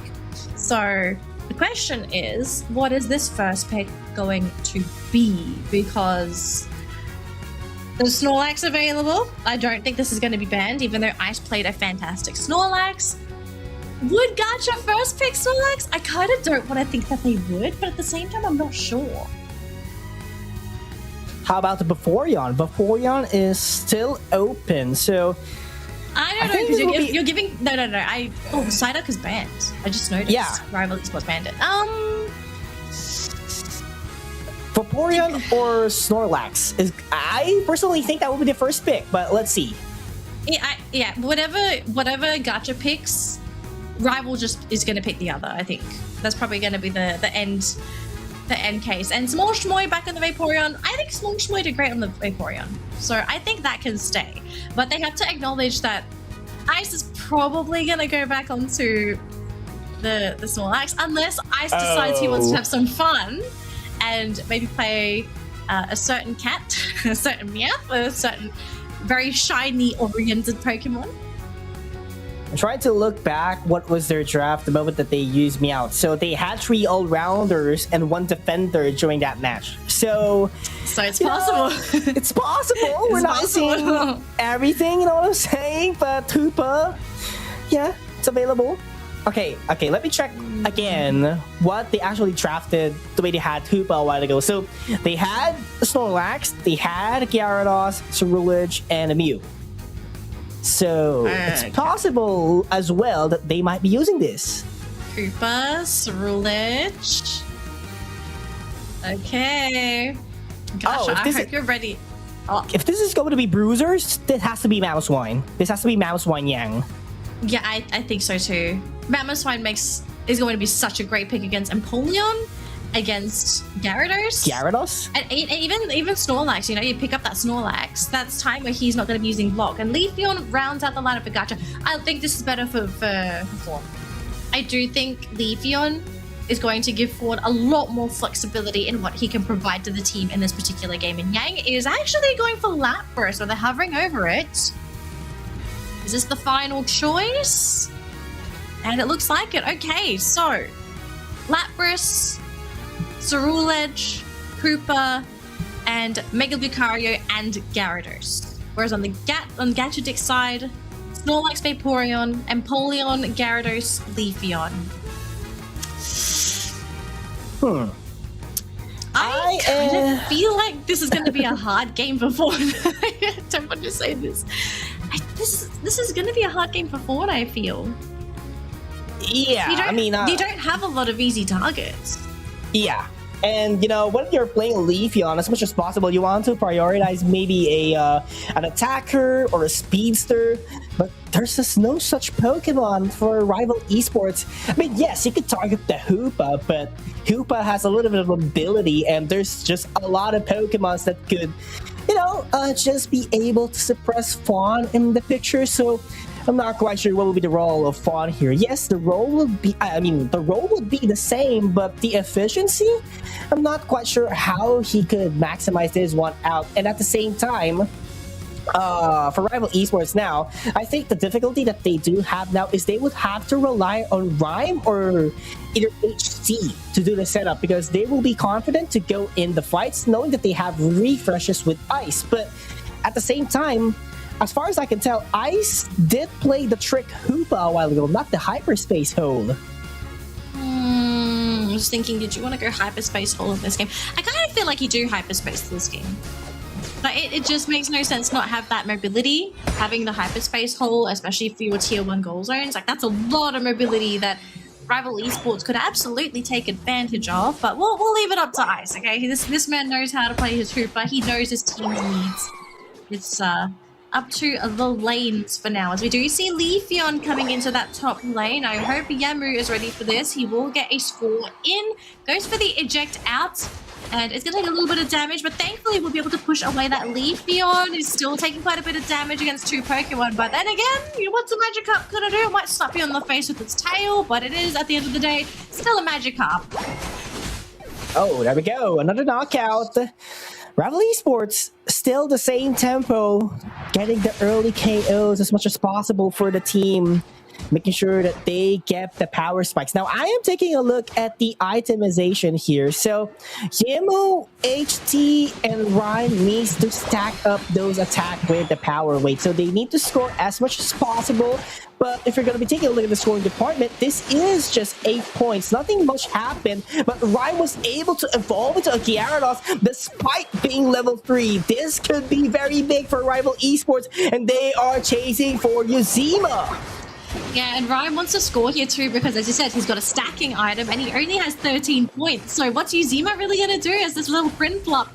Not much, unfortunately. So yeah, Gacha's got to get these lanes under control because if they don't, I think we're just going to be seeing a repeat of game number 1, which is where eventually Rival Esports just starts barreling down and taking over this game versus Gacha. And it's going to be tough because if they don't stop these stacks too, you know, Rhyme is going to be huge. Yamu is going to be huge. And even HT. Look at how aggressive they're trying to push these lanes. Like, yes, they lost Ice in that top lane, but is Yamu in trouble? No. Yamu can hold his own against this particular two-man combo. So yeah, Gacha's gotta start ramping it up a little bit, whether it be in that bottom lane or top lane, something's gotta give. Yeah, such a huge wall for the team, being able to catch the damages. But Fawn is actually caught into the trap of Rival Esports. He's so low, but everyone is ready to go for the respawn. But at the same time, Rival Esports would get the double KO, so that's a win for them, making the SorSungLui, making HT the highest level Pokemon in the game. HT is still the highest level Pokemon, and it also doesn't help that the Leafeon got knocked out in that engagement too, so it slowed down Leafeon's progress to getting to that level 8. Up top though, we do have a skirmish of 2 versus 1, but again, as I said, Yamu on this Mega Lucario, he's not Mega yet, but he's holding his own. You know, he's not worried at all. If anything, he's got his teammates coming in as well, and Polion though will be able to secure the Registeel, so that's a attack buff going in the way of Gacha Dick. So Rival Esports, I hope they have a defense ready for this, because if they don't, they're going to be at the in a lot of trouble, as this potential T1 could break. And yeah, that's going to be it. It's a broken T1 goal zone. I think it's a perfect one too, so not efficient, unfortunately, but you know, Gacha respecting that there's a Hooper on the other side. Just get rid of the control. Just get rid of the control, ensure that Ice isn't able to pull off any shenanigans. At the same time, the hyperspace hole isn't active, but you can definitely feel the presence of Rival Esports. So this is really tough for Gacha Dick. They are being pressured by a lot in the means of objectives, in the means of XPs. There's just too many things to consider if you are at the side of Gacha Dick, and you have to scale up those XPs as fast as possible. We have a chase happening down bottom. We have a potential fight happening up top as well. Lots of points being scored by Rival Esports up there, but down here, Gacha's trying to find whatever points that they can as well. Being slowed down by HT. The SorSungLui is very low. Oh, almost tried to go for the full commitment. Had to back up there on that Leafeon. Instead, maybe going to change target back onto the goal zone, though. We're going to have our Gyarados trying to escape. Uzima, though, has been caught on the Empoleon. Will be taken out, and Small Boy wanted to save his teammate, but instead will be going down with his teammate instead. But again, at top lane, Fawn is doing his job to sneak in some goals, and HT saw through the threat that might actually be present. That's why they're gonna take him down and send him back to the Pokemon Center, and making sure that their KOs will be rewarded so big. Okay, Rival wanting to go camp out this top lane. Gacha, though, they've got a lot of Pokemon around here, but HT is also waiting in the wings to see if he can maybe punish somebody who attempts to try and jump onto HT or Rhyme. It's a Regirock in that top lane, so it is a defense buff, but you can see Gacha also wants to get their hands on this buff too at the 4.5-minute mark. HT is going to start things off, but with the hyperspace hole here for Ice, is going to be using the Unite. Brings in the entire roster. That's going to be secure by Ice of all Pokemon. There's Hooper. Rings Unbound. Ice Unbound. Man, that was just a great timing to use the Rings Unbound. They waited for the Regirock's HP to be shredded down to almost half. pop the hyperspace, and there was actually a lot of last hits as well. Psybeam and all the other Pokemon, Cerulean Unite move. There's just too many things to consider, and Gacha wasn't able to move because the Psybeam actually does have some hindrances as well, so it would be really tough for you to get ahead of it, especially when you are stunned in the battle. But speaking of stun, Fawn was able to stun them down with their Emerald 2-step, getting a KO against the Cerulean, a very, very important way to boost their XP. But he does unfortunately go down thanks to Yamu, who was able to cut off that Leafeon. So yeah, it looked like a small win for the Leafeon to grab HT, but what a Mega Lucario you've also got to deal with as well. Yang being a nuisance in the enemy central area, just trying to harass Molshmoy and Victini. But Yang, he's so tanky. This is one of the things that had made Lapras extremely popular back in the day when this Pokemon had a lot more damage. It's able to self-sustain. It can also deal damage. It also has, I believe, the anti-crit ability as well. So it's really hard to dish out damage to a Lapras. So Rival Esports, they're doing absolutely everything that they can in this game. Harassment, pressure, making Gacha double think their choices. And you even have Ice just being a pest, wasting time. Hey, this is how you want your supports to play. You waste the enemy team's time. You have a Gyarados and a Vaporeon chasing your support Hooper. This is how you play support, folks. This is how you play support. He's wasting their time. He's even coming back, teleporting next to them. Ice! He's playing with their feelings. Oh, my goodness. He even gives it to them. He says, okay, take it. Take it. Oh, man, Ice. He is riling Gacha up. That was a way to secure the Registeel for Rival Esports, and this would actually be available till the last minute of the game. So this is going to cause a problem for Gacha, knowing that they have the power spikes, they have the XPs that they need. Level 14 Gyarados, this is no joke with a Registeel buff. It's huge. Okay, Kyogre is up here, peeking yours. It looks like the Kyogre's not going to be around for much longer. It's already taking damage here. Users trying to rip him down, but also Rival Esports looking to go for the fight. Gyarados on Rival Esports locks him down, and in a fraction of a second, Gacha, the entire team is wiped out. Wipe out. No one is left. They still have a second chance to go for another fight, but this is too much of points to handle. 780. They can actually go for the 900 immediately if they want to clear the wild Pokemons here at the central area and the side lanes. But does Gacha have the capacity to take the knockouts? I am not quite sure. 3 Pokemons are really at level 15, 2 of them at 13. This is just too much to handle, and with the Kyogre buff, everyone could just regenerate their HP. Yeah, I think that might be too much sustained on the side of Rival Esports. I mean, Gacha, they're giving it an honest try, but they're running out of health, they're running out of damage, they're being cleaned up as well. And now Gacha, again, retreating to their side of the map. We've still got 50 seconds left to go, but I think this is just going to show that the difference between these two teams, the resource difference is too big. And I think it's safe to say, Rival flexing their prowess, again, proving to everyone competing today that they are the team to beat.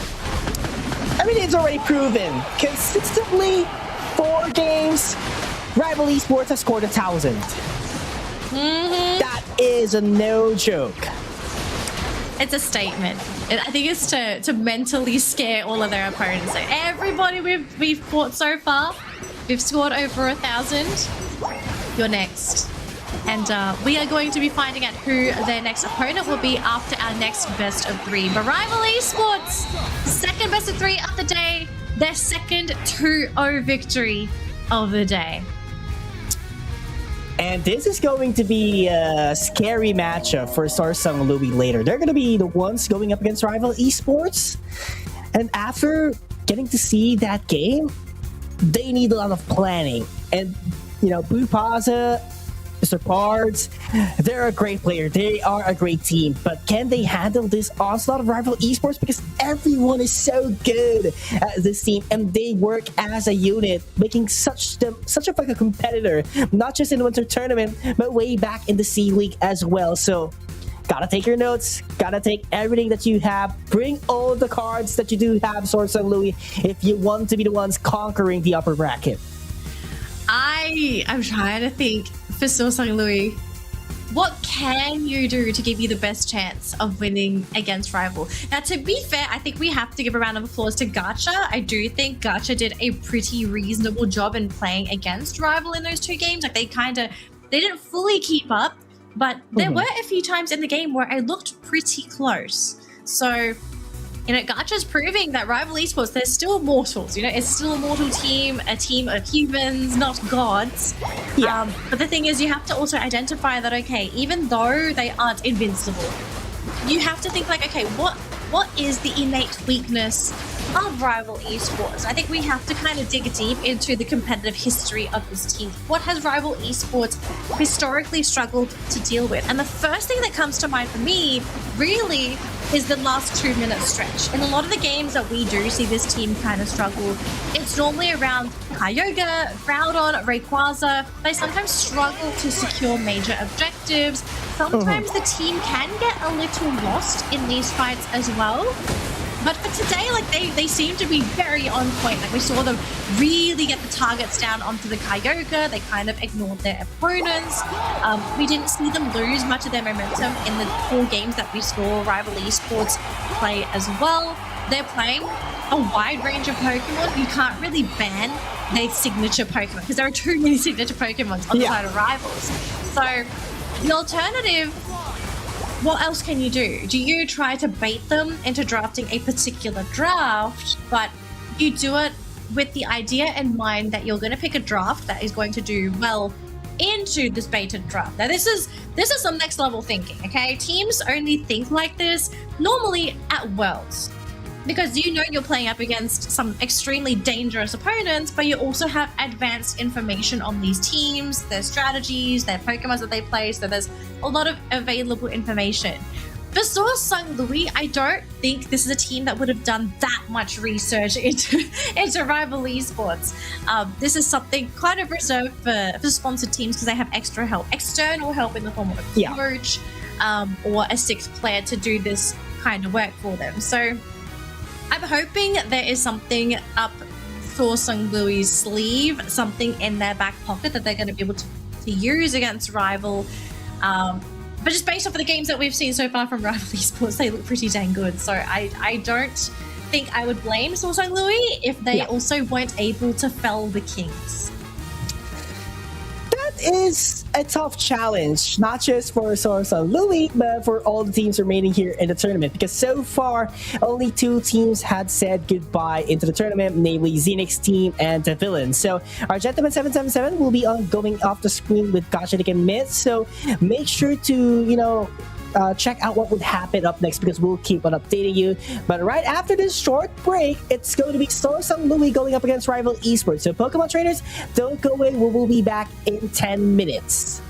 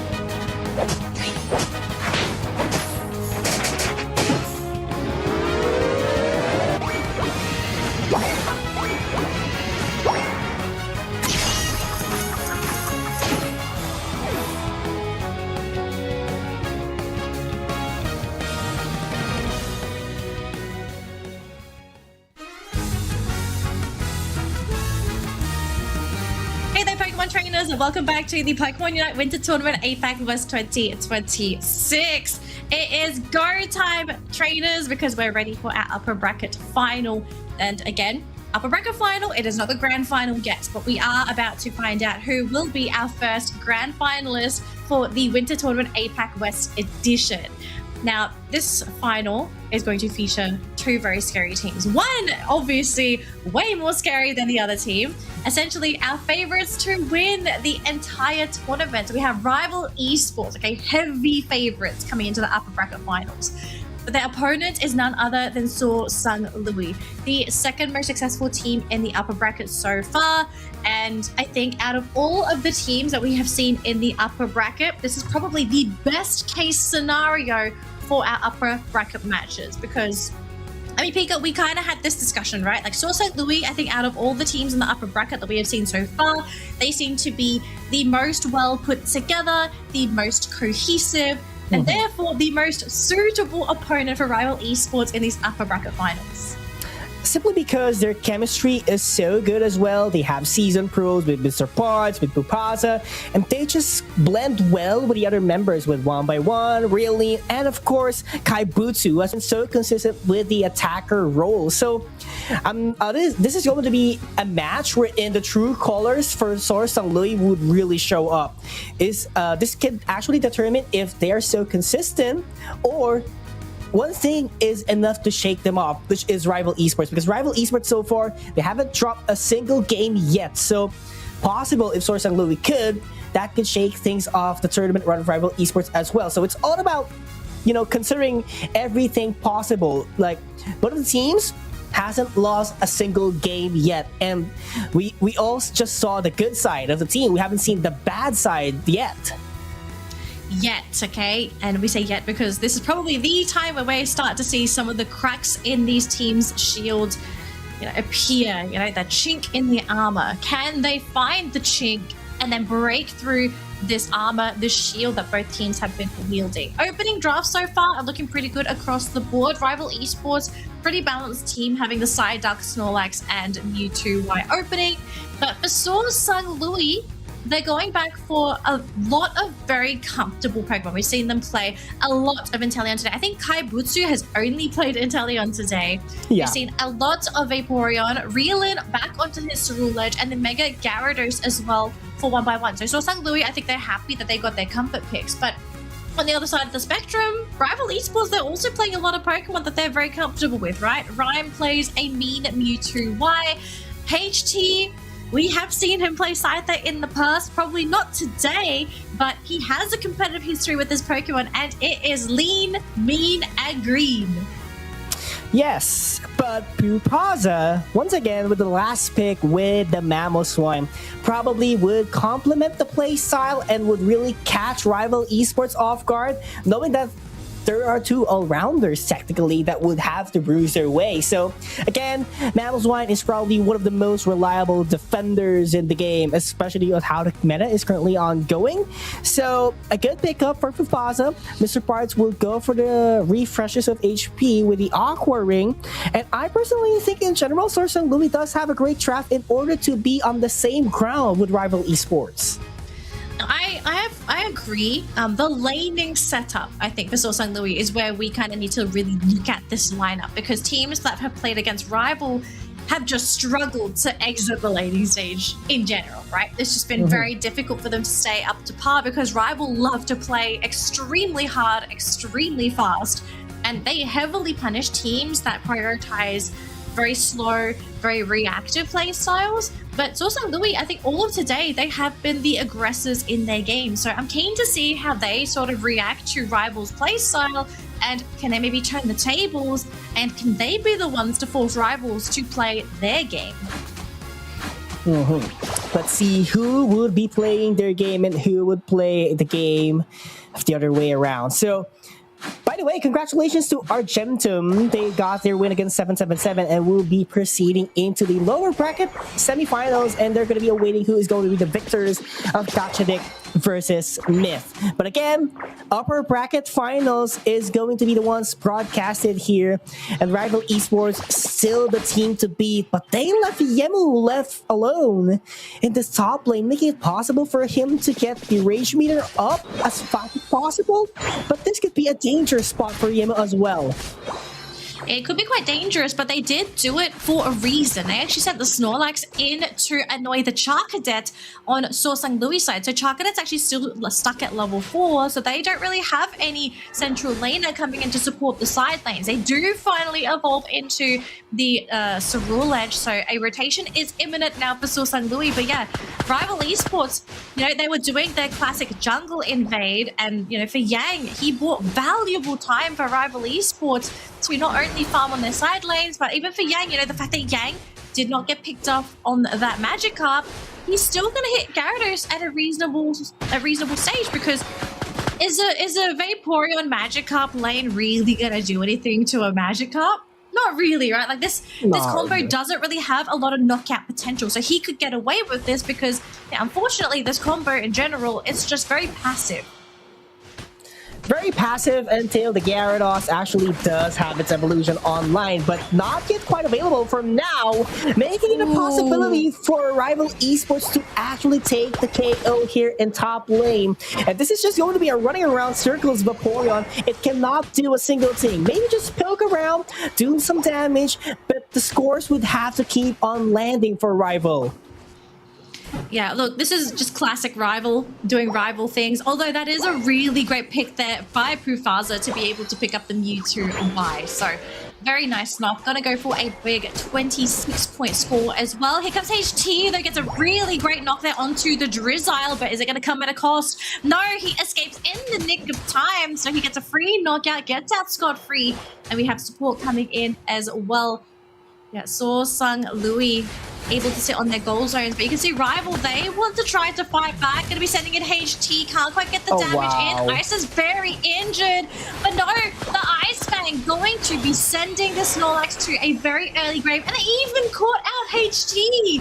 So rival struggling in this 4 versus 4 battle in this bottom lane.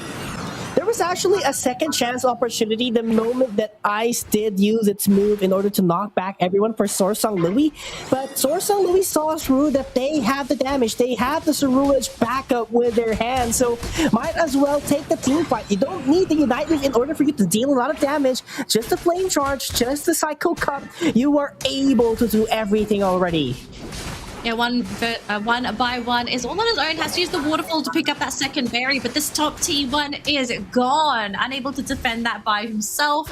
We have Reelin nearby, so if rival esports decide to go a bit too deep, they might be able to tag team a knockout. But down bottom, we can already see this 3-man rotation applying pressure with that Reggie Alecki. They have backed out now. and they have caught wind of Yamu and HT. They're going to try and go for a fight here, but we have the Snorlax there to provide that block support. SorSungLui having to escape, but pinned against the walls of the Vaporeon. They do manage to use the eject, but SorSungLui, unfortunately, pinned against the wall, will be picked off, and Vaporeon may be next. No, just eats up that berry just in the last moment. We do have the Freezer, the Ice Fang to pull back Yamu on that Gyarados, but between these two defenders, they don't really have enough damage to threaten a knockout onto Yamu. Uh-oh, the threat is still up for SorSungLui. Pilot's Wine. Pupasa wasn't able to make it out alive, but there comes multiple Unite moves as well. Yemo is trying to apply a lot of pressure towards the SorSungLui, and yes, we got the knockout, and that is going to be very big for Rival Esports. A rewarding exchange, a rewarding XP, but it is not quite done yet. Mega Gyarados is actually here to save the day, but not quite. Yang with a big heavy slam was enough to shut him down. I felt like SorSungLui threw one too many Pokemon at this problem, and they just gave experience after experience after experience away to Rival Esports. So this great early game setup by SorSungLui, they've been set back a little bit. They're not out of it. They can still come back. They can still search for those small picks, but I kind of feel like this great early game that they had in the beginning, if they didn't give away so much experience, they would have been in a much better position. But they now have to deal with that Regieleki. Up top, though, we have the Inteleon and SorSungLui competing for that Registeel. No steals, unfortunately, for Ice on the Psyduck. You know, not in a really great position to outlast hit these two Pokemon. But now we still have another 2.5 minutes to go before that Kyogre makes an appearance. So what's the play here for Rivals? They really want to try and play this far forward on SorSungLui's terrain. They still have HT hiding in the bush. Shang's going to go for the Unite move. Even going to be going for the Unite for Mewtwo. But do they have the damage to follow through the side? The HD gets picked up. He just didn't have enough in the tank. They do manage to get the SorSungLui though, so Reelin is gone. The Gyarados is in trouble. Yamu has been surrounded, but here comes the Psyduck doing the best that they can. We got the Snorlax pushing them back, but now Rhyme isolated, going to be right next to them. He does have just enough agility. This Mewtwo gets picked off by the Vaporeon, and now Rival Esports, I think they've just taken too much before they are choking. They thought they could eat the entire cake in one bite, but you gotta chew your food before you can swallow, buddy. And that was just too tough for Rhyme. He is the only Pokemon that can dish out a lot of damage with the Scyther and the Gyarados missing on their team. Yes, there could have been a lot of time being bossed by the Snorlax and the Psyduck, but those basic attacks from the Mecha Mewtwo Y was not just enough to do the job. Oh, the block there. Threatening SorSungLui, who did try to go for the jump onto HT. Maybe just trying to play bait with that Scyther, which I have to say, very risky bait by Rival Esports. Down bottom, though, we do have a 2 versus 2.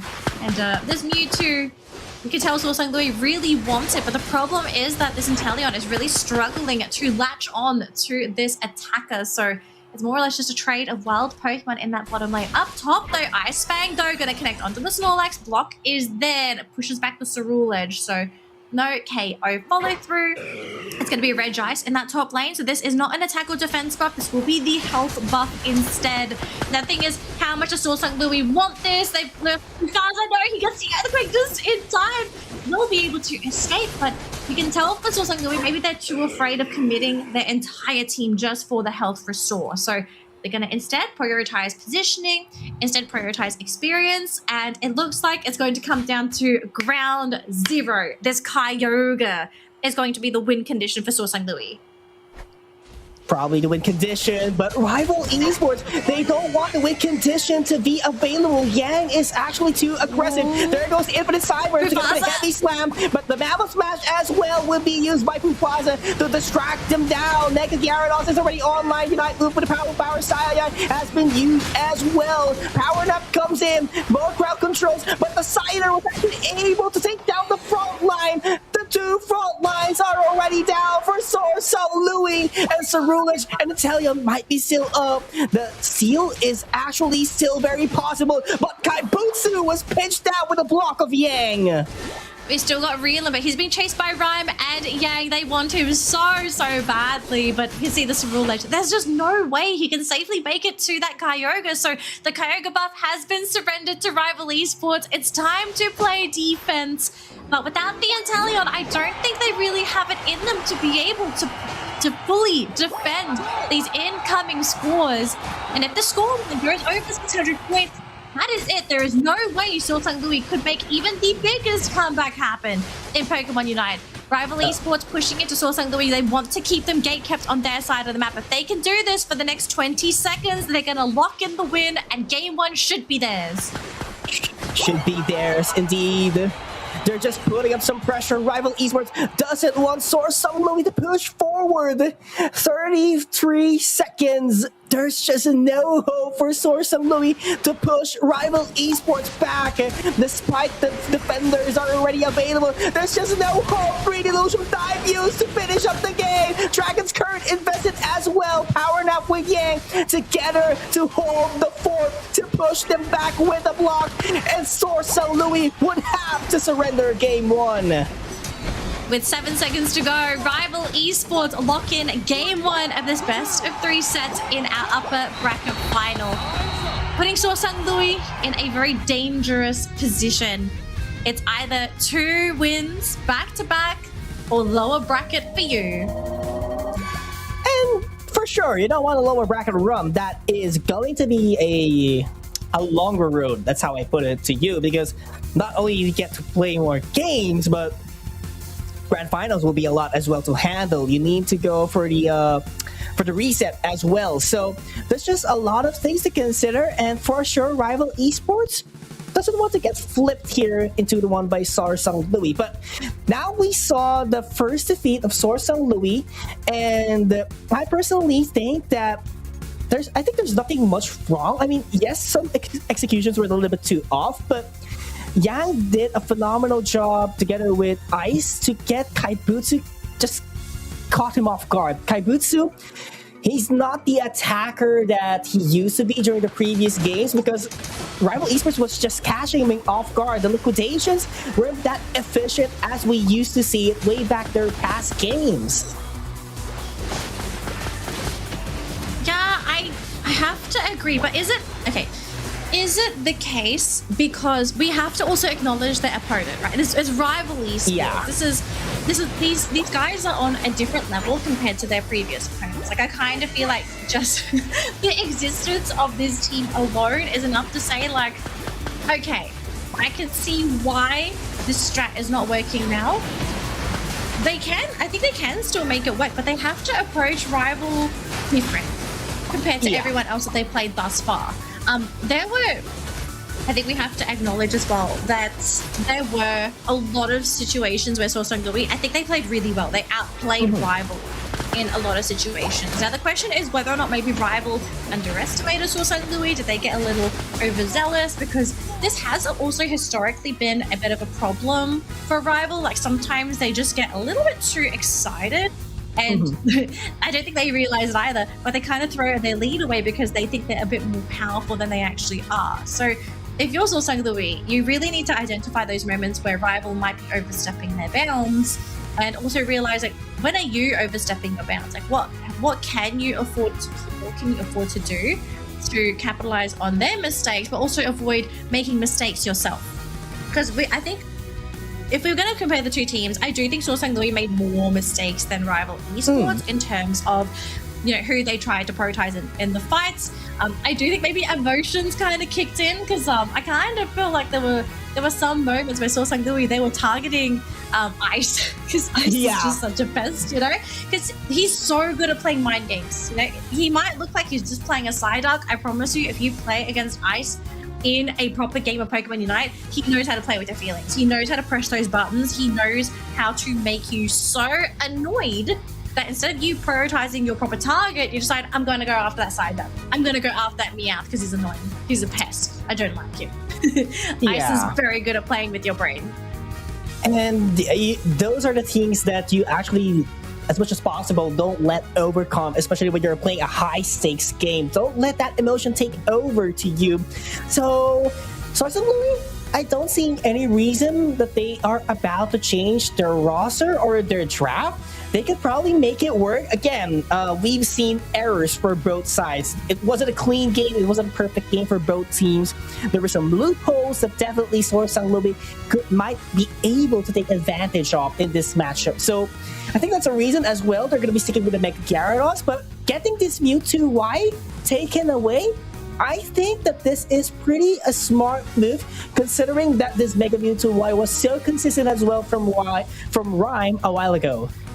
Yeah, I think it's a good idea to force Rhyme onto a different Pokemon because, yeah, I do think he was given too much flexibility with the Mega Mewtwo Y. We are not going to be seeing Goodra and Mr. Parts, right? We will not be seeing that Pokemon. The Trevenants, yes.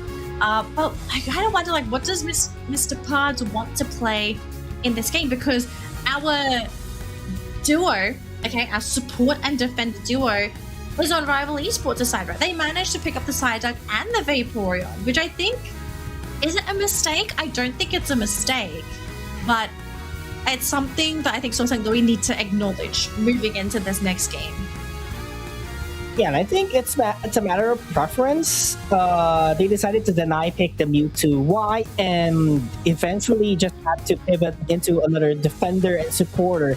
And by having this Trevenant and Mr. Mime, this could be a pest as well. You know, the AoE of the Curse, which is what Pupaza ran a while ago, together with the Showtime of Mr. Pard. I personally think that this could actually work, given that they could just barge in into the team fight and be able to take those AoEs into effect. So they have the sustain, they have crowd controls as well. The concept is looking great overall, but with the Psyduck available, this is the biggest question. With the Psyduck available, with the Vaporeon available as well, will they be able to maximize their Unite moves as soon as they get into the fight? Will they be able to guarantee the KOs? Because with this Vaporeon present, it is a big challenge because of the Aqua Ring that has been providing a lot of sustain for Rival. Yeah, that's the thing. I think the Aqua Ring is going to be a problem that SorSungLui needs to address. I mean, they do have Burst, right? Like, they have a Scyther that can potentially out-damage a Vaporeon. They also have access to the Mega Gyarados, who also can do some significant burst as well. And then the Mega Mewtwo Y. So I think they have enough damage to maybe out-damage the Aqua Ring. They need to, at best, ensure that these fights don't last too long up until you get too much value out of the Vaporeon, because they're not running a classic healer. If you look at the lineup, they don't have a classic healer. So if a fight ends up being very long, very drawn out, they're going to be out-sustained. This is one of the issues that you run into if you play against a team that does have this sustain. If you don't have a healer, you kind of have to finish the fight before you run out of gas, because they live at the petrol station. They've got unlimited gas. Man, speaking of gas, this is just, again, unlimited gas, just like what you've said. And in order for SorSungLui to maximize their draft, they have to take everyone out by surprise. You know, when it comes to sustainability, Rival Esports definitely has the edge here, and I personally think that the Scyther would have to play a huge role in order to make that a possibility. Take everyone by surprise, burst everyone down, and make sure that you set your priorities. But there's just a lot of priority targets as well that you have to consider in Rival Esports. Could be the Psyduck, could be the Vaporeon as well, or if you want to suppress the damages, then maybe HD is the go-to. Yeah, I think a lot of us are going to come to the conclusion that there is probably a slightly more priority onto HT compared to the other cores, but it's going to be a case-by-case basis. Like, if you're going after objectives and let's say he's already used the Unite, you can kind of maybe ignore HT if he's really injured. I almost want to say you might need to focus Yang. Get rid of the Vaporeon, remove the utility. I think even to a certain degree, Ice can be focused as well. Like, getting rid of the lockdown, the disables, the healing. You can deny Rival Esports the potential to have these really long, drawn-out fights and also having the setup for their cores. I think this is where Reelin is going to play a very important role here. If you can get rid of Ice's Psyduck before he can react, that is going to really hinder what Rival Esports can accomplish in these team fights because, again, you don't have the Psyduck, you don't have the setup. Yeah, speaking of reeling, I think it's a little bit too behind by a level. But HT has been scaling so much properly, he could go already for the ambusher at the bottom lane. And SorSungLui hasn't seen this threat yet, making it possible for them to punish Kaibutsu. Taken out, and PUACL did not forecast that threat, and making it possible for rival esports to score multiple points. But Raylin does saw what's coming up next, and he was actually confident that he could take a KO. But at to what extent? HT is actually still alive. Yang with a great support with the Aqua Wing, making it possible for them. But the trade is actually available. Mr. Pard does get the KO. Very unfortunate that Kaibutsu wasn't able to get it in order to get the XP that he actually needs. I want to say that one should have gone to SorSungLui. I feel like it was an overcommitment. If Reelan can grab these knockouts here, it's so worth it. But again, he's throwing his body to try to get these knockouts. I feel for Reelan. I can tell this man has so much pressure on his shoulders to overperform for his team, but it's games like this where your core player feels so hard pressed to overperform, and he's so far behind. He is a level behind HT. He's thrown his body twice, almost 3 times after this team fight has gone down, given away his experience to the enemy team. He needs time to farm that experience back. I mean, he still has the potential to get knockouts, but he's going to need so much setup, and there's going to be so much pressure on PUACL to set up for him with the Horn Leech, for example, because he's running Curse. So PUACL gets it there onto just the Vaporeon. That is not what Reelan needs. Reelan needs a multi-man setup. He's trying to go into the back lines, but already you can see Ice zoning him away. PUACL, though, managing to catch out one of the players. But again, SorSungLui, they just can't find the angle. And look at who's being chased. This Scyther is being chased by rival esports. It is the other way around. It should be the Scyther chasing for a KO, but he gets pinched down by rival esports. But the backup is still available one by one. He is doing his best, but instead he is going to be the ones, the Pokemon, to get punished, but barely makes it out with a waterfall. A great escape for SorSungLui. That was all because of Mr. Pards as well. He hung on to that wall for so long. He was trying to get the perfect angle, and he blocks it right in front of rivals, so they weren't able to get past that wall. So it's those small plays, okay, those small micro plays that might be what brings SorSungLui back into this game. But the problem is they are still behind. They're not quite where they want to be in terms of levels. They have scored no points either. So something's got to give. They either have to catch out rival esports with their pants down, or they're going to have to start taking those objectives from here on out, because yeah, so far SorSungLui, they've been playing into rival esports' hand, and look at that beautiful solar beam cancel. Oh man, Reelan's having a rough game. Yes, very rough indeed. Level 10 though, it was able to go head-to-head with the other Pokemons of rival esports, but still we need more from the Scyther. We need more presence. And at 5-minute mark, we expect a Scyther to be at around 11 or 12 already for the damages to be felt. And if you were just standing on the same ground with the other Pokemons from your opponents, definitely the damage is not the way you expected it to be.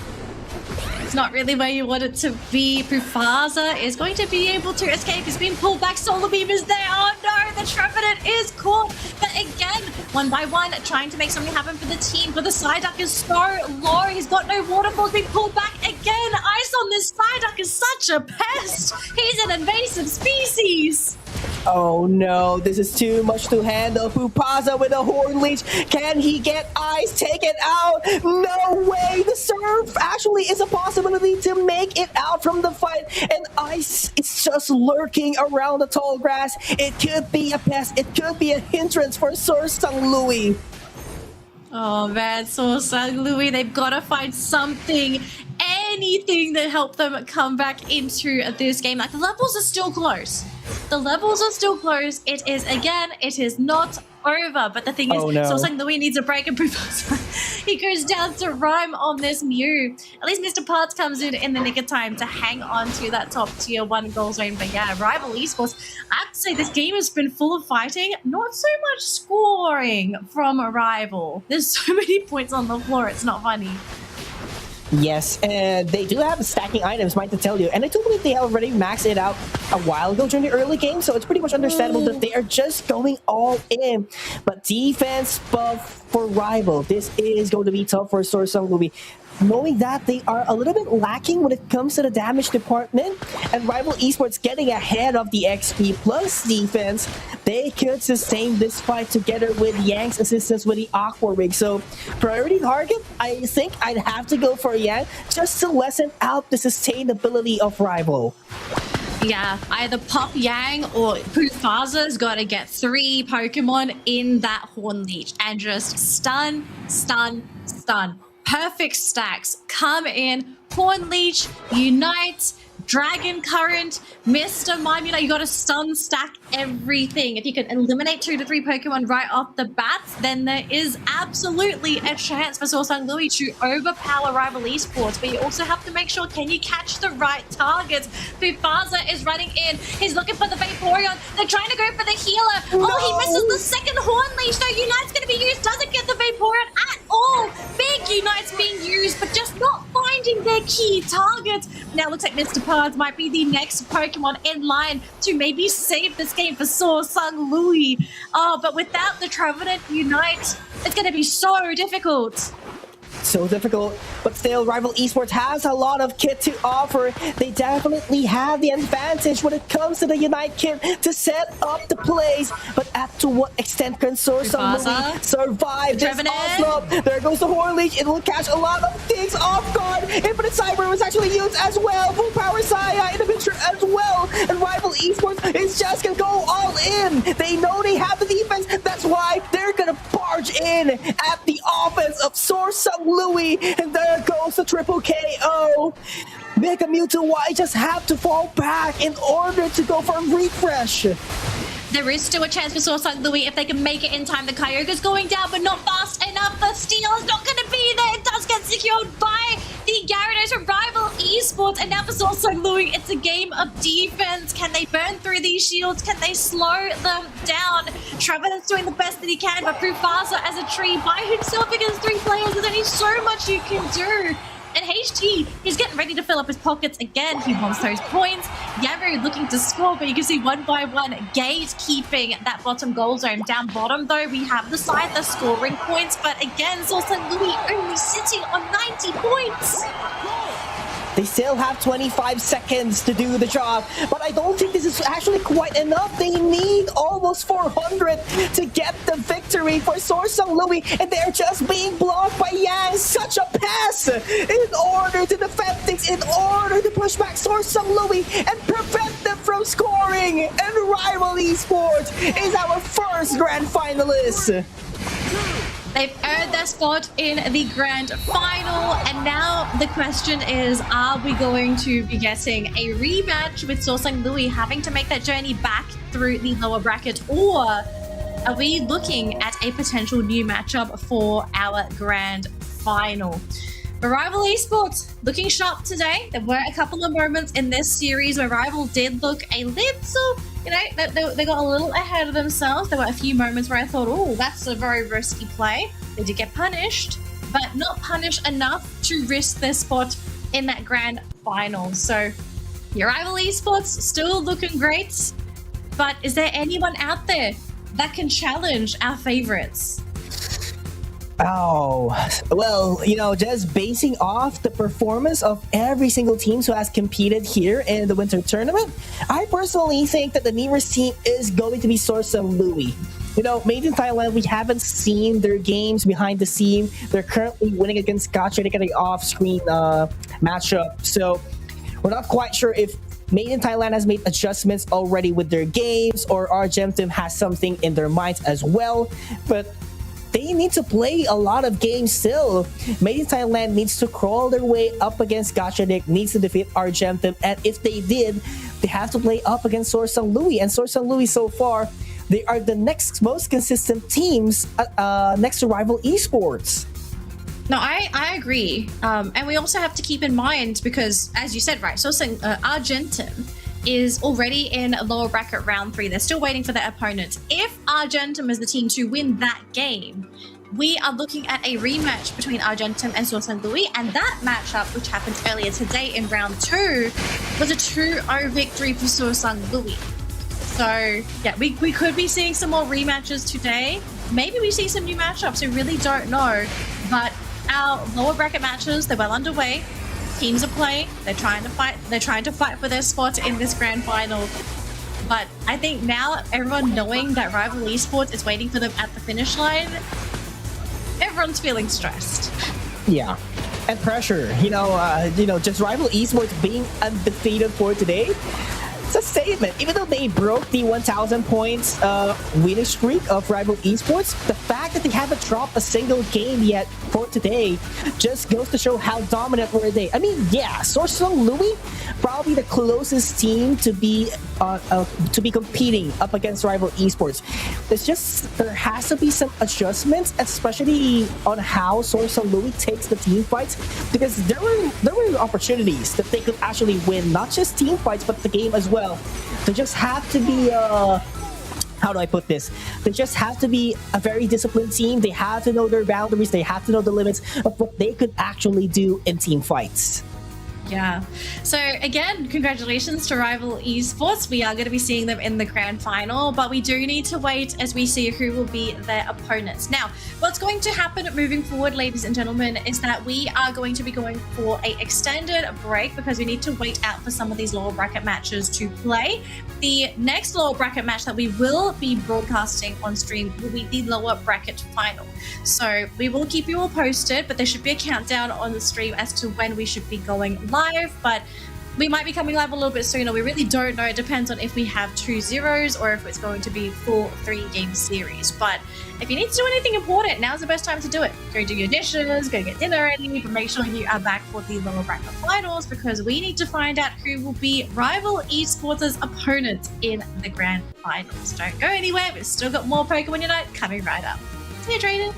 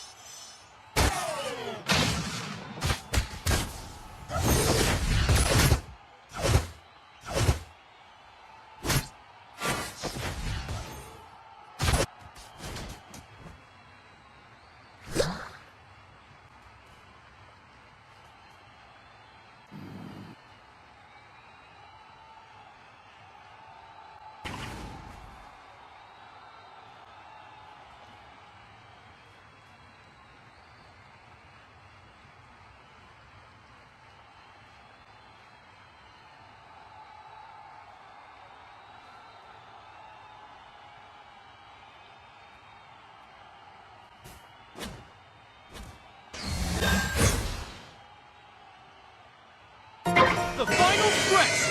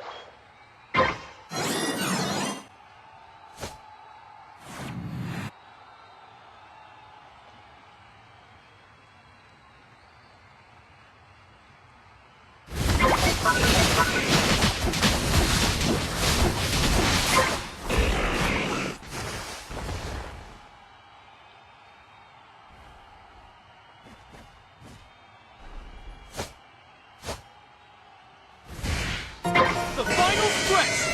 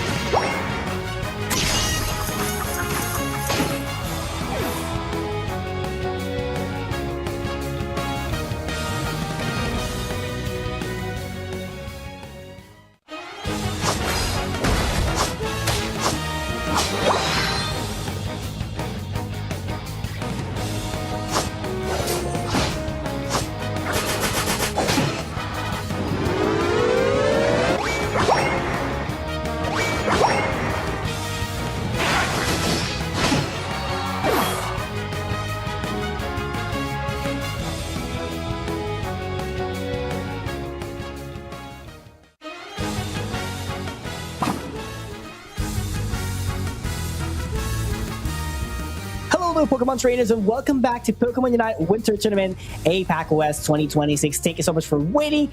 And I know a lot of you have saw the matchup between Made in Thailand and Argentum without being casted. So yes, you saw that one right. Argentum, they're going to be the ones to compete up against our team who's actually waiting here at the lower bracket finals, which is going to be a long day on the long matchup. So SorSungLui going up against Argentum. This is one of the matches that we have been waiting for as well, knowing that this is going to be a rematch of what happened at the round 2 of the upper bracket.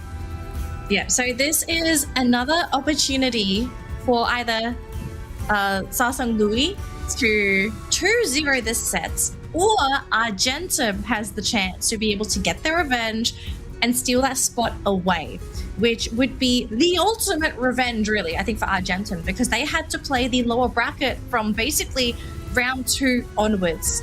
And it's been a very long day for them. I do not envy their position at all. They had to work extremely hard to get here. So really, the goal for them is to make it to the grand final. There is a slight advantage, I feel, for Argentum coming in through the lower bracket, and it's because I've spoken to teams before, and a lot of teams actually don't mind coming through the lower bracket because it means they are constantly playing. And that's a good thing because like they're constantly in they're in the mojo, they're really in that competitive headspace. Whereas like if you have a really long break, I know that's one of the biggest complaints I hear all the time from professional players, but if they have to wait so long for their next game, it kind of throws them off mentally and they have to get back into the game. So that's not fun for them. And it's a lot of hard work for them to get back into that mental headspace. So I think Argentum, I know they know their opponent is tough, but I do think they're actually in a pretty good headspace now. I'd be more worried about SorSungLui because they had a pretty long 1-hour break. Yeah. I mean, it's all about keeping yourself in the zone, and definitely Argentum is still on that one after getting that victory up against Made in Thailand. And it wasn't just a victory, it was a victory to be one step closer towards the grand finals. This is the last hurdle that they would have to go for them to be able to climb back into the grand finals. And after that, if they do win, it's still a long road. They need to win 2 best-of-3s if ever they want that last slot in Japan. But still, let's not deny SorSungLui has been doing great so far over the duration of the tournament. Only lost to Rival Esports. And if you're going to be taking a look at it, if everyone has watched that game, it wasn't an easy time for Rival Esports. SorSungLui did put up a great fight. So definitely momentum, I think. SorSungLui still has it, but it's just they had a longer break compared to Argentum, keeping that momentum ongoing.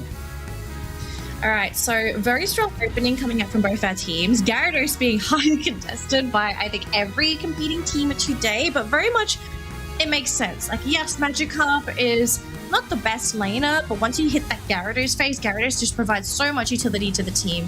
Damage, self-sustain, can also act as an initiator as well, is relatively tanky too, so really does provide a lot to the team. The follow-up picks, I feel, is where things are really starting to get spicy because Argentum, their follow-through is Mamoswine and Mr. Mime. Between these two Pokemon, you've got a lot of disables. You have the freeze capability for the Mamoswine with the Ice Fang and the basic boosted attacks. You also have Mr. Mime, who in a lot of cases, we have the wall, okay? The wall Mime build is the go-to build for Mr. Mime. And we've seen a lot of cases where teams just play the Mr. Mime kind of like a crystal, right? You throw the wall down, you block teams from escaping. You can also use it to block and protect your team from a incoming backstab. So love seeing the Mr. Mime for Argentum. SorSungLui going back to their fan favorite pick. So Kai Butsu has been playing, I think, Inteleon for almost every single game today. The only time we saw him change that was against Rival Esports because I think they needed to go have a little bit of a change. But in this matchup against Argentum, I'm not surprised that they want to go back to their favorite picks because it's been comfortable for them and they've had a lot of success with this. So it just makes sense. And Ansett, though, back on the Scyther. I like this. I think we've seen Ansett have a lot of success with this Pokemon. I think they did lose one Scyther game against SorSungLui, and the matchup for him is going to be against Dodrio, which is not the end of the world. I think it really is going to come down to who is the quicker speedster to assist the side lanes and get those levels, because Scyther can crush Dodrio, but Dodrio can also crush Scyther. So it's really going to come down to skill between these two players. Yeah, I mean, it's all about making the first move. But what I love about the draft for Argentum is they have more control compared to SorSungLui by having that dedicated defender, which is going to be the Battle Swine, and as well as the other support here for Argentum, which is going to be the Mr. Mime. So a lot of controls for Argentum, a lot of disables as well compared to the solely reliant X-Scissor of the Crustle. So it's looking great in terms of concept for Argentum. They just need to execute things very well. And speaking of execution, they were able to get the first KO at the bottom lane. That Sobble is going to go back to the Pokemon Center. And Raylene was actually forced to go for the ambush just so that they could trade some KOs.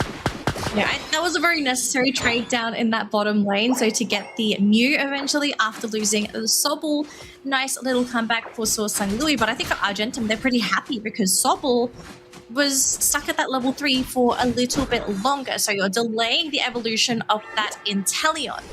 Status happened, a status update in the top lane. So Andancet is ready to assist this top lane. It's still a Magikarp versus Magikarp situation. I don't see him being able to push out or even grab a knockout onto Mr. Pard. So instead, focusing on getting those levels for himself and his teammates. And I think right now, Argentum, they're still deciding where they want to go with this. It looks like down bottom is going to be where Andancet's going to provide some level of support. Prufaza is low, but it is a Crustle. So you need to be very careful when you want to try and go for a knockout onto this defender. Gotta be very careful. But Gyarados versus Gyarados in top lane. So far, looking good for Argentum having the XP advantage. But, you know, there's a lot of backups still available for SorSungLui, and they don't want to see the threat of this Gyarados as early as possible, knowing that he's ahead a little bit in terms of XP. So, you know, there has to be a lot of safety precautions for SorSungLui not to be behind that much. I love just seeing a game of walls. Like you got the Rock Tomb, you have the barrier. There's gonna be a lot of terrain that these two teams are gonna have to pay attention to. Now we do see a bit of a kerfuffle here with the two Gyaradoses, trying to see who is going to have the better angle. We do see Mr. Parts as well coming in with the poke, trying to soften up their targets, but we do have the Scyther here threatening Reelin. And the Dodrio is not full health, so he's not going to be too comfortable. But the Gyarados has been caught in the middle of the fray and gets knocked out. So slight misplay, I feel, for SorSungLui to have the Gyarados being caught in a very, very crowded area.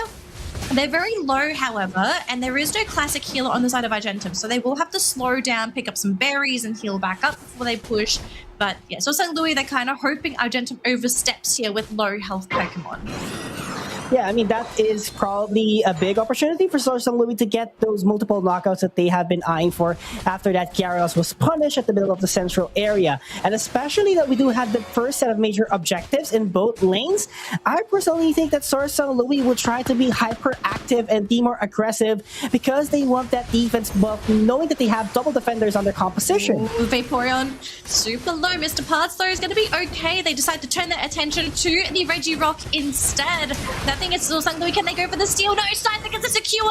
Dodrio did commit the triple trample for this, so that's going to be on cooldown for a while. So SorSungLui, yeah, we don't get a knockout, but for Argentum, it looks like they want to make this happen. They've got the defense buff, very low health on the Inteleon, but they did get the lock-on onto the Scyther. The liquidation is always going to be a threat for that Scyther. Especially that it directly hits the Pokemon. Oh! It's also Goal Getter on the Dodrio. Very interesting decision there for the Dodrio's item of choice today. Yeah, I think it's just prioritizing about the scoring, especially with the capabilities of the Dodrio to actually score 3 times in a row. Actually phenomenal play here and itemization from Reelin. But here comes Argentum once again. For the team fight, and the Inteleon was caught off guard once again. Mr. Parts in the front line, trying his best to buy some time and be able to make his team form another group and force another team fight. But still, you know, even though they weren't be able to get those knockouts, they got something in return. They got something to reward themselves, taking the gold zone out at the bottom lane. Mr. Paz was hoping to be able to steal some experience away, but that's going to be quite difficult with a Scyther, although Dodrio is going to be coming in, able to juke on our triple trample, misses unfortunately, and the dry attack doesn't even connect. Mew forced to go for the Unite to try and preserve its health, going to be okay, but now the Crustal is going to be there with the Vaporeon, has the shields thanks to its Unite move, but the Ice Fang keeps him in place. Ryoma's super low, but not enough damage again for SorSungLui. They have so much Disable, but they just don't have enough to finish off their targets. Can they finish the target right now? Showtime for the Mr. Mime. They were able to suppress Kaibutsu once again and push even further to get this Regieleki. L9 will try to isolate Pufaza, unable to contest the Regieleki, and that is going to be a push at the bottom lane. Probably will be. The sliver of health there for the Crustal. Unfortunately, just Argentum missing out on a little bit more damage to get that secure knockout on the Crustal. So even though SorSungLui is leading in terms of points, I have to say Argentum, they are doing really well in a lot of these fights. They're the ones getting all the knockouts. They have so much Disable for days. We're also seeing Ryoma being a nuisance. Even Pufaza struggling on this Crustal.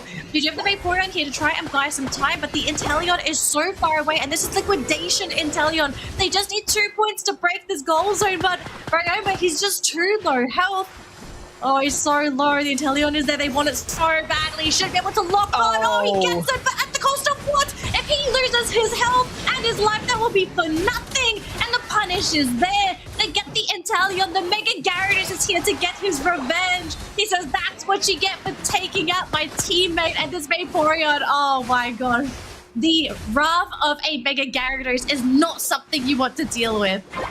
Hitting hard, Mega Gyarados is probably a problem now for SorSungLui. Those consistent damage were able to convert into KOs that they were actually looking forward to get a breathing room here at the Registeel, and they would have an additional attacking prowess. Probably what SorSungLui does need, because there were fights that they weren't able to finish because of the tankiness of Argentum. Yeah, Argentum is thick. They've got plenty of thick Pokemon on their team, which is really good for them because suddenly this Inteleon isn't as threatening as he could be. Kaibutsu, I mean, he's dishing out, consistent damage for the team, but removing the tanks on the side of Argentum is really key for SorSungLui to have more freedom in these battles, because right now Dodrio is struggling to get those knockouts. Is actually focusing on the Scyther in a lot of these fights. Inteleon's just supplementary damage. So far, it really is falling back to one by one, the Gyarados for SorSungLui to be that main source of damage, and just to really hope his teammates can follow through to secure the eliminations. But we do have Pufaza again under attack, will be knocked out because against a full roster of Argentum, it's a bit difficult to ensure that you will be surviving battle. Now we are going into the last 2-minute stretch here, ladies and gentlemen. 275 points for SorSungLui compared to the 193 of Argentum. Now Inteleon did get sniped here. That's a huge head start for Argentum, not having to worry about it, but Pika Yules, oh no! The Dragon Current missed! Oh no, this could be trouble, but still, Soft Edge is in the Mega Gyarados form. He just needs someone to catch off guard, but he doesn't see any Pokemon for SorSungLui and was actually forced to hit the Kyogre just so they could deal damage and maybe secure it later on. Whoa, but they were pitched over right into the access of Pufaza! This could be great for SorSungLui! They want the Kyogre, they want the KOs as well! Mr. Mime is down! The Gyarados is pushed back to the base, and they will get the last hit and eventually score down! And this is even after Argentum somehow managed to score points in all that was said and done. So it's SorSungLui, yes, they were behind, but they've got the Kyogre. Argentum, unfortunately, was not able to fight together as a team and thus got punished for breaking apart and trying to go for the cheeky score instead of trying to participate and fight as a team. SorSungLui, things looked very dire for them, but they're able to bring it back. There's still 10 more seconds before this goal is going to come back and provide the benefits to Argentum, but I think this is more than enough of a lead for SorSungLui to guarantee victory in game number 1. They want 1,000! They're going to be going for it. They're looking for more wild Pokemons just to make a big statement against Argentum. It looked like every fight was favorable for them. But the moment that Composite saw an opportunity to go for the Rock Tomb, go for the X-Scissor, and pinch everyone down, the splash damage for SorSungLui was really felt in that moment. Argentum, they did great leading up to the Kyogre, I feel like. Argentum, they were reacting accordingly to everything that SorSungLui was throwing at them. They were getting objectives. It looked like it was going to be a relatively even fight coming into the Kyogre. But greed kicked in. The greedy score, I feel like that was where it kind of hurt Argentum. They could have tried to force the fight together as a team, but they instead wanted to equalize the score. If anything, overtake SorSungLui and force SorSungLui to be the ones to think that, oh, we need to take the Kyogre to win this game. But because, as we saw, Argentum wasn't fighting together, the team was isolated, they were split, they weren't able to stack their unites together, they got picked apart.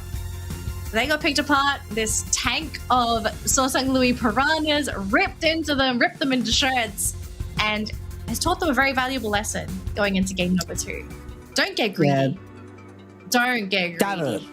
Don't. You just have to take note of it. I mean, I kind of understand why they were trying to be greedy enough. I think the confidence was really present, especially Scyther doing a lot of damage, with the Gyarados as well, and the very reliable attacker from Argentum, which is actually the Mew. But you know, even though despite that SorSungLui does have minimal amount of setup, only the Crossel, once it hits hard, there's just too many damage that will fall in it. Now look, and when you group up, look at this team fight, look at the map. Scyther moves from this team, the 100 score. It's a 4 versus 5. This was such a greedy play. Yes, the Inteleon was gone, but look at this Scyther was such a necessary part of this machine. This was a well-oiled machine until the Scyther disappeared.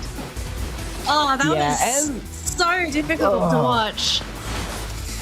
And not just that, they lost the front line. They didn't have the Mamoswine to peel or maybe Ice Fang someone in if ever your attackers or your all-rounders are getting caught by the other members of SorSungLui. So it's really important to protect your defenders as well while they are actually catching all the damages. But if you somehow separate the defender, definitely SorSungLui does have the ability to catch the other Pokemons running away from Argentum. No, I agree. Like, Mamoswine, I think, did really well in that fight until Mamoswine got isolated, right? He was literally in the middle of 3 Pokemon. There were no damage dealers around him. He managed to actually get, I think he got stun locked during the Earthquake, but the Earthquake hit 3 Pokemon. If the follow-up was there from somebody, anybody was there to provide the follow-up, maybe they could have turned things around, but everyone's retreating, Scyther is absent, Mamoswine's by himself, and we know Mamo by himself doesn't do damage. He's really there to absorb damage, to stun Pokemon, and to draw attention away from your squishies. So, just the greed. The greed. You're already in the lower bracket finals, okay? This is not a time where you can afford to play greedy. So, Argentum, you know, they were so close. So close. They still have game number 2. If they win game number 2, we can still force a game number 3, and they can still go to the finals. But they need to learn this very tough lesson from game number 1. And it is going to be tough as well because pressure will start ticking already on your shoulders, and probably SorSungLui having those seasoned pros on their team, you know, they actually know how to set the tone. They probably, you know, had a brief background on how to handle stress and the pressure. So this one is probably much more easier for them compared to Argentum. Yes, they are a strong team. They have Milope, who's actually probably one of the not Pokemons, but players who's shot calling for the team. But would the others be able to adapt in such pressure, knowing that one step backward, it is already the end of the road to Japan? So this is so big for Argentum. They need a big shift, and they need to be more disciplined heading towards game 2.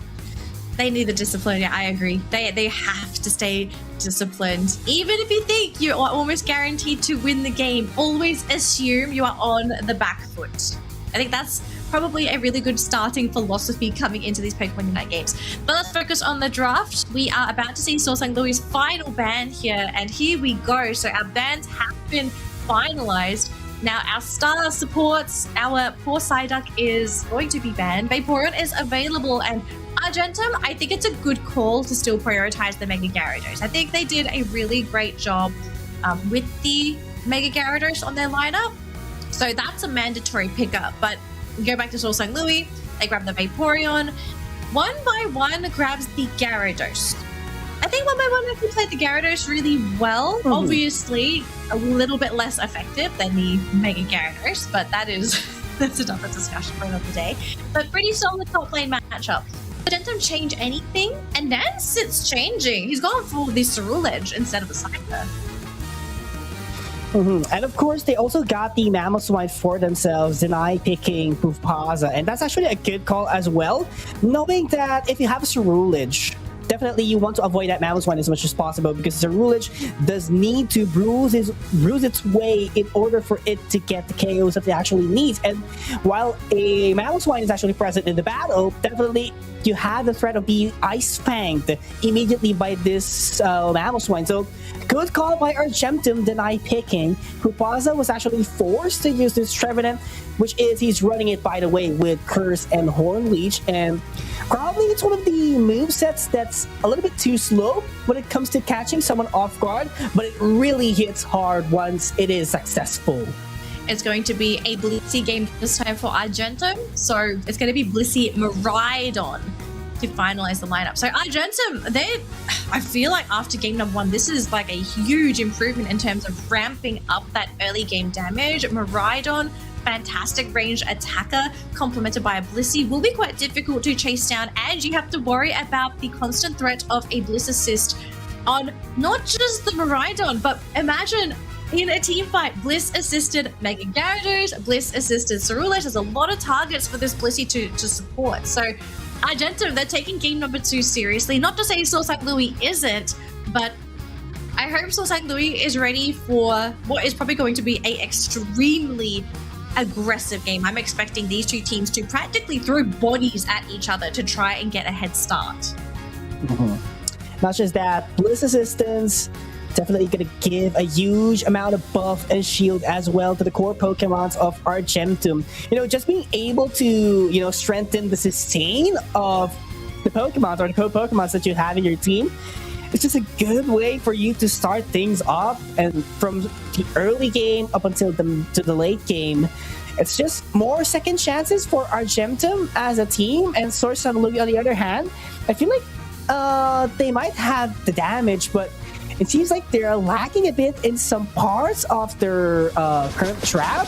But once they get that power spot that they actually need, especially with that Scyther, then probably they should be fine. All right, we are pretty deep into our game already. All of our laners already in their lanes. And right off the bat, you can see right now Argentum is really trying to punish SorSungLui with their very aggressive duo lane combo down here. You have a Miraidon who is very great at poking, and then you have a Swinub who unassumingly is a really aggressive and great initiating partner in that bottom lane. He is quite low though, so they're trying to find something down there. Sobble does get caught, it looks like. So the freeze Miraidon combo paying off in dividends here for Argentum. But not to say that SorSungLui isn't getting anything themselves. They're also getting knockouts in other places. So yeah, right off the bat, these teams, they are wrestling for this tempo. I mean, it's a back and forth trade. That is what's actually good. To have something in return, make sure you're not that far behind. But Argentum, I like the play here, making sure that the Sobble doesn't evolve into an Inteleon as quick as possible. Just being able to deny the concept of having an attacker on your opposing team that could block it and dish out consistent damage. So we're seeing heavy pressure for two key Pokemon in this particular matchup. SorSungLui is absolutely bullying the Mega Magic Cup, still not Mega Gyarados yet. And then on the other side, they actually did quite a lot of damage to the Sobble. So you can see both of these teams really prioritizing key Pokemon that are going to cause them a lot of issues later on down the game. So all of a sudden, this is now going to be a game of the roamers. Who's going to be able to shut down the key Pokemon first? And how quickly can you assert dominance whilst you have that lead? Looks like Ice Fang is online here for Ryoma, but they don't have enough damage because it is a Vaporeon. It's a 1v1 site that goes down thanks to the Blissey securing that last hit. 1x1 is here, but the Mega Gyarados is going to be available as well. Mufasa finishing off the Piloswine though, so we do have a 2 Pokemon knockout trade so far for SorSungLui. And yeah, unfortunately for Soft Edge, he may be a Mega Gyarados. He's not a full Mega Gyarados yet, so he's not hitting at full power. Unlike 1x1, who is essentially a fully functional Gyarados now at level 7. Fully functional, has everything that it actually needs. And look at that eject button coming in from Ryoma, just so to be able to Ice Fang Kaibutsu. But that made it possible for him to have a distance and at the same time dish out the damages coming in from the liquidation. So this is looking great for Kaibutsu. He managed to retreat as well and be able to put down consistent damage. This is such a crazy game because we're seeing a lot of pressure happening in both lanes. We're not seeing anyone slow down because they know the moment they slow down, they're giving that tempo away to their opponents. And especially down bottom, you can see SorSungLui really wrestling Argentum away from that bottom objective. It's a Regirock as well, so we do have defense buffs kicking in for SorSungLui. Regieleki does walk into that goal zone in that top lane, so Argentum can score if they want to. That poor Vaporeon gets ripped to shreds thanks to Anansit. And if they score right now, it's only going to be a 1-point overdunk. They will commit to it, it looks like. So T1 goal zone in the top lane is gone, but we do have a trade. So SangLui taking the T1 down in that bottom lane. Yeah, and it could have been different as well for SorSungLui if they had access to the Dragon's Current a while ago. But sad to say that Gyarados was only at level 8. You had to do a refresh, had to get those XPs in order to have the access onto its Unite move. Now the question is, will they be able to find an opportunity here in top lane, knowing that they have that Unite move access to 1x1 already? Oh, up in the top lane, we do have a battle so far. We have a couple of Unite moves ready to go if they wanted to use it. Dragon Current is going to be used by both Gyarados. The Mega Gyarados is up 1x1. His to escape. Vaporeon trying to do any kind of damage they can to the Mega Gyarados. Blizzard Assist onto the Mega Gary as well. They're trying to boost up the power of this Mega Pokemon, but is this the damage that they need? So SangLui is still looking pretty healthy with several Pokemon. They're trying to retreat. They will be able to escape. Unfortunately for the Inteleon, not able to get rid of the Mega Gyarados before being felled by Milo P. And that was just too much pressure, too much damage as well for the Inteleon to handle. It doesn't have the Fellstinger mobility, but instead it does have the acrobatics. And the amount of distance that you could actually go back is a little bit shorter compared to the usual kit of an Inteleon. So really unfortunate that he was actually unable to escape that pressure. Yeah, it's the full commitment, I think. Like, SorSungLui also feel pretty hard-pressed to make these moves happen. So as soon as they see an opening to Argentum, I think they kind of think to themselves, like, we have to commit to this.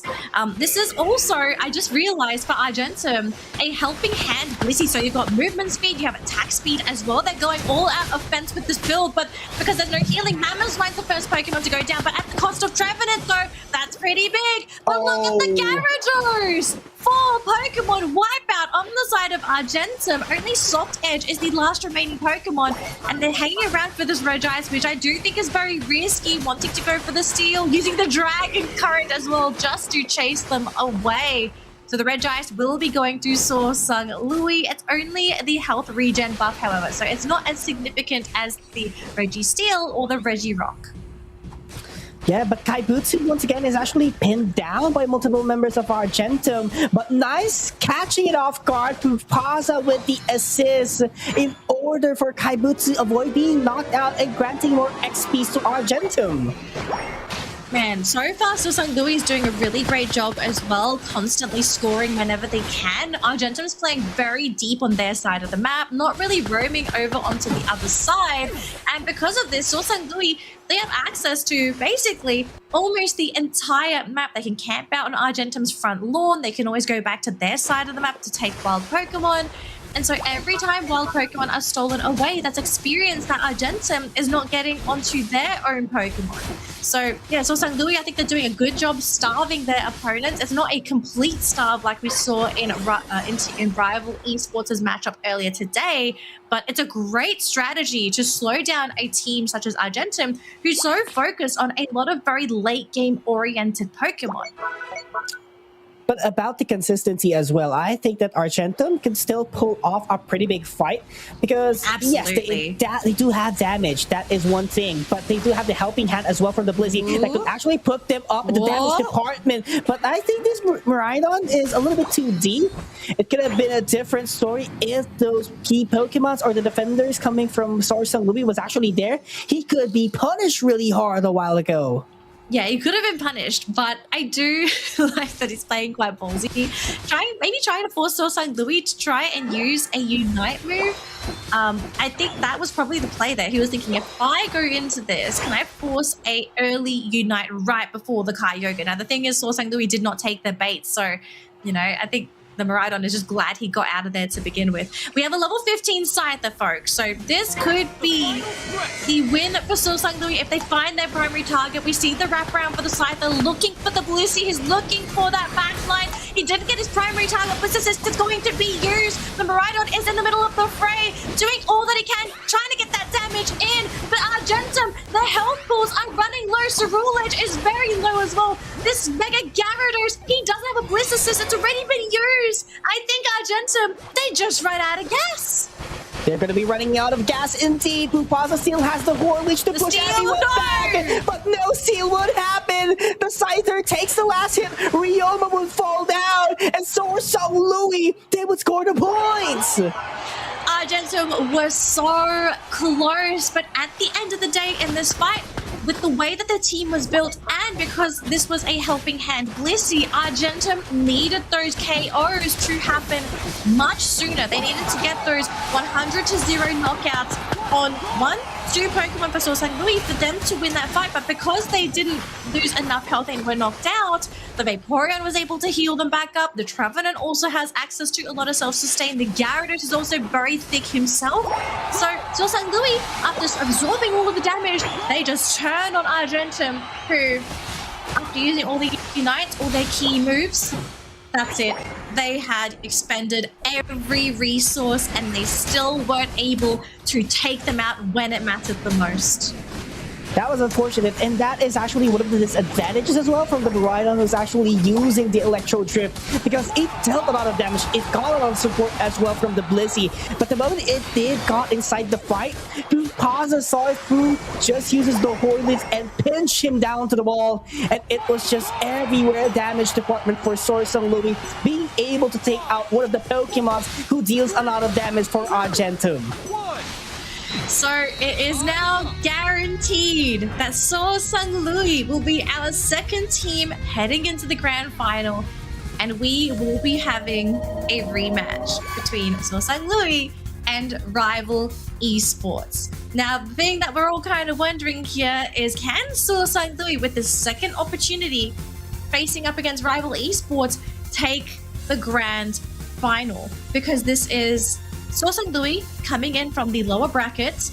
To win the grand final, they will have to beat Rival Esports in 2 best-of-3s, because Rival, they have the upper bracket advantage. Rival only need to beat SorSungLui in 1 best-of-3 to not only secure the crown for the tournament, but also to snap up those ACL finals tickets for the team as well.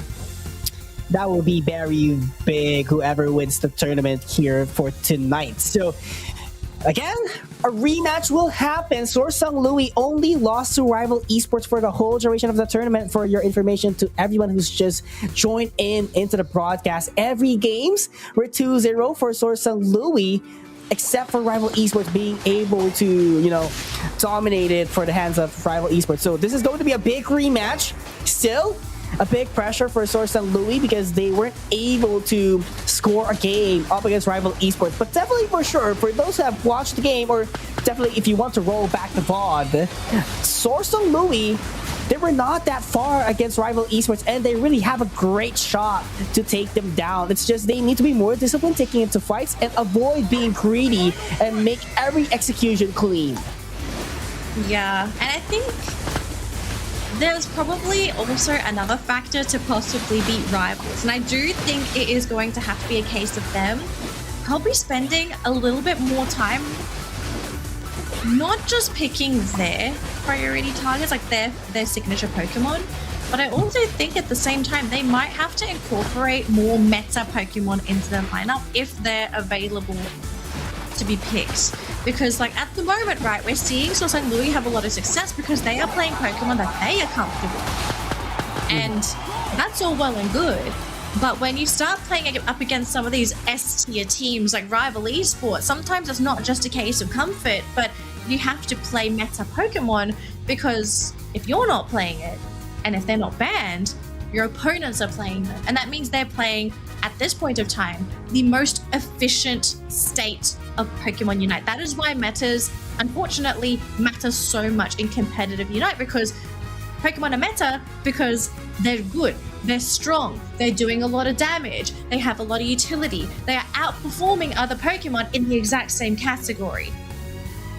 Yeah, and you know, it's just about adapting into the meta, into the teams that you're actually going up against. And rival esports, probably one of the strongest teams, not just in APAC West, but I'd have to tell it for the whole Asia.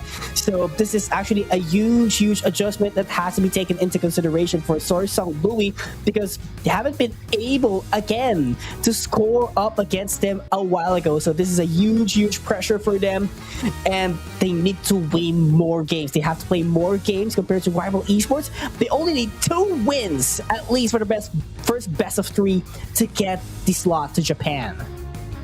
So we are going to get ready for the grand finals. We're not going right into it, however, though, we are going to give SorSungLui a short break before going into the finals, because they will at least need a short moment to not only get ready for the game and also get into the lobby, but I think you're going to need a bit of a pep talk with your coach, your cheerleader, your motivational animal. I don't know, you gotta do whatever it takes, okay, to win this finals, because ACL tickets are on the line. But we will see you all very shortly after this break. Grand finals are about to begin. We'll see you after this, Pokemon trainers.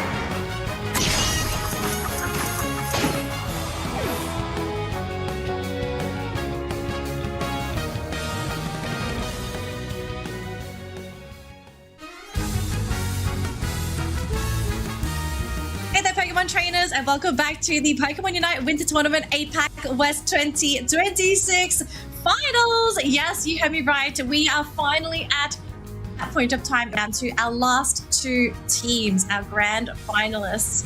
And after this match, we will be finding out who is going to be taking the last set of tickets to the ACL Finals in Japan. Very exciting times here, folks. My name is Annalie, and of course, joining me for the finals is none other than PUACL. We have been your casters for all of today. We have witnessed everyone's journey up until this point.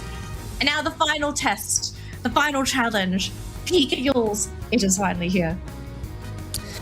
What a day. That's all I can tell. What a day. It has been a very long Pokemon Unite action ever since yesterday from APAC East up until the end of Winter Tournament for APAC West. So, we're taking a look at the draft right now. Rival Esports banning a lot of meta Pokemons here. And I kind of understand, I think, where Rival Esports is actually coming from. I think they want to take out the primary options of SorSungLui. And that ban has to be big. Wait, Mega Charizard Y. They just gave Mega Charizard Y to Rival Esports. Did SorSungLui forget to ban this? Oh no. Okay, let's try to roll back some of the games of SorSungLui. And for the record, they haven't been banning this Pokemon for the whole duration of their series up against Rival. It's not true. I mean, okay, I know it's true, but the thing is, we've witnessed what Mega Charizard Y can do. We did have a Mega Charizard Y lose today. I think we do have to point that out. Yeah. We did see this Pokemon lose today. But there's a big but. This is Rival Esports, and it's been dropped. So this is not going to be any kind of Mega Charizard Y. So I hope SorSungLui has a plan to deal with this Mega Charizard Y in the form of CC. They have their own late game Pokemon. Which, looking at what they currently have, I'm not mad. I'm not mad at what they have. They have some great support.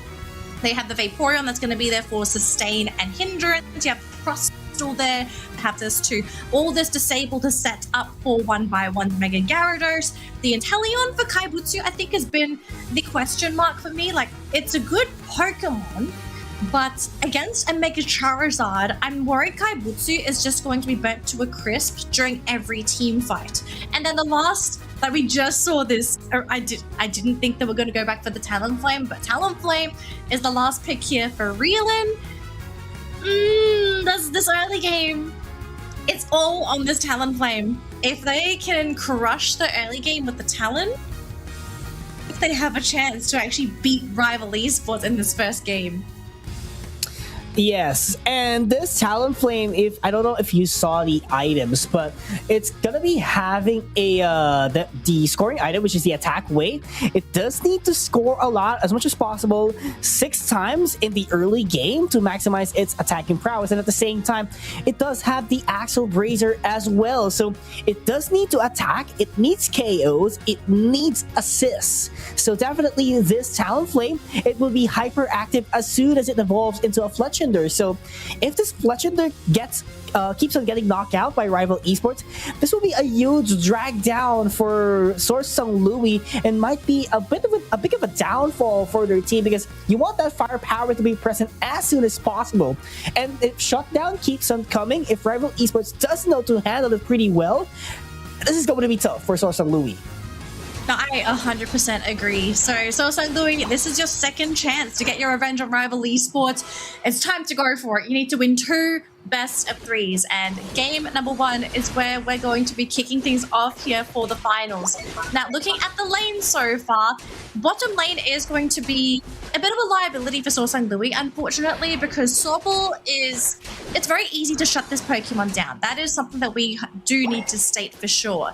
There is going to be support from a Crustle eventually, but unevolved, it's not going to be the best bodyguard. So Fufasa's gonna have to do the best that he can to get the experience to evolve, which he does. So Crustle is up and going, but instead it looks like SorSungLui prioritizing top lane, just like Rival Esports. The battle of the fish.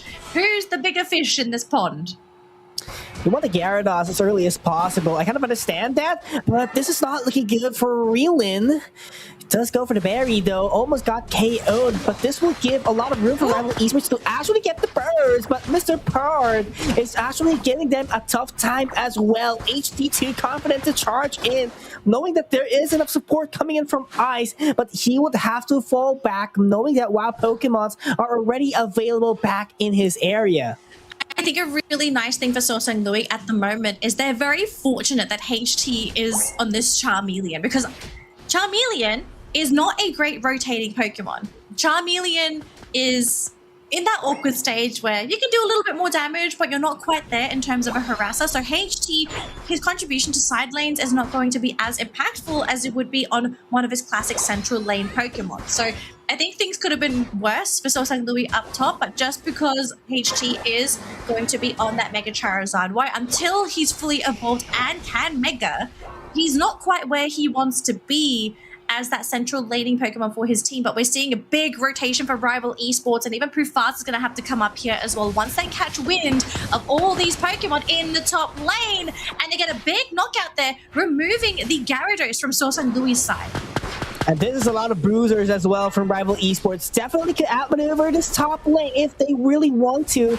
But I feel like they're waiting for more moves. They're waiting for more arsenals that they do have. And they really want to catch this bird off guard, knowing that there hasn't been any stack yet in railing. No KOs or assists yet. So definitely could have this perfect opportunity. But Fire Blast has been doing a lot of damage. Oh, look at the Rock Tomb! But still, it backfired against them. It gave a lot of room for rival esports to take a KO. HT is too low, but Diego would tag him in. The Pokemon that stands is the Vaporeon, but the thing is, you don't want Vaporeon to be the last Pokemon standing. Anyone else would have been able to clean that up, but the Rock Tomb setup was perfect for PUACL, but yeah, as you said, right, the follow-up, if you don't have enough follow-up to get those guaranteed knocks, you're not going to be able to get them KOs. But the gracious thing here for SorSungLui is they at least steal the Regieleki away. So a small consolation prize in experience. Now they can pressure this top lane as well. And Ice and Yamu, they either have to decide, do they want to defend this, or are they just going to have to let this walk through? They do grab the Hooper, and here we go. Seismic Slam into the Mega Evolution. HT is here. He's going to burn the ground for SorSungLui. Can they survive the burn, the damage, the heat? Is it enough? It might just be for HT to melt through their armor. He does get quite a bit of damage in, and he will slow down the push, but at the end of the day, the Regieleki still gets in, and SorSungLui will be able to score some big points and break that top tier 1 goal zone. Yeah, and HT needed more companion there, needed more reinforcement, but I think that was actually the plan as well for rival esports, is to do a trade in the bottom lane, in which they actually did take out the goal zone. So trade is pretty much important here. They didn't lose that big XP much. Still, the Charizard is really on par with the Gyarados of SorSungLui, so it's still a stable game so far for rival esports. Not yet the end of the road.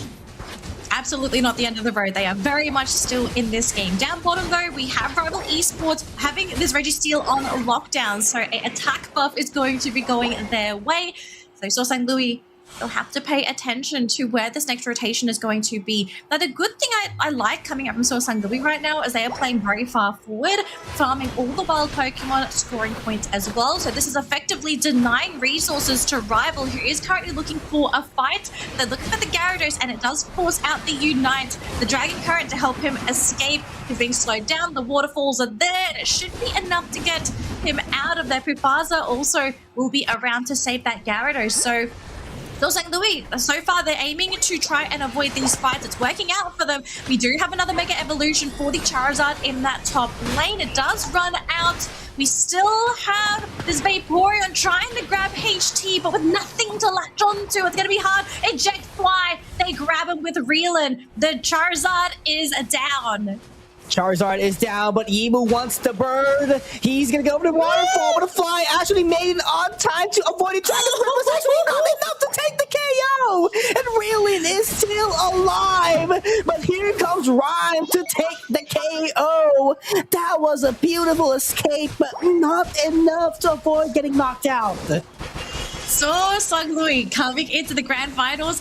I feel like this is such an improvement to the SorSungLui that we saw originally in the upper bracket finals, right? So SangLui versus Rival Esports. So they have a really great chance, just based off of how they're playing this game, to take this first match off of Rival Esports. And this is also off the back of HT getting his hands on that Mega Charizard Y. So right now, SorSungLui, knowing they have this advantage with this fighting, they are going to press the issue. They're forcing Rival Esports back onto their side of the map. They want to take all of these goal zones so that they have the control for both objectives. But Hyperspace Hole has been used. So Rival Esports, they're looking to engage into SorSungLui. Crustle, unfortunately, will be going down, and at the same time, they are forfeiting a huge objective. A Reggie steal right before the Kyogre, unless maybe they can steal the Flyers there. Yeah, unfortunately for Reelan, Rival Esports, they know what's up. They know what's up. They're going to be pushing all their way, knowing that they have attacking prowess and that the Gyarados is actually missing. This is one of their biggest opportunity to take the bottom lane, but they know that Inteleon, Kaibutsu is just sitting around the corner. They didn't overstretch. They didn't overstep their boundaries because knowing that they have too many wild Pokemon, they can farm more XPs by just getting those resources. Oh, it looks like they might have caught Rhyme off of guard, but thankfully the block is there for Yang, so keeps his attacker alive and well. And with 30 seconds left on the clock, Kyogre will be hitting the field very soon, and we're running out of time for both of these teams to get that last bit of experience before we come down to essentially the game-deciding fight around Kyogre.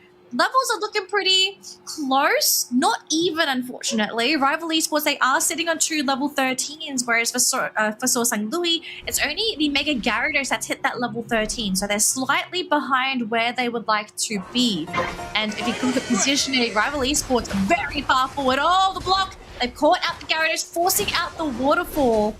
That's not what they're looking for at all, so that's going to delay SorSungLui's engagement if they have to push the issue. This game is only apart by 3 points, folks.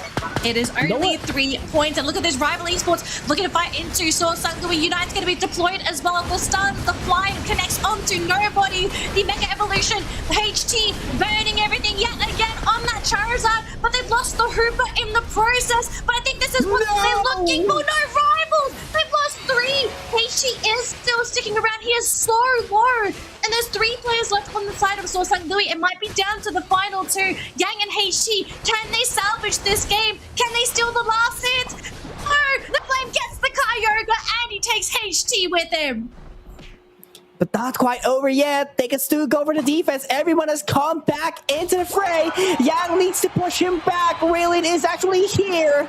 But the 100 goes for SorSungLui. Can they actually push through their limits? There's still a lot of Eos energies left in the bank. 46 points being stuck in all the way to the top path. But is actually there enough defense from Rival Esports because they really have to defend things down? And that will be multiple scores falling in the bottom lane. Rival Esports, it is not looking good for them. Is not looking good at all. 447 points to 198. I think it might be safe to say that SorSungLui will be taking the lead in the grand final with 1 game over Rival Esports, our lower bracket team. They are ready to take us through potentially a 6-game grand final if they can keep this up. They can keep this up, but it is a looking cleaner team. SorSungLui was able to overcome the Mega Charizard Y chaos here, Danley, and I am surprised. At the same time, I think that they knew how to counter it already, you know, just being able to make sure that they run away, have enough sustain, just avoid going inside the radius of the draw, and that would be actually enough for you to negate the damages that HD could do. So, here's the question. SorSungLui knowingly let this Mega Charizard Y through. They gave it to Rival Esports. You and I held our viewers held our breath.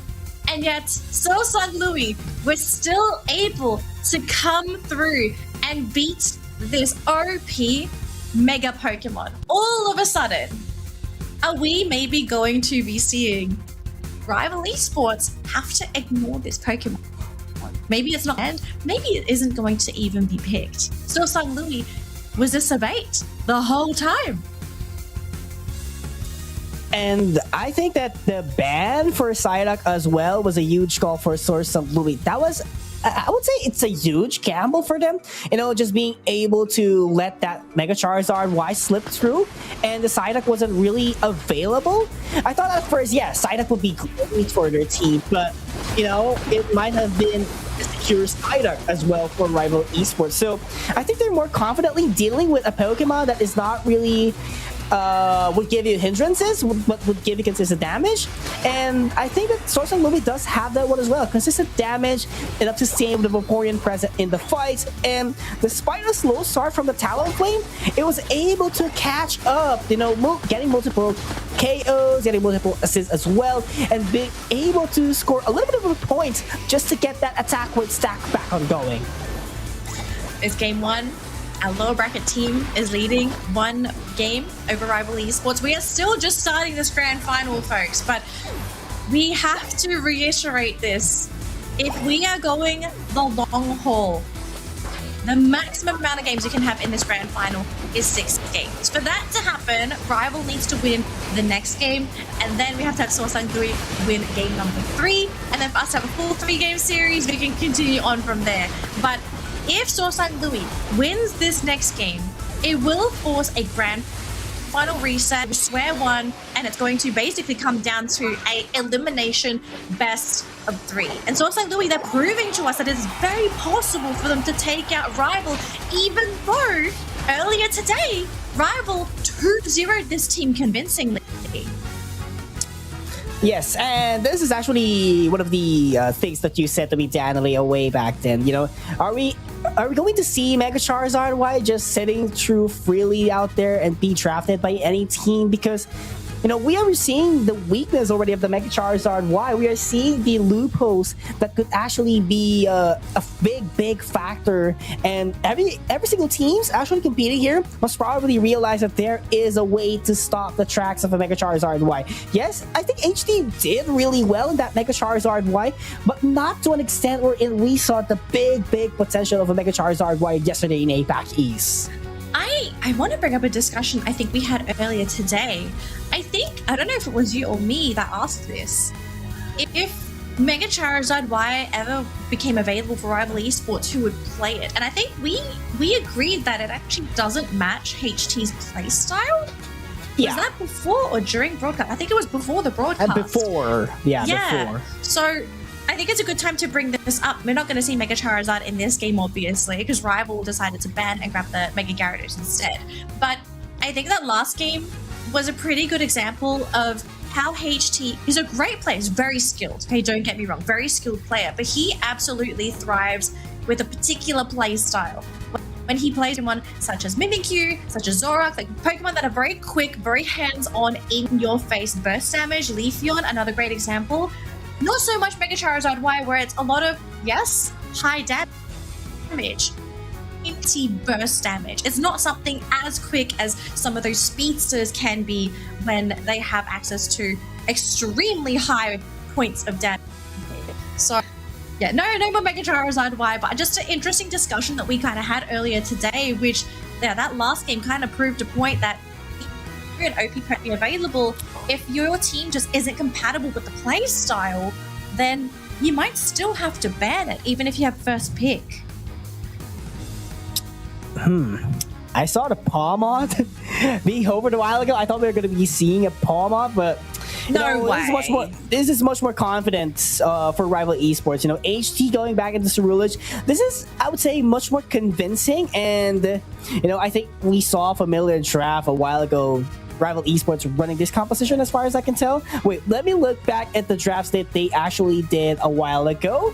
So, they've been running Mimikyu a while ago, same thing with Meowth, but Cerulege all over again, being frequently used by HT, and this is not of a question, this is probably one of the best central area that HT could actually use. A bruiser, an aggressive one, a fast central laner, which is one of the biggest strengths of HT, and definitely I can see already the vision. Ice is there to support as well. Not a Psyduck though. It could have been better if it was a Psyduck, but you know, Hoopa is Hoopa. Well, not quite sure what would the impact, but for sure it would be great. I agree. I do like HT's choice of Pokemon this time. I think he's like, guys, I gotta go back to my bread and butter. I don't want to use Sunlight anymore. Sorulai is way more compatible with how he generally plays. So I'm really glad that they're putting him back on something that he's more comfortable with, but is also going to benefit the team as a whole because he has a really good window, a really good opening in that early game to really punish SorSungLui, because I think, again, going back into that game one when he was playing that Mega Charizard as a Charmander, as a Charmeleon, we did see him rotate. And for Rival Esports, when HT rotates, that's almost a guaranteed knockout for this team. But Charmeleon just that same level I normally look for with your central laners, so they didn't really grab anything. And I kind of feel like that sort of helped push the game towards SorSungLui's side because they were also running Mega Gyarados. So that was absolutely a big win for 1x1 because he at least evolved at a reasonable timing. If this was normal HT playing normal Pokemon, I think 1x1 would be a little bit late with the evolution because he would have been eliminated by now. Rotation is coming in for HT. Both teams sending central laners, guaranteeing those wild Pokemon. Are we going to be seeing a skirmish? They're hanging around for a little bit longer, so we could be seeing a big fight any moment now. Yeah, 850 is the call here for both teams. Both Magikarps wants the AO's energies. Oh, so quick for SorSungLui. That was actually quick, and not to mention a very disciplined ambush. Just got the wild Pokemons, and Raylan was actually back already at the central area, and he does have the XP advantage now, so he can go big here in the bottom lane. He could. Great if he could grab Rhyme here, but it's going to be tough with Yang just hiding in the bush. So instead, actually going to go for wild Pokemon. So not too bad. They're Gyarados, by the way, so they are both fully evolved. We're seeing some battles up in that top lane. I do not envy the supports having to support these giant water-type Pokemon going head-to-head, trying to assert dominance in that top lane. Looks like we are going to be getting our spawn any moment now for those central wild Pokemon. You're going to have two players from Rival Esports here, where SorSungLui are missing 3 Pokemon. And I think if you're Rival Esports, you kind of want to get out of there. If you can avoid a knockout, that would be fantastic. They did not grab the Pokemon. Ice is very low. Ice Fang, though, going to connect onto 2. Mega Gyarados going to be providing that support, and the Piloswine is down. Piloswine down, not a big KO when we're talking about individuals because there is no follow-through as well for SorSungLui. So a little bit of a sacrifice, I'd say, for their team, but they're not behind. You know, a little bit, I'd say. The defender is a little bit, but Rival Esports in general does have more firepower because of that Sorulai is already at level 8. Yeah, this is what HT wants. He wants to be sitting at the top of the world, massive levels over the competition, because he would at least be able to go for those solo pickoffs. Now, the problem is Raylan is hot on his heels. Level 9 on this side, so there is going to be a lot of competition between these two central laners to outperform the other, to slow down the progress of these teams. Rival Esports, they're looking to take this Red Ice themselves, but we do have the SorSungLui Gyarados here on standby alongside the Vaporeon. Do they have the burst to Chris? And they will secure it with HT. So Rival Esports playing super safe, and they get Mr. Path as well, so that's going to be a bonus on top of that. HT! HT got Ice Fang and was auto-locked by Kaibutu with that liquidation. And Diemo is the only one left Pokemon here for Rival Esports. There goes the backup from Ryan, but he was just a food for the Scyther, being able to slash through. And that is a goal zone for SorSungLui. 206 to nothing. This is so scary. We might be looking at a reset in the grand finals, folks. Level 10 Scyther. Yes, we still have HT on his level 10 as well. But so far, SorSungLui absolutely dominating this match, not only in these fights, but also in the points department. It's really Rival Esports to come and try to play catch-up here. They still have great potential with their late game, especially with the type of Pokemon that they're running.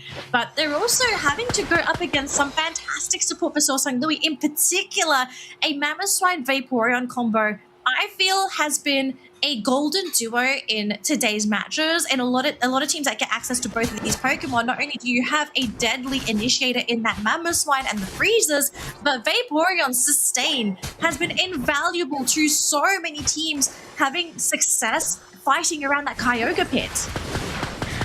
To fight that Kyogre pit. But Rhyme is looking in danger here. He actually does get one, though. Very rewarding. But in exchange, that is going to be a Vaporeon hitting the level 9. It could be huge, but at least he got something in trade. And the Rival Esports, I think they want more. They know that Mr. Parks is actually on solo here. But there goes Reeling. It is actually a trap. There goes the green illusion dive. No KOs converted, though. So that is a safe spot, at least for Rival Esports. Getting avoided to get knocked out, I think that's a good factor.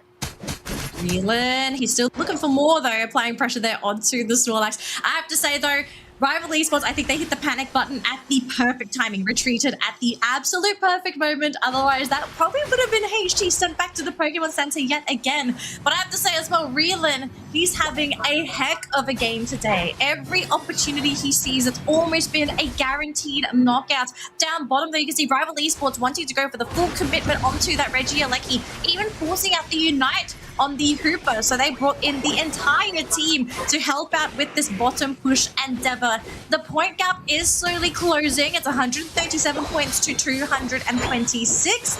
So Rival Esports, they're hot on SorSungLui's tail, but we're not quite in a position where these two teams are really where they want to be. And look at this double Dragon Current. Yamu having to use his first, but being tailed by the opposing Gyarados. And their health bars are not looking so good here. They're still doing fantastic. SorSungLui forced into using the Mamoswine Unite. Their proof bars are creating space so that his teammates are able to escape. We still have the Scyther waiting in the wings, looking for something. Oh, but I think they might have actually caught him. He's trying to escape being chased by a Gyarados. And that's going to be the Gyarados for SorSungLui going down. And Rival Esports doesn't know who to target. They knew that Kaibutsu was a little bit too deep, and this Pokemon is so squishy. And they saw through that opportunity to get the KO with the Dragon's Current. They know the Acrobatics was coming. That's why the Flame Charge was actually waiting for HT. And when the Flame Charge happened, it was just a Cycle Cut enough to take him down. Insane. Our highest level Pokemon in this game is actually the Inteleon. So Kaibutsu is the one leading the charge going into this late game for SorSungLui. So they're absolutely putting their faith into their late game attacker to melt through these health bars on the side of Rival Esports. We still see Ice causing quite a bit of mayhem in the enemy central area, providing vision for Rival Esports. They know where the Scyther is, so at least they have a little bit of safety knowing that their central area isn't being hunted by a Scyther. We have 20 seconds to go before we have the Reggie up top spawn in. 1 second for the bottom Reggie. And, well, I don't think these teams are in position to even attempt a Reggie. If they try, I think it's too close to the Kyogre to even attempt. Yeah, they're just giving away the position, whoever takes the Reggie on top. And I think that's an important buff as well, but they would have to deny it, knowing that the pressure is already ticking. Especially for Rival Esports, an S-tier team. They know the possible threats if they let that Reggie through. So that being said, they will focus their attention into the Kyogre, knowing that SorSungLui might have the bigger position here. I love the plays coming out from Ice. He's trying to bait out an early Ice Run from Pufasa. He wants him to completely whiff so that they can actually come in and maybe clean up this Mamoswine. Earthquake's going to be used, forcing out the block. Ice still poking away. He's trying to get really close to Pufasa. He really wants his bait to work. Earthquake is there, connects onto Ice. It's pretty deep. His teammates are behind him. The Vaporeon is there, coming in with the heals, blocked into the wall. Pufasa, he does get the Ice Bank, but it's not a full connection. Has to go into the Mammoth Mash. Unite is there. The shields are down, catching up the Hooper. Is this what SorSungLui is looking for? The defender's done his job. The block is there, pushing back the Gyarados into the backlines. Pufasa still there. Unite connects onto Rival Esports, but are they losing gas? It looks like they might have. They still have the Scyther. They still have the Vaporeon, so there is something left. And the cleanup is there. Rival Esports, after a very tense team fight, they break through this wall SorSungLui has built before them. What a way to execute the fight. And I don't know if you saw that, but Yang was actually able to buy a lot of time for Yimu to score the 48 times 2 points at the bottom lane, give the lead, and eventually push back the offense of SorSungLui so they would have a better position in the fight and at the same time to get the Kyogre. SorSungLui so close to being able to grab a 2-0 victory over Rival Esports to force an immediate grand final reset. But Rival Esports are still very much aimed. They're very much ready to end this in a single best of 3. We are now down to one more game. A game-deciding elimination match for SorSungLui and for Rival Esports. Essentially, tickets to ACL Finals. One more game. We're either going to get a reset or it's going to end here. But PK Yules, it's already so tense. Just 2 games in. 2 games in. And probably it might be the last game later on, and we might be able to see 4 more games. Would it be 1 more and it's over? Or 1 more and it's a reset? That is the biggest question that I have for everyone, because we are seeing a tense action here. A while ago, we are seeing Rival Esports being the dominant team in the upper bracket, but with SorSungLui being able to adapt, will they be able to finish the job to force a reset? I don't think anyone anticipated the finals to be this close. I think a lot of us, casters included, we did sort of think it was going to be a bit of a sweep maybe for Rival Esports. I think especially if they take into account their performance earlier today. They just looked really good, really polished. Everyone else just seemed to be at a level below Rival.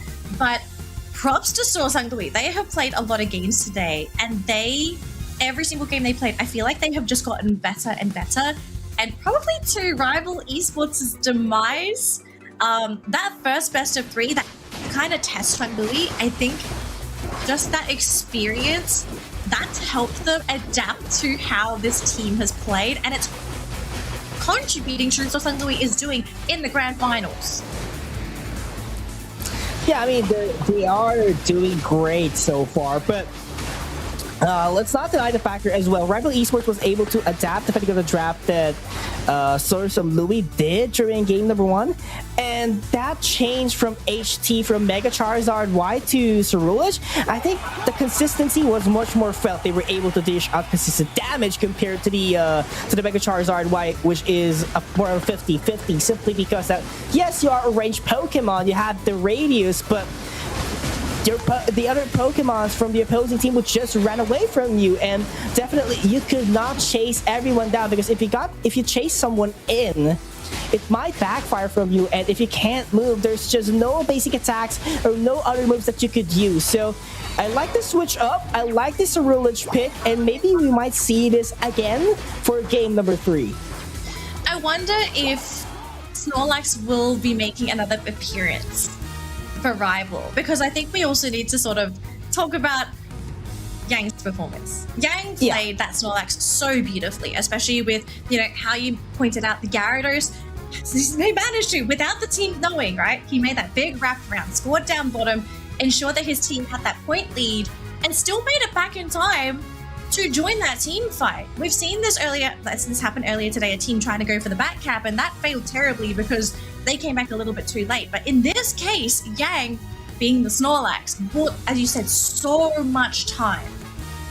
And knowing this, and we know that Rival Esports, they've got 2 players that can play a godly Snorlax. Does the Snorlax even make it through this time? And here's the most interesting thing.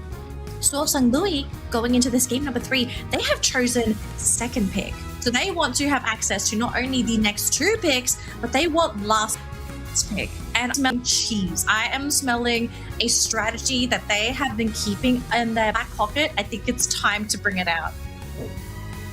Time to bring it out. One step backward, the chances of getting to the ACL Finals will just go away. And I love it. Snorlax ban. PUACL has to confirm this, but switches it up to a Psyduck, which is probably one of the Pokemons that you should actually ban as well. But this makes the Mamoswine open again. And if Mamoswine is open, definitely it's either Rival Esports takes it or they would have to adjust their draft wherein it would be pretty much more consistent in terms of range instead of forcing the Bruisers. Snorlax ban, we do have Vaporeon, but Mega Gyarados is also available. And I think SorSungLui are probably come to the understanding that this might be a first pick. No, it's Blastoise! The change! The Rival Esports are ready to play SorSungLui's mind games. I am so down for this draft. A big change might come. But there we go. Two Megas. So Mega Mewtwo Y and Mega Gyarados as well. So, I mean, I love the initial Blastoise pick. Definitely could do attack, do some setups as well. But this might be an offensive Blastoise. It is going to be because that is a supporter Vaporeon we are seeing and a supporter Hoopa as well. So we are getting a lot of sustain here from Rival Esports. So we just need an attacker and a bruiser. So Mufasa sees the threat already. He knows what's coming next. That's why he's trying to go for this Mamoswine, but decides to switch it up and will actually get the Crustle. Wait, hang on. Mr. Pods is still going for this Inteleon, but they have a Mega Mewtwo Y. So is this a support Mega Mewtwo? I guess there's no way this is support Inteleon, right? No way. They're probably we'll have to see with the swaps, but I think it has to be the support Mega Mewtwo Y. Mr. Pods will be swapping with Kaibutsu. Ryan is going for a Galarian Rapidash. I'm concerned. Dodrio? I'm concerned. Dodrio for Reelan? I think Scythe is probably just the safer play here for Reelan. Unless he's about to go like Talonflame. No, we have the Scyther. Swap. There's no way Mr. Pods is playing Inteleon. Okay, there's the swap. No, okay. Yeah, there we go. So we have the semi-support Mega Mewtwo. Okay, this makes a lot more sense. So this is SorSungLui going all in for offense for their lanes. Lots of damage across the board. Lots of late game scaling. Is it greedy? Yes. It is very greedy. But they also have Reelan, who will be rotating between lanes and can give the opening for these lanes to grab the necessary levels. My concern for Rival Esports is that Galarian Rapidash, because I am going to be a bit of a bad guy. I have not been convinced with Galarian Rapidash so far, especially with the East qualifiers yesterday.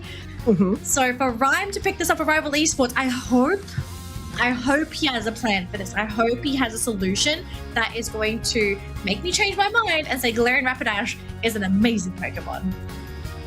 I mean, could be amazing, could be not. It depends on the draft of your opponent and depends on your execution as well. But I think one thing that is actually good here, or would definitely give that Galarian Rapidash breathing room, is that we do not have a Mamoswine. No Mamoswine for Mufasa means that you are not afraid to go into the fights. Yes, you might get pinned down by the Rock Tomb and X-Scissor, but it is not as worse for you being frozen by the Ice Fang. So this might be a great adjustment, but at the same time, we need to find the value or the maximum capabilities of this little pony. Yeah, I want Rhyme to prove me wrong. Prove me wrong, Rhyme. I want this to be a good Pokemon because I have not been convinced so far. But, maybe Rhyme's the guy. He says, this is a good Pokemon. I am ready to prove you wrong. Now, so far, you can see right now, SorSungLui focusing on that top lane.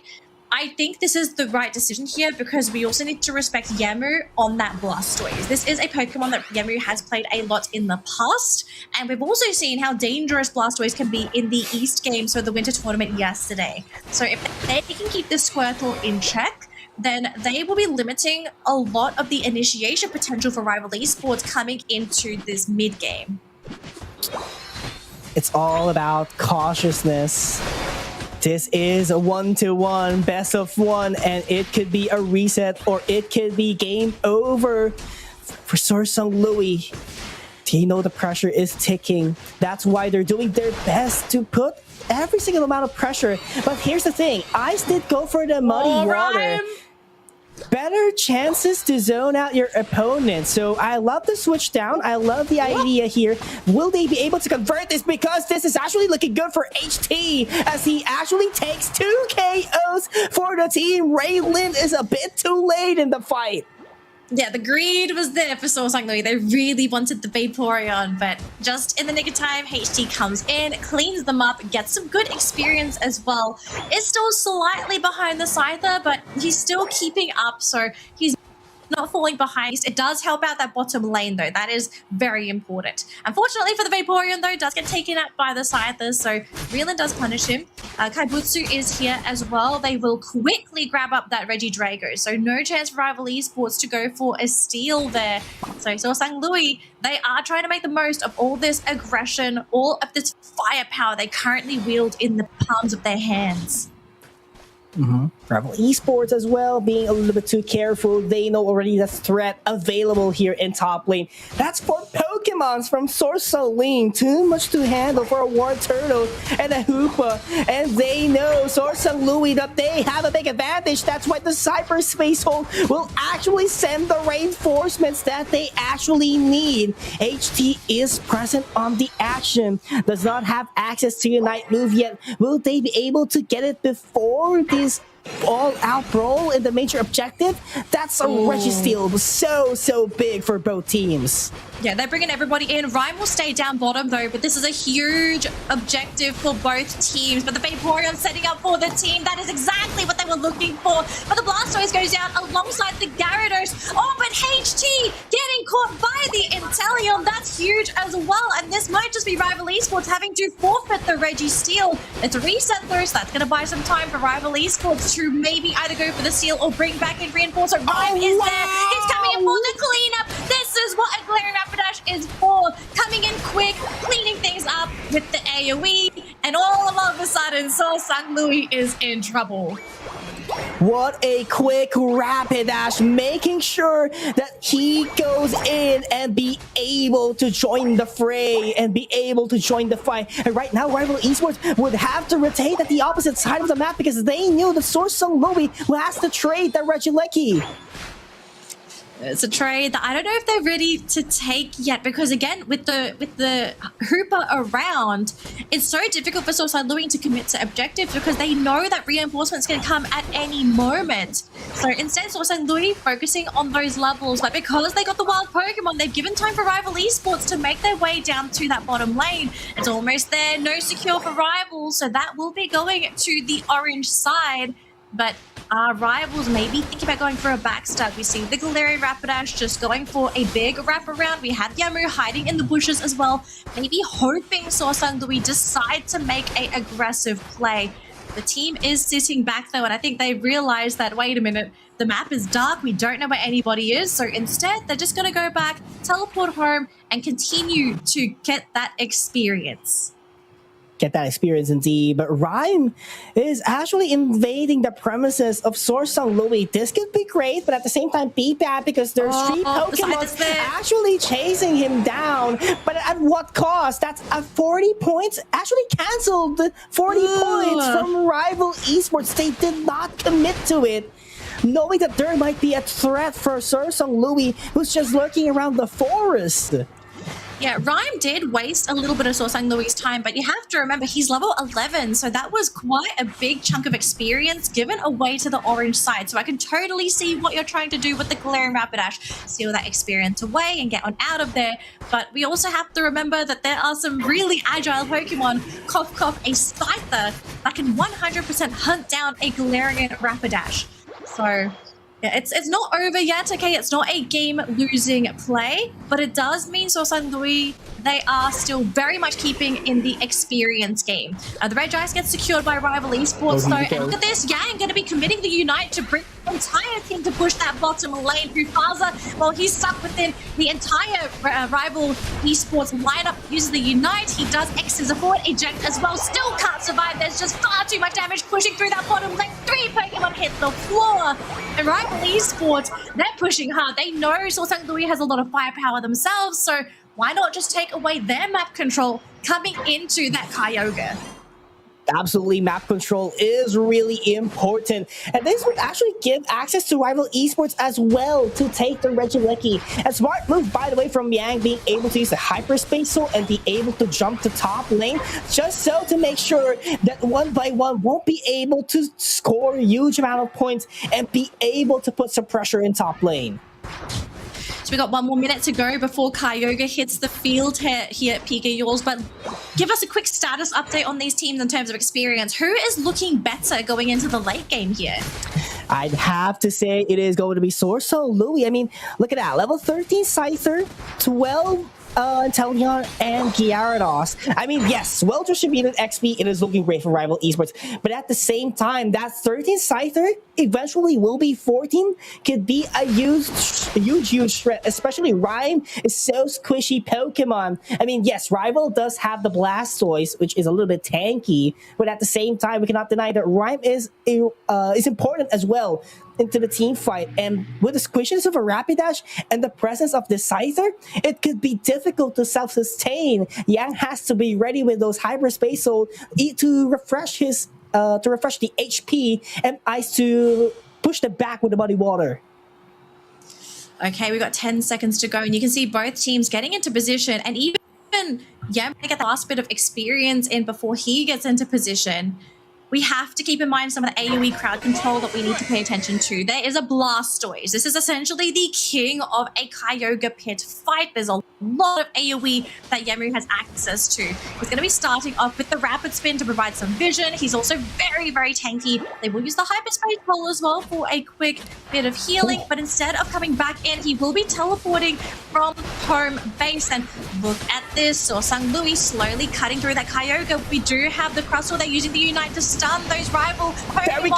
But they do manage to get the Scyther. That's a huge target taken right off the bat. Big X, there's a follow through by PUACL, but where's the follow through? Inteleon's been taken down. It's just going to be a Mega Gyarados, but is it a Mega Gyarados versus the world? It looks like that's going to be the case. Ice having to make a quick getaway back to home base, but PUACL is here. He flies over Ice. He scores points. They have to grab that. They have to grab that Kyogre. They have the damage. The Mega Evolution is over. It's a Mega Mewtwo Y as well. They should have enough to secure this Kyogre. Rival Esports going to get it in time. They cannot. The Gyarados gets the Kyogre. What a way to take things off, but it's not yet over. Defense might be available. There goes the Hundo. They need more than 100 to win the game. Where is the defense coming from rival esports? They have to be all around the map. They have to be. Also at SorSungLui's base. A lot of time. Oh, there's another 100. They still need a little more. SorSungLui, can they score a little bit more? If they get too greedy, this is going to come back and bite them. But they get the big score in the home base. SorSungLui, a marathon of a battle around the Kyogre pit. They get the buff. They beat rival esports, and we are going to a grand final reset. And this is a big wake-up call for rival esports. From being undefeated in the upper bracket, they will fall down in the grand finals. But it's not yet over. They still have a second chance. But SorSungLui, they are looking strong. They are looking scary. And this is the problem, right? I mean, we appreciate Rhyme's effort. He was looking great a while ago, but what about the final stretch? What about his impact in the final fight? We didn't see it quite that much, simply because there's too much Pokemon from SorSungLui that could handle it. I mean, yes, they were able to pick up Raylan out of the picture as early as possible.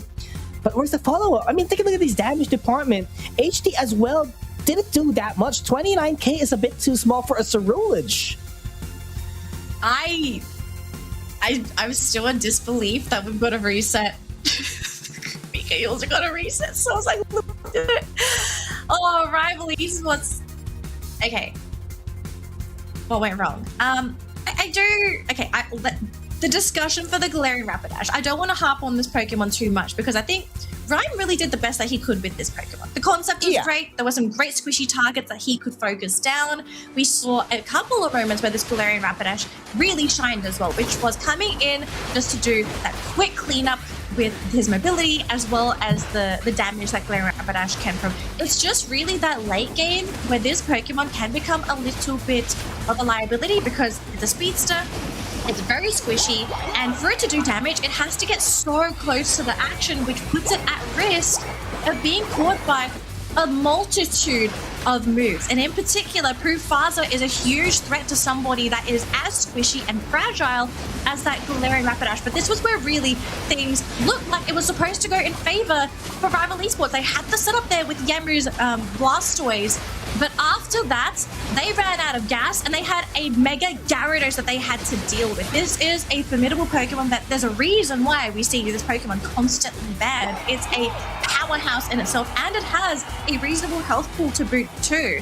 So realizing that they've run out of their core Pokemon and they still have to deal with that Mega Gyarados, what's Vaporeon going to do? You know, it's like you can only kind of stare at this Mega Evolved, scary Pokemon, and you have to think, oh gosh, you know, we needed a little bit more. Now, at least we still have a reset. It's a brand new, fresh best of 3 for these teams. I know this is the worst case scenario for Rival Esports, but again, very capable team. They can still 2-0 this set, but their opponents, they are not a walk in the park. We'll need a break though, PQs. I think we all need a little bit of a breather before we jump into the reset. But any final words before we have a quick break?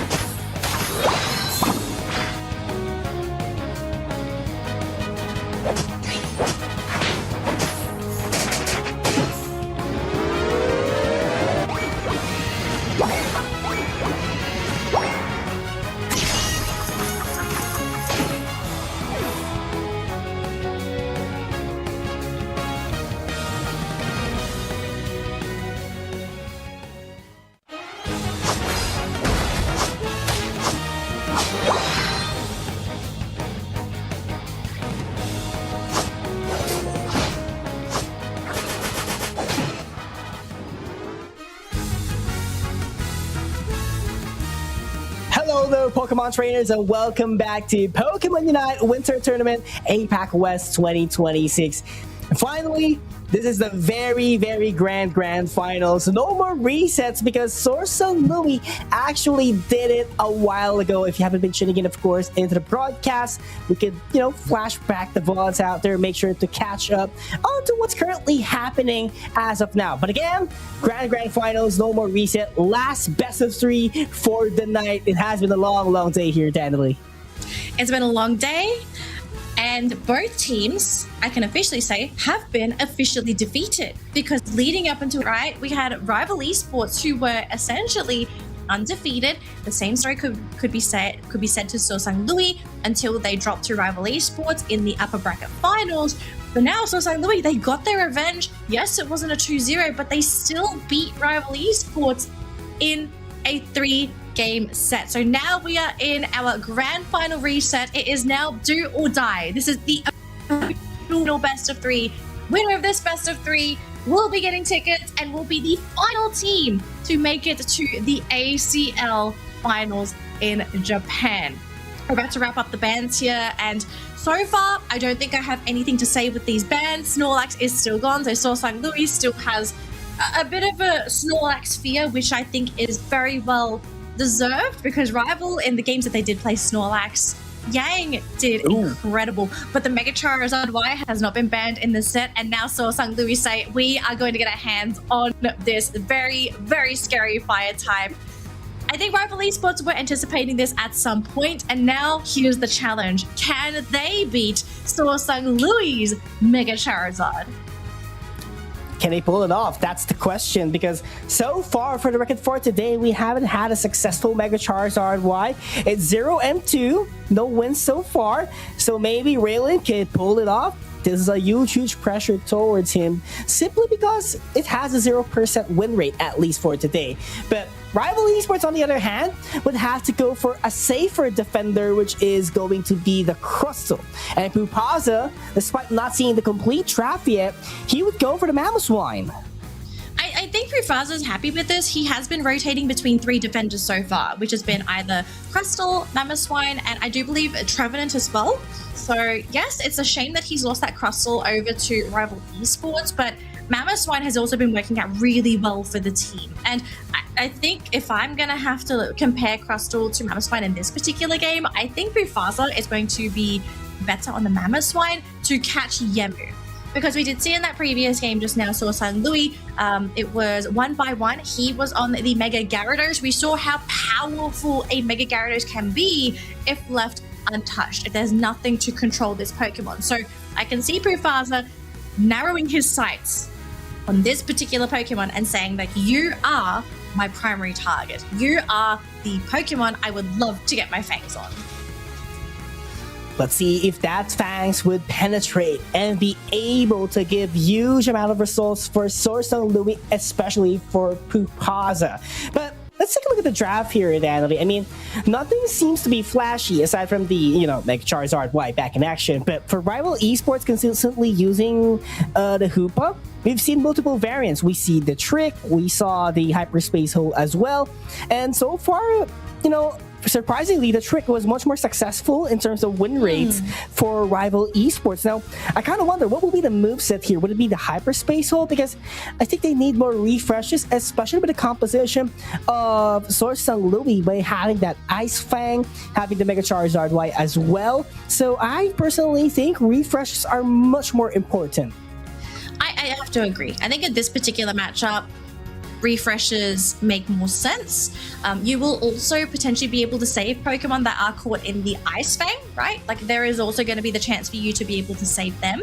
And I think in that late game, you are also threatening SorSungLui with the global presence, being able to bring your teammates back home, also threatening them with the Unite move. I think that's one of the great things about Hoopa, like the access to having Hyperspace Hole and Unite. Like you can bring your teammates from all over the place to ensure that they're always at fights. But SorSungLui, they have to manually call everybody and say, "Hey guys, ring the bell. It's dinner time." Oh, sorry, it's fighting time. It's not dinner time. Maybe for the Charizard, it is dinner time, because he likes to eat everything. But look, we'll leave it up to the team. Rival Esports, they know what they need most here. So we'll let them decide what they want to do with the Hoopa.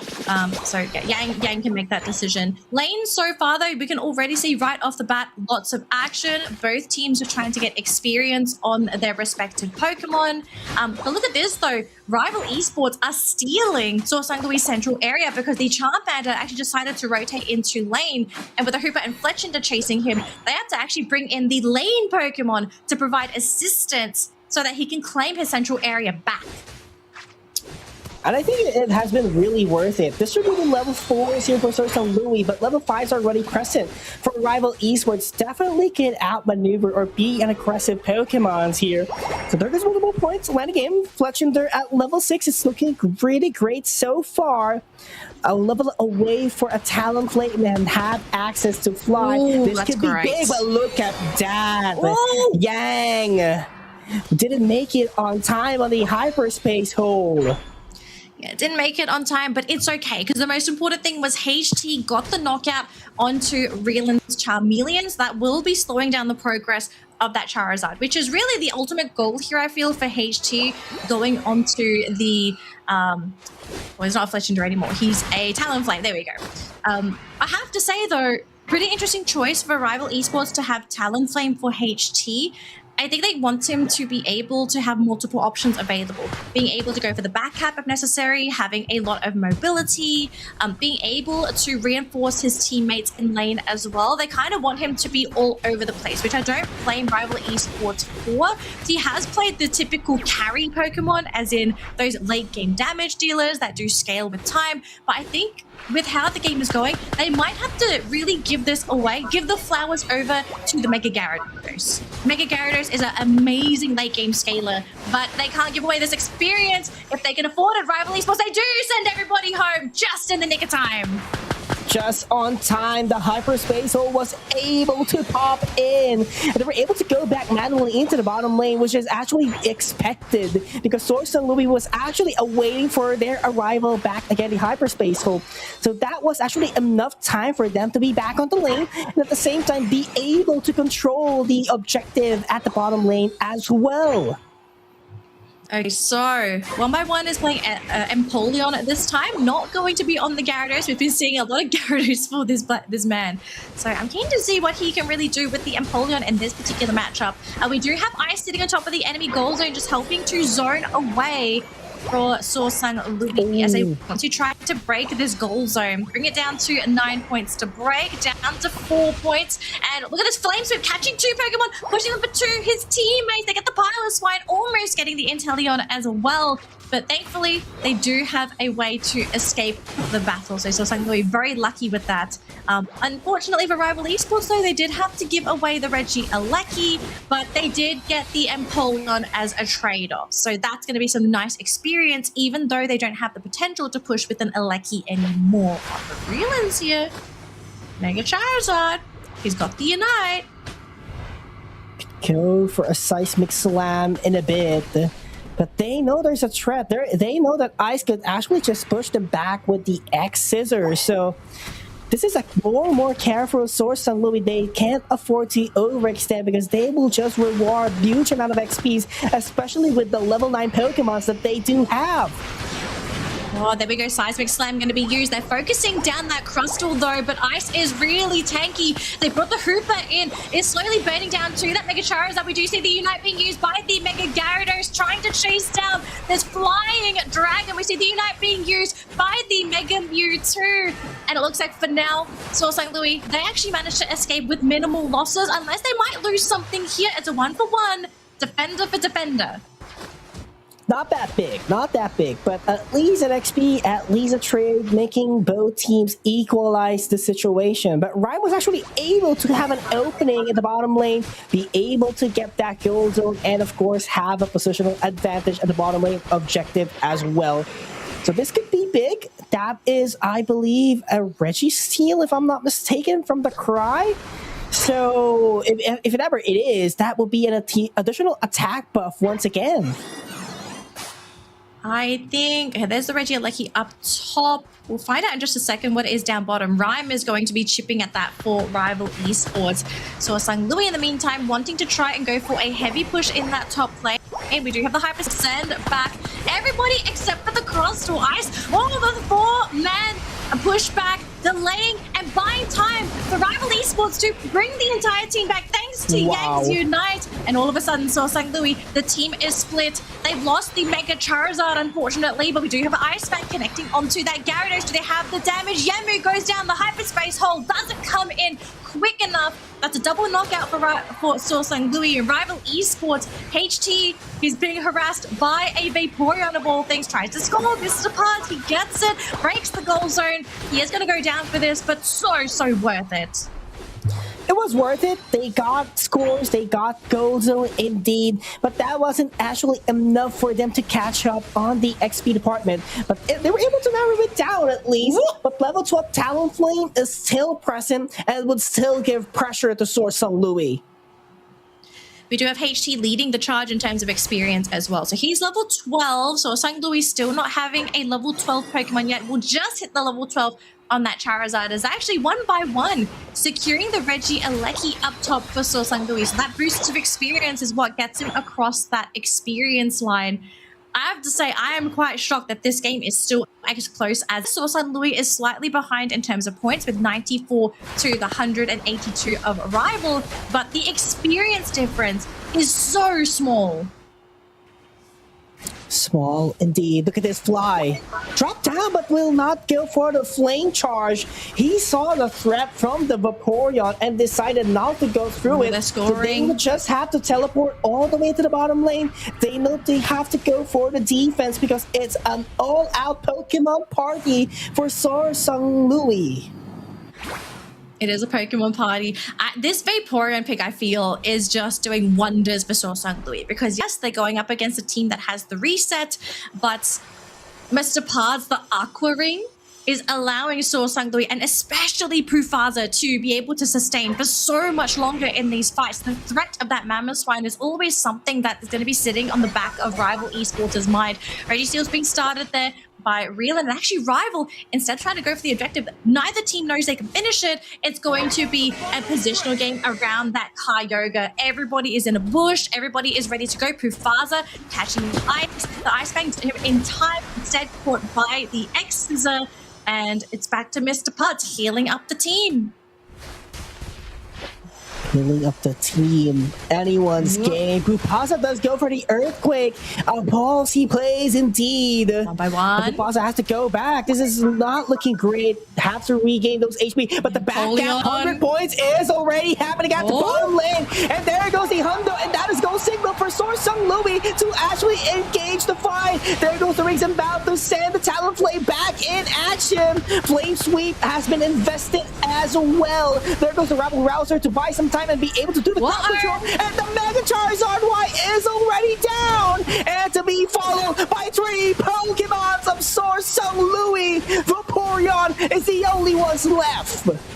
Rival found the opportunity and they baited that opportunity, buying HT to go for that back cap. SorSungLui, they thought they were going to be able to fight into this numbers disadvantage, but this is where Hooper comes in. You can afford to send your teammates for back caps because you can always bring them back in with the Rings Unbound portal. SorSungLui, I think they just hit the panic button a little bit too soon. And the unfortunate reality too is that the team did eventually get split. They ran out of gas. And we all know what happens when you run out of gas against a Mega Gyarados. That Pokemon absolutely shreds everything in its line of sight.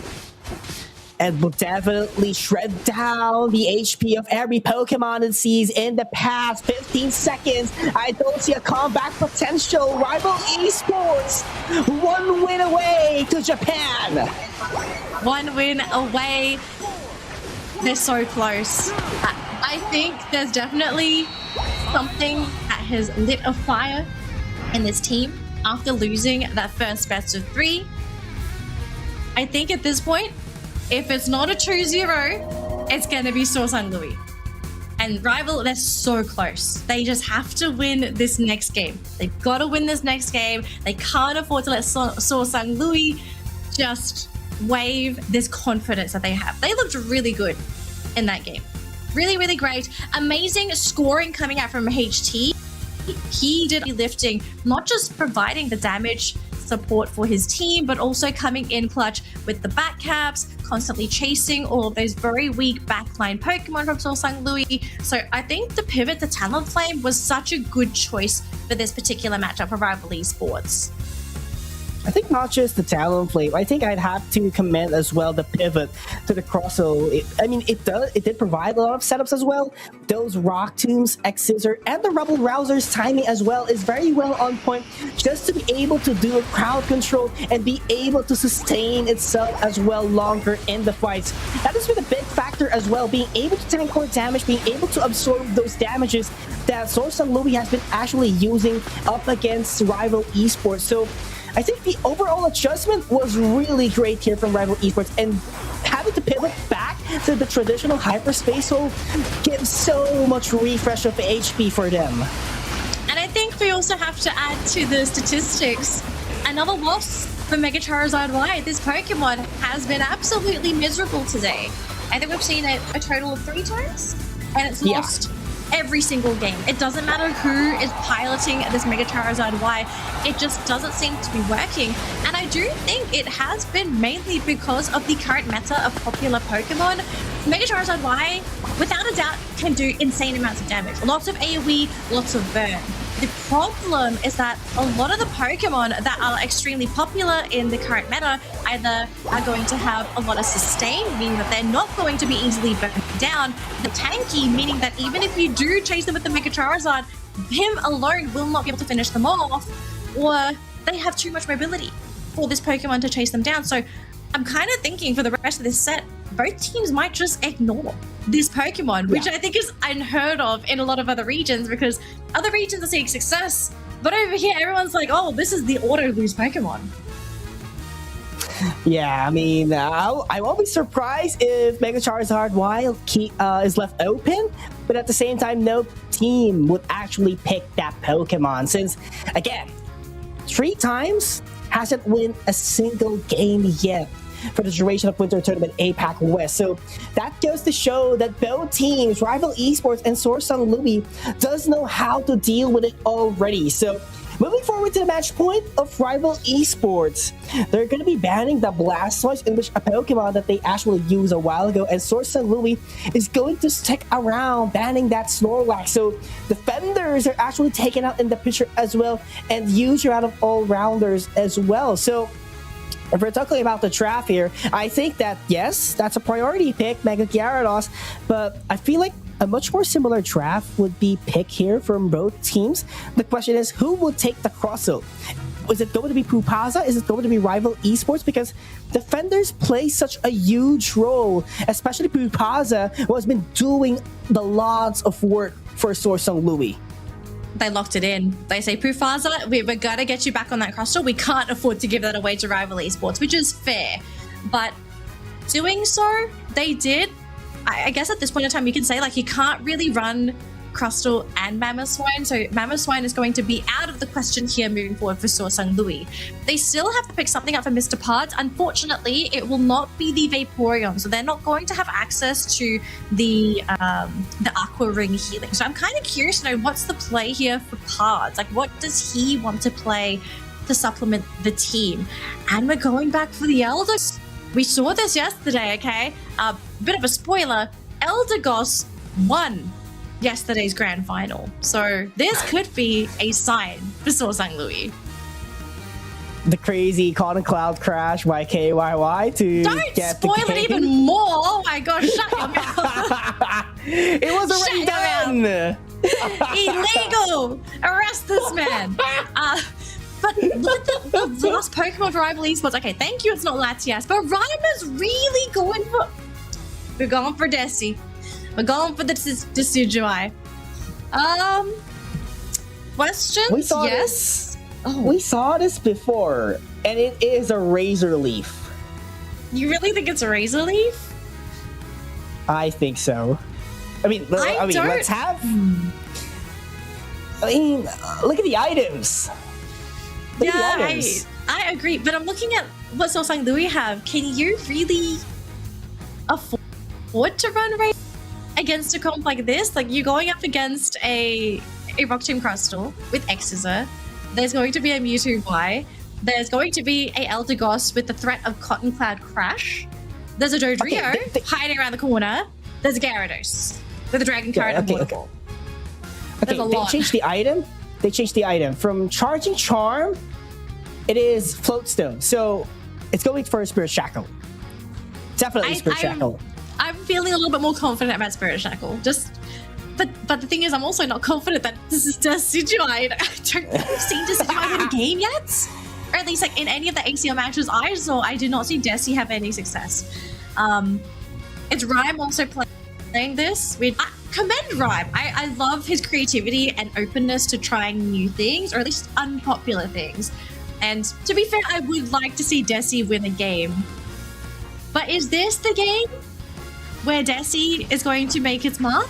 They do have a 1-game buffer, so if they lose this game, it's okay. We still have one more to go.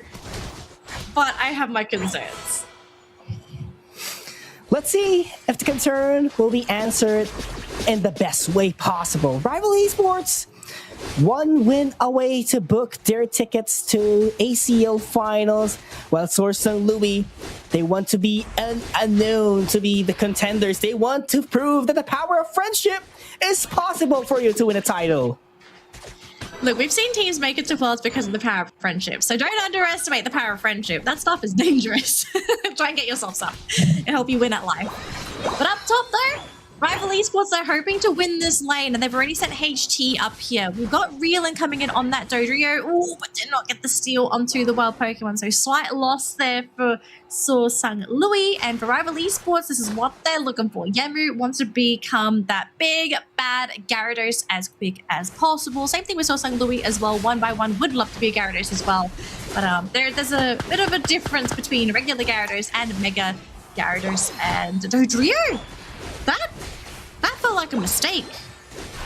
Overextension, but at the same time, yeah. Are they just underestimating him? I feel like they're just underestimating Rhyme here on this. Completely ignoring it, actually. But look at the backlines though. Rodrigo is being jumped on by a Fletch into Hooper. Rival Esports, they're coming into this game hot. They are really, really dead set on turning this into a 2-0. Rodrigo does come back. They're going to try and chase after HT and Ice, but does think against it in that central area. So SangLui, you know, they had that fire behind them, but I fear that fire might have slowly turned into ashes. But I think Rhyme and Yang needs more attention here so that they can level up as quick as possible, because this Rowlet would just have to basic attack with those leaves. It cannot do anything yet at the moment as soon as it goes for the Decidueye evolution. So you have to be quicker here. They have to execute things much more faster. Oh, this Crustle is surrounded. He's got his teammates there, though. Rival Esports thinking against trying to go for this elimination onto Mufasa. Has to use the X-Scissor to even escape the CC coming out from Rival Esports. But look at this, a 4-man jump onto the Crustle. They did try and go for the jump there with Ice as well. But SorSungLui, the team is still looking far too healthy, especially with the help of this Eldegoss. I'm loving this support change here for SorSungLui. Eldegoss is such a fantastic as well as a very versatile support for the team. You have access to heals. You can also be a very heavy utility Pokemon if you wish to do so. And you have a Unite that not only saves this Pokemon but can heal and has access to a stun and even a secure, as we saw yesterday. So there's a lot that this Eldegoss is bringing to the table that I feel Rival Esports, I don't think they realize this Eldegoss is doing so much in this game with all the shielding and healing. Yes, it does a lot for the team. But at the same time, let's talk about Ice on the other side of the supporter role. He is actually running the Phantom Force and the Trick. So they reverted back from Trick. This is interesting. Oh, they got the Desi. They got the Desi. The dive was successful. Rhyme is down. Yang might be the next one to follow, quite deep on speed flux. That might be enough time just to be able to escape the danger. But with 6 points to break the goal zone, looks like SorSungLui, they want to be efficient. They don't want to break it too early. So the greed might kick in. You can see HT scoring goals in that top zone as well. So really looking to try and break that goal zone if possible. Defense buff will be going in the way of Rival Esports. That's going to be a deny for SorSungLui. And it's going to be a bit of a safe moment for Rival. A fight. I don't know if they want to go for the full commitment. Rival is probably deciding here, is it safe to do so? Desi is here though. Rhyme is here to provide some extra damage. They do have the snipes coming in. 1 by 1 is low, but they will escape. But breaking the goal zone, I think that was the original goal here for Rival. Oh, there goes the Gyarados. Ooh, perfectly timed scores, landing in top lane. Rival Esports was able to do their job out there, be getting the KOs, be getting the points as well. So they just have to watch out for what's about to wait to them in the central area, because a lot of Pokemon for SorSungLui is actually lurking around the corner. So manually going back into the central area, they have to be careful with that. They do. They really do. Rival Esports. They built up a pretty big lead so far. So they have put together a very nice nest egg for this mid-game, knowing that there's not going to really be much of a chance for SorSungLui to be able to overtake that point lead. They're going to continue scoring, which I think is really messing with SorSungLui's headspace, because if this breaks, all of a sudden, Rival Esports open up this game to the possibility of having the home base open, and they just go for the home base score. We've seen this yesterday. So this is a strategy that they are trying to open themselves up to. We see the Unite being used by the Desi, zoning away SorSungLui from that Reggie Elec. He's going to push them away, and this is going to threaten that goal zone. If the tier 2s break, SorSungLui are in trouble. Definitely in trouble. But there's a lot of pressure that they have to consider as well. But instead, they would just have to go and outscore them in the top path. Not very convincing. Oh, that there's a lot of pressure at the other Pokemons of SorSungLui. There goes the Dodrio. Will fall down. But where is the attention of SorSungLui? It is going to be the repelling back of the Regieleki, giving access to Rival Esports to get the top lane objective. These backcaps, I think, are really messing with SorSungLui. They're playing very defensive now because they also understand the importance of keeping these T2s up. They cannot afford to allow this Hooper backcap strat. Just bring your entire team, score in the home base, forcing SorSungLui to have to take the Kyogre and try to win the game that way. We've got a minute to go before we are in that final stretch, and right now, Rival, they're asserting so much dominance. And look at this HT in that top lane. I think that goal zone up top only needs 5 points to break. That is already such a fragile goal zone. But you can see this HT as well. He's trying to play safe because he also doesn't want to accidentally give away his level 12 experience. Oh, SorSungLui, they're pushing up top. The Gyarados on Rival. Yemu secures that for the team. And again, back to defense duty. SorSungLui dead set on guarding this game, guarding the chance to push a game 3. This is just a way as well for Rival Esports to add some defense into their composition after taking the Retro Rock, simply because there's no much Pokemon on their lineup that is actually tanky. I mean, there's the Vaporeon, but what else? Nothing more. I mean, maybe the secondary would be the Gyarados, but all the rest are very much squishy. So that Retro Rock will be really helpful for them, as it will be up until around 120 to 110 minute off the game. So good call to Rival Esports. But the question is, how long can you withstand the pressure and the offense of SorSungLui? Oh, wow. Okay, so we have 100 points might be dunked, but the Spirit Shackle lands. They do cancel it with the Spirit Shackle. Up top, we do have a score being thrown down by HT, but the Dodrio makes it in time. And here we go.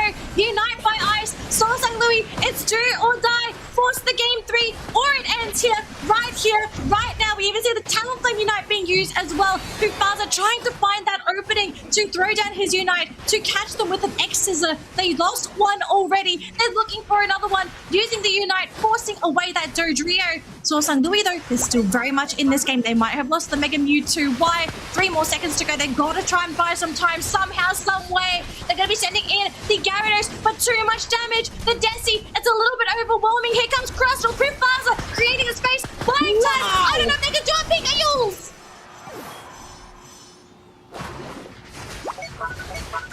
They're down two. There's no Dodrio. There's no Crustle. There's no Cotton Cloud Crash. Is there anything SorSungLui can do to take this Kyogre away? We have a Gyarados. The fly is there. No, the Talonflame HT secures it for Rival Esports. SorSungLui, they're on defense duty. They're going to try and go for a score as well, but HT saying no to 1-1.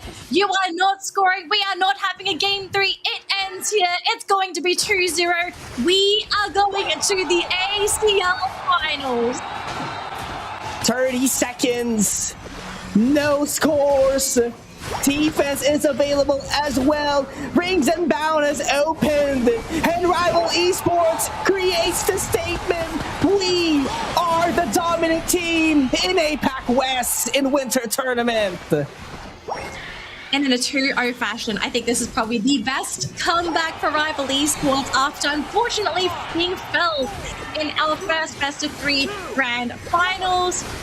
2-0. Rest assured, fans of Rival Esports, your champions are here. It's Rival Esports, Yang, HT, Yamu, Ice, and Rhyme. They will be playing at the ACL Finals in March. Oh, it's just around the corner. Rival Esports, they've done it. I think a lot of us were very worried, thinking, wait a minute, are they not going to make it? But it's happened. 2-0. SorSungLui was so close, but maybe the day drew on a little too much for this team. I mean, hey, SorSungLui, they did a phenomenal job to withstand this onslaught that Rival Esports actually did against them. They actually played around 7 matches or 7 games for today, which is a lot. They were able to adjust accordingly, and they were able to read Rival Esports as a team while this tournament commences. Unfortunately, it happens, and this team is actually good. They were able to force the reset, but they came short, and probably the games that they played as well, more games to play means they get tired more. They have to play more games. The mental fortitude would somehow drag you down, and they couldn't keep up until the end of the game. But hey, it was a great performance. It was a great performance. I think another thing to sort of add on to this as well, I mean, Rival is also playing these games, and they're also learning about SorSungLui as the series progresses. So I think after a while, yes, SorSungLui found their solution against Rival, but the same can be said here for Rival, right? Coming into the reset, the 2-0, they learned enough from that first best of 3. They know the movements, they know the preferences, they know the Pokemon that are potentially going to be appearing in the draft. And so Rival Esports reacting accordingly, as they should, considering that they are an S-tier team within the region. But again, I think a lot of people would have loved to have also seen a brand new team competing at ACL. But at the end of the day, it's really a case of, you know, the best team has to make it through. And for today, Rival Esports proved that they are the champions of APAC West. Champions indeed.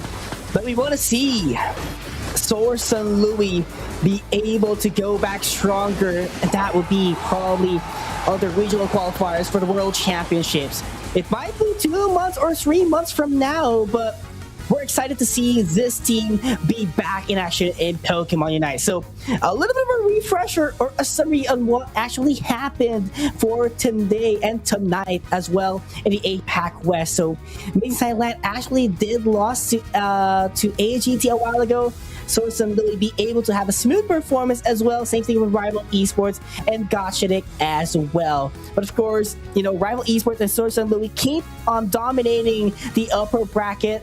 They face each other multiple times. I mean, how many games to be specific? 7 games to be specific. So that's a lot of games that they have been playing together. Actually, not 7. It is 2, 4, 7, 9 games to be specific. 9. Oh no, 7. Wait, let me recount. 7. There we go. 7. I thought SorSungLui and AGT was another Rival Esports, but 7 times. That's a lot of games for you to face a single team. And definitely, SorSungLui, they were able to adapt, but Rival Esports seems to have more cards than them for now. And I think at the same time, it also probably was a bit of a contributing factor that Rival did have a bit of a long break coming into the grand finals. They weren't as tired. So that probably also helped that they were able to watch the games. They did, they lost that first grand final game. But at the end of the day, if you win, you win, okay? So congratulations to our champions, Rival Esports. Not only are they going to be going to the ACL finals, they also have locked in $1,100 in terms of prize money. Now, for SorSungLui, they still take home $1,000, okay? So yes, they're not going to ACL, but they do take home a very hefty prize pool for themselves, which they have rightfully earned after playing so many games a day. Yes, and slowly but surely, we are already determining who would be the 16 champion teams from around the world that will compete in PUACL 2026 Finals, again, which will be held in March 28 to 29 at Yokohama Buntai. So tickets are now available, so make sure to check it out. Scan the QR code if you want to watch the tournament offline, because there's a whole different level of Pokemon Unite action that you will witness out there. Yeah, and if you are live at the event, you get to witness the players and the teams on site, okay? That's a completely different experience compared to the online experience, because you get the atmosphere of the audience. You get to see the players on stage. You're probably going to run into the players around the venue as well. So if you have the time, if you have the extra funds to travel and go to the finals, we do highly recommend it. But as for us, my name is Danley. He's Pika. You've been your casters for today. It's been an incredibly long day, but also an honor to crown our champion and to see who our final team will be competing at ACL. I've had a fun day, Pika. How have you been feeling after today's games? It's a wonderful day. You know what I'm saying? Let's just take a deep breath for now. ACL Finals is on the way. It's a month from now. So just stay tuned, guys. There's still a lot of Pokemon Unite actions. We'll be right back in ACL Finals. See you there.